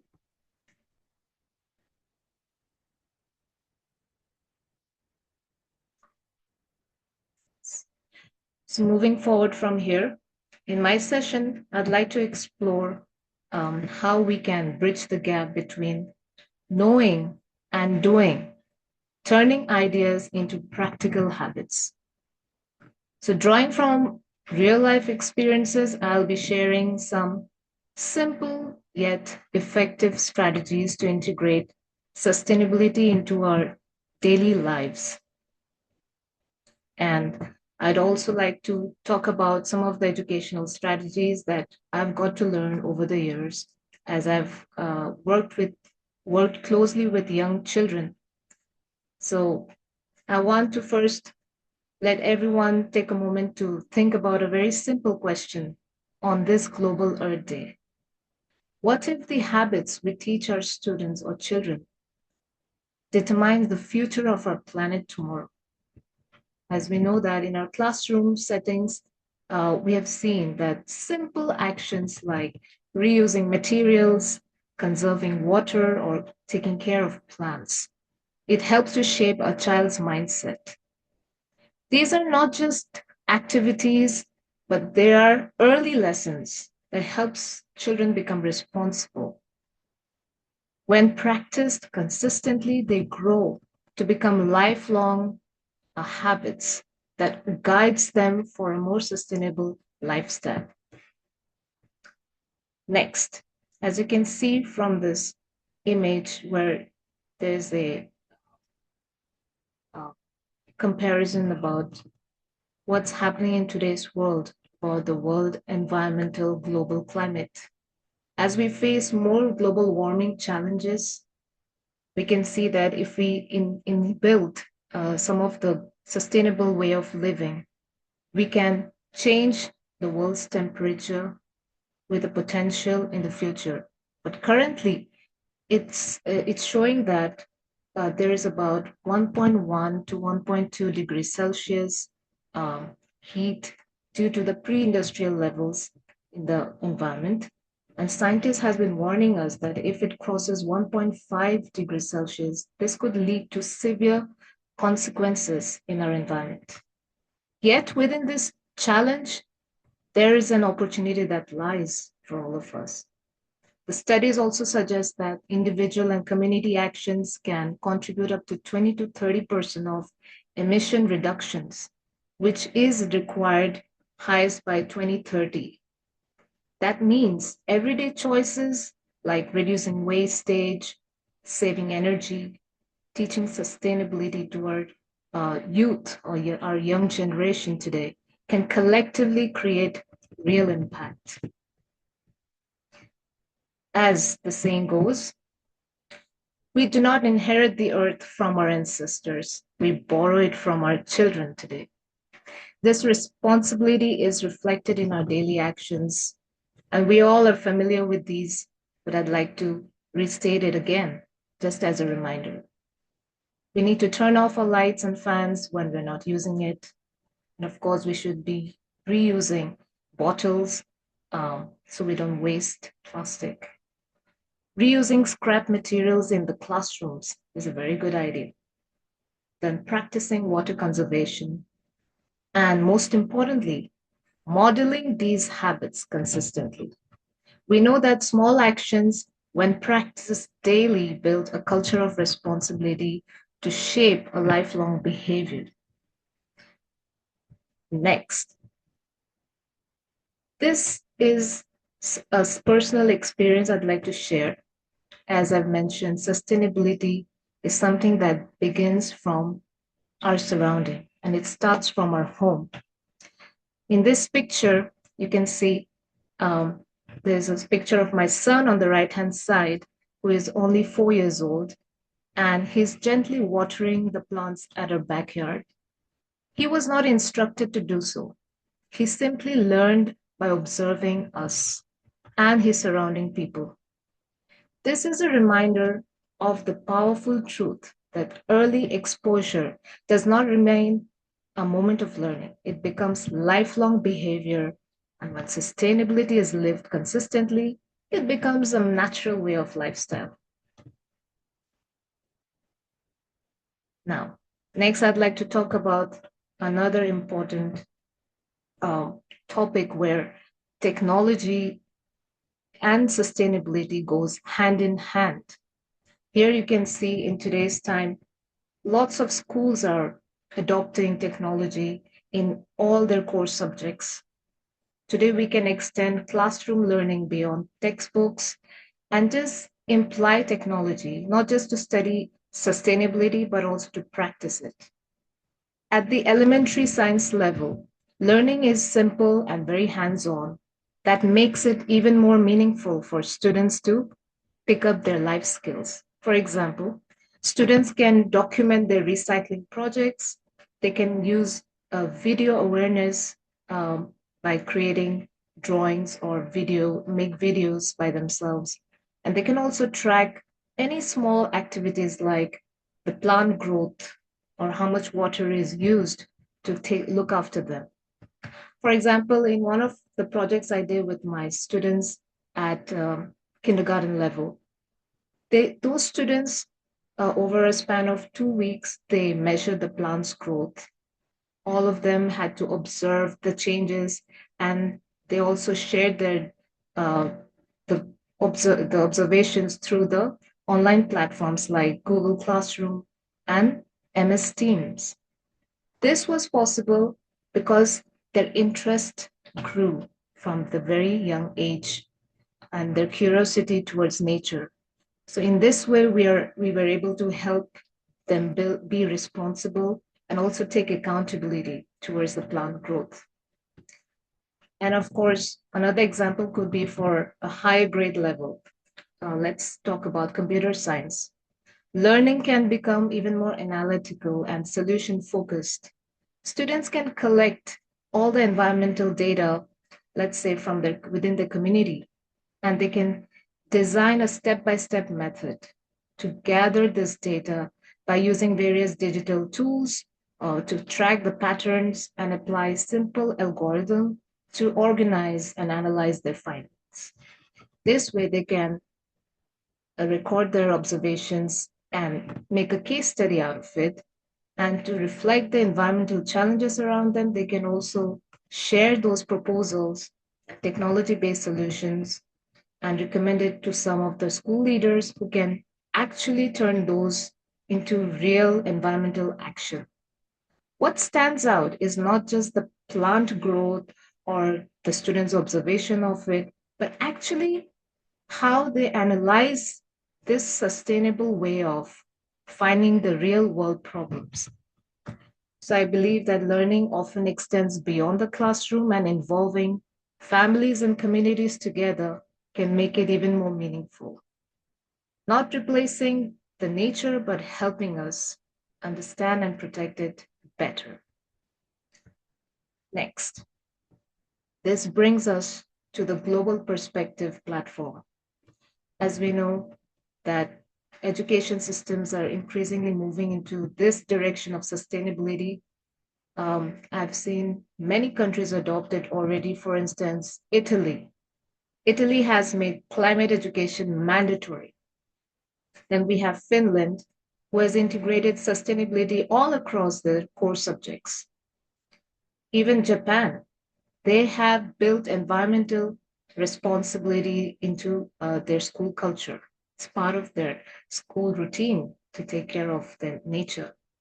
And even in the US, many schools now include sustainability projects and STEM-based environmental programs where lots of students actively work on recycling initiatives and so on. So the world is already acting, but the question still remains, how deeply are we integrating the change into our classrooms? And also in our surrounding, like our homes, and what about our daily choices?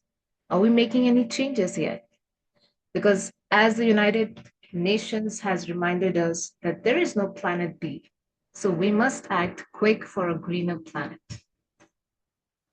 And now I'd like to talk about some of the sustainable choices that we can make, or we are already making in our day-to-day lives. So sustainable living right away at home could start simply by reducing food wastage. We can use reusable materials and conserve water and electricity, which may seem very small, but it actually is going to make a powerful impact. Beyond these habits, sustainability also builds practical life skills. For example, composting the kitchen waste, which could return nutrients to the soil instead of filling the landfills. Then another example could be harvesting rainwater, which help us value and conserve water, and growing small home gardens, of course, that connects us directly with nature, food, and responsibility. This is something that I enjoy as well. These are not just some eco-friendly actions, but these are the life skills which are essential in building awareness and discipline. So we understood that sustainability is not only just preparing us to be resilient, but it is making us be prepared for uncertain situations. As you can see in the picture, there are some simple innovations that could make ease during any emergency. A DIY stove can help cook when there is a power cut.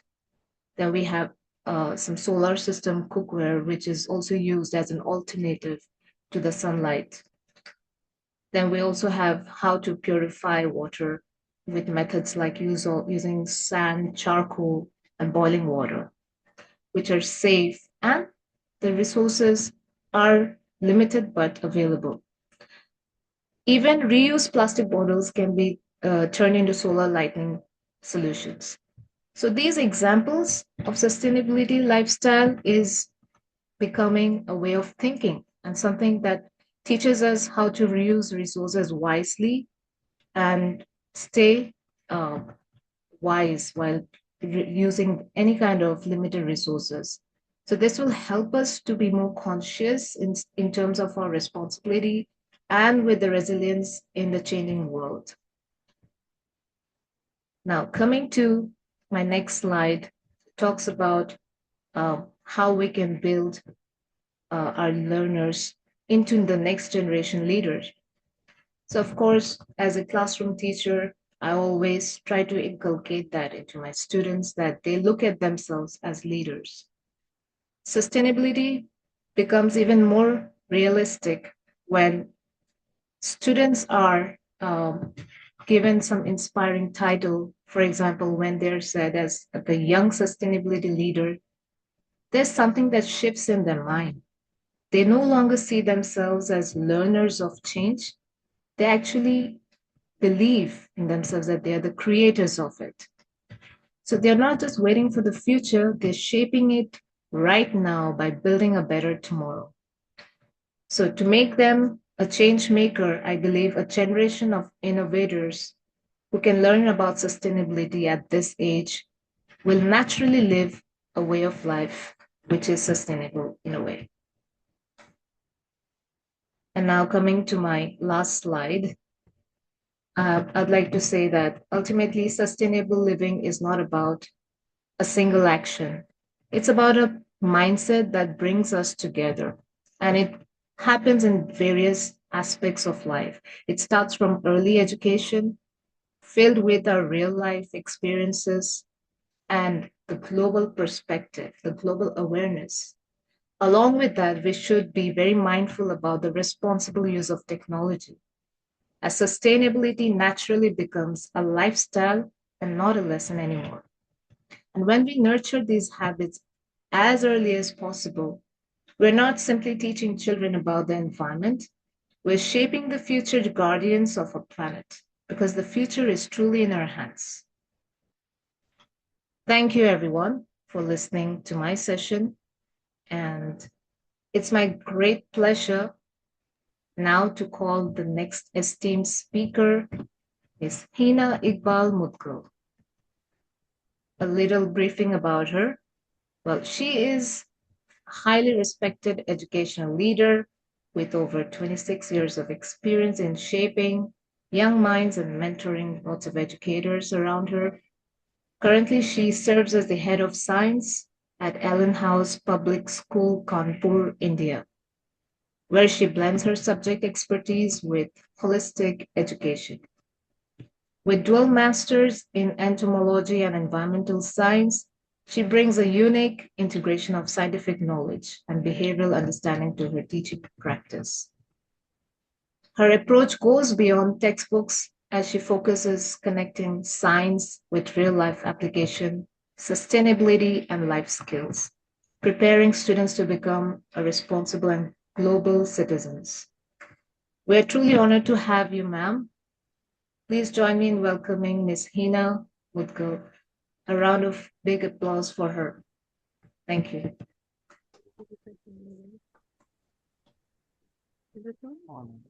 Good evening, and thank you, Sultana ma'am, for the wonderful introduction. And it was a wonderful, enriching speech and talk by you.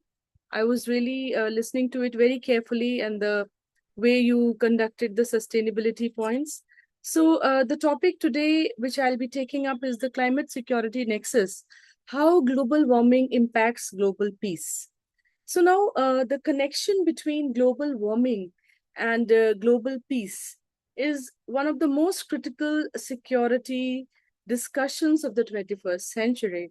So the experts often refer to the climate change as a risk multiplier, and it doesn't necessarily start with the war by itself, but it takes existing tensions like poverty or the political instability and pushes them over the edge.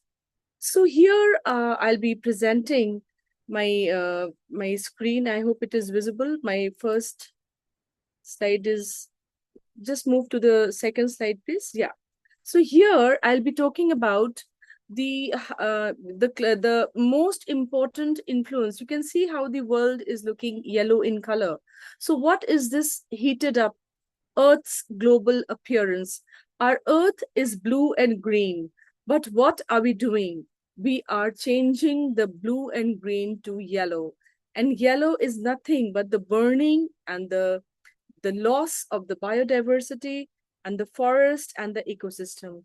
Here, this image, this contrast split world image, one side, which is the first picture was showing, one side, which is peaceful and green, and the other side is a silhouette of soldiers in protest. So what am I trying to talk? I'm trying to say that the world is today burning because we are losing the natural pastures, we are losing the forest covers, and we are unfolding and we are removing the oxygen producers. So today, this presentation is going to bring about a clear comparative discussion about war as well as global war and global peace.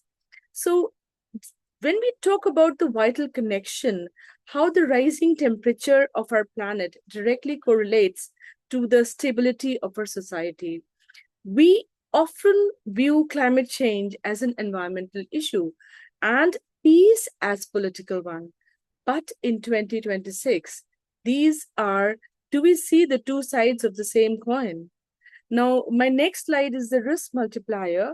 Here, the term risk multiplier is the key. This is a global warming doesn't create new problems. We have already created the development and we have already taken up all the parameters. Drought in a region, already the people are struggling with the poor governance. People are struggling with now this loss of the water, loss of the resources, loss of the weather cycle, climatic conditions being disturbed due to, cutting off of the trees. This is not happening in a day. It has accumulated. And the struggle with the poor governance has added as a catalyst, and it is causing in turn grievances into a crisis and crisis into a conflict. So it's not just two countries fighting and war between two countries. Definitely, that is a very important point, that wars are destructive. Wars are causing the killing of microbes as well as the humans. But when I'm talking about the UN report that the 40% of the internal conflicts over the last 60 years are linked to natural resource. So if we are exploiting the natural resource, already there is war, already there is loss of peace. So climate is a very, very important risk multiplier. Now, my next slide, just move this slide, please, to the third one.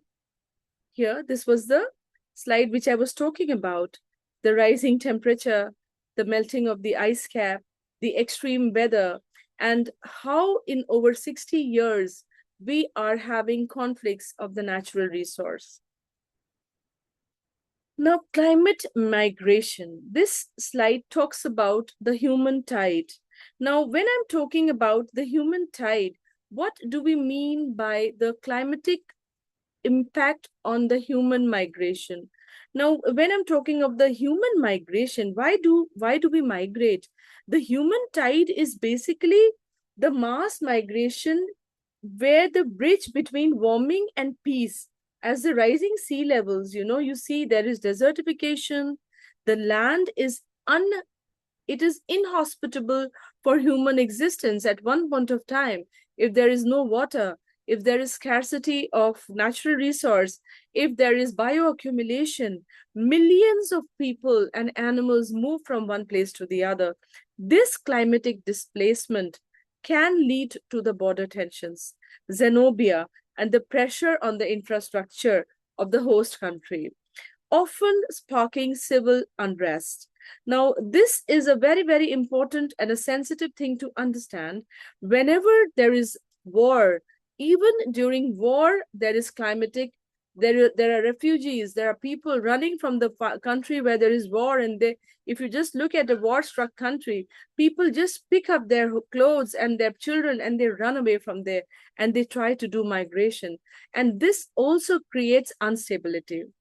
Now, the next slide is actually talking about the economic instability and extremism. So here, the economic instability and extremism. If you can see in the slide, a 1 degree increase in temperature can correlate to 4.5% increase in the civic war and risk in the sub-Saharan Africa. So this example I have taken. So whenever we talk about, you take a graph downward trend of agricultural GDP in climate vulnerable nations versus the rise in the recruitment of extremist groups, you see how the farming fails due to heat wave and how young people lose their livelihood. If you're seeing due to war, how people in our country, in India, because there was lack of energy supply from the Middle East due to war, so many factories in Ahmedabad and in Gujarat, they have shut down. And because the factories have shut down, the job opportunities, the laborers have been asked to go back home, and thousands of people have to leave their work and go back home without any economic support. So all this instability is actually a cause of war, as well as the change in the climatic environment. So all this is absolutely the pure exploitation of economic desperation as well as the environmental deploration. So if you look at both these slides, I'm showing the conflict and climate change at one side, the resource scarcity, increased tension, political instability, and the other side, I'm showing the path to peace and sustainability, renewable energy, reforestation, global cooperation. Whenever there is harm, there has to be a solution. And whenever there is harm and there is a solution, there are positive reinforcement. You see the blue earth, where I think the other groups have already discussed about the renewable energy.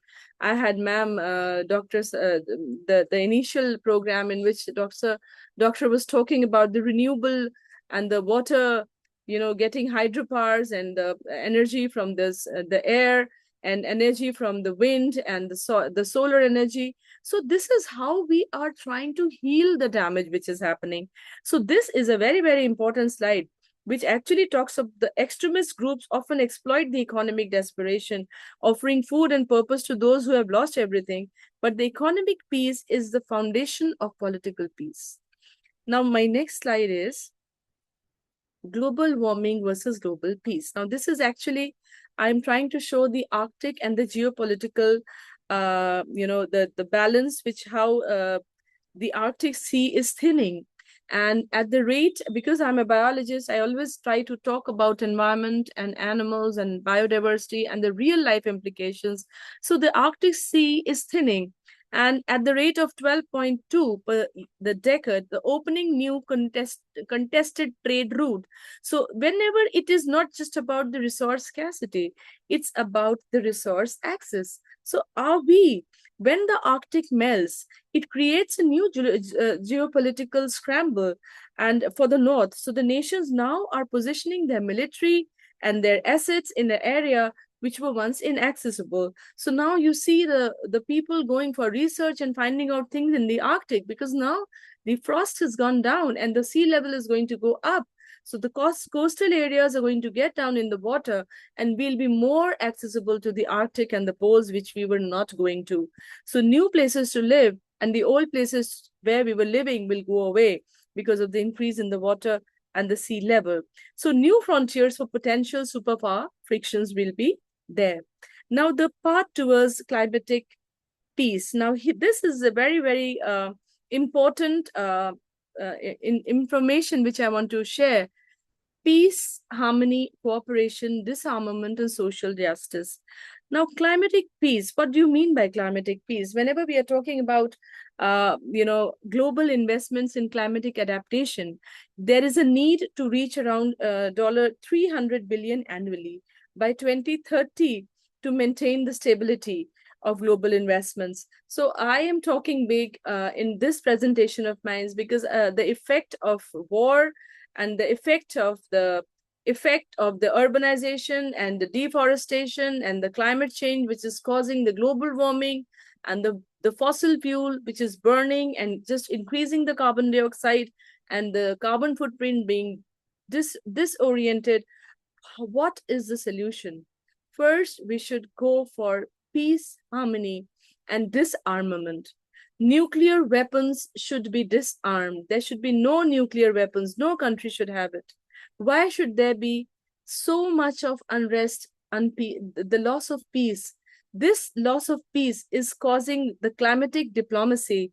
We must fund adaptation of vulnerable nations where they are running out of food, they are running out of resources, the children are dying. But the strategic move for the global security, the renewable energy, should be offered to the countries which are being war-struck, which are suffering with the loss of natural resource, the loss of economic development. They need help. So today on this platform, I would really like to enforce and speak on global peace. And I pray to God, and we all should pray for global peace so that humanity doesn't end with trauma. We are humans. We should come forward for a blue marble earth where humans survive and there is coexistence. Thank you.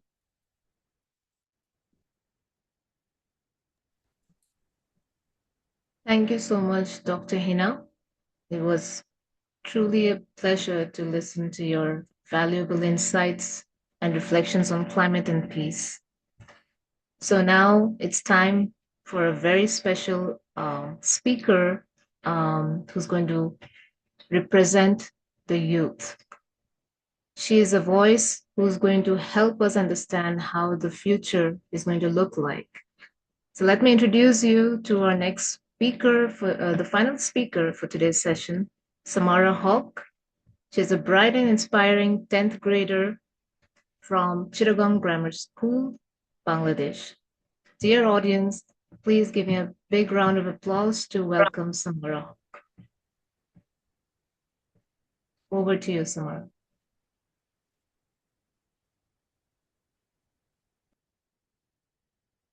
Respected speakers and distinguished viewers from around the world, I am Samara Haq, a student of grade 10, currently studying in Chittagong Grammar School.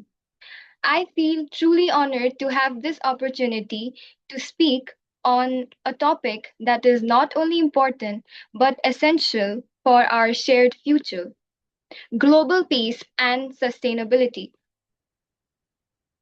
Peace is often described as the absence of conflict, but to me, it means much more than that. True peace exists when people treat one another with kindness, respect, and understanding it more. It exists when we feel safe, valued, and connected not only to each other but also to the world around us. At the same time, sustainability reminds us that our actions today shape the world of tomorrow. These two sides, peace and sustainability, are deeply connected because we cannot have peace lasting without a healthy planet, and we cannot protect our planet without cooperation and harmony among people. As the saying says, the earth is what we all have in common. This simple statement carries a powerful message. No matter where we come from, what language we speak, or what beliefs we hold, we all share the same home. And because of that, we all share the responsibility to protect it.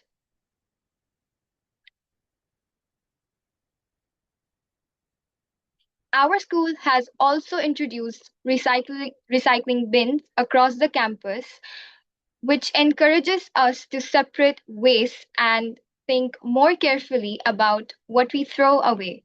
This has helped us become more aware of how our everyday choices affect the environment. I also enjoy painting scenery. Through my art, I often imagine a world filled with more greenery, cleaner streets, and pure water. A world where people live in harmony with nature, but I do not want this to remain just an imagination. I believe this is a world we can create step by step through our actions and choices. As young people, we are sometimes told that we are the future, but in reality, we are also the part of the present. The actions we take today already matter, whether it is related to saving water, reducing waste, planting trees, or simply spreading kindness. The small effort contributes to a larger change. Peace and responsibility are not achieved through one big action, but through many small, consistent actions. When we choose kindness over conflict, awareness over ignorance, and responsibility over carelessness, we are already building a better world that is more compassionate and powerful. Lastly, let us not wait for a better world. Let us be the reason it becomes better. That is all from my side. Thank you.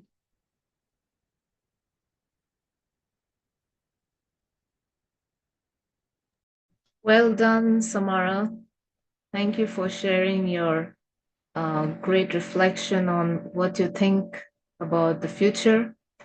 I think you have spoken really well about the sustainability and global harmony all together, and it's going to remind us about the future that it's not very far away. It's already speaking to us through voices like yours. So well done. Keep up the good plan. So now, as we come close to this session's end, I would like to take some moment to reflect back on what Dr. Mysurkar and Dr. Mahina has discussed about the actionable plan and about the global peace, keeping in mind about the sustainable future of us.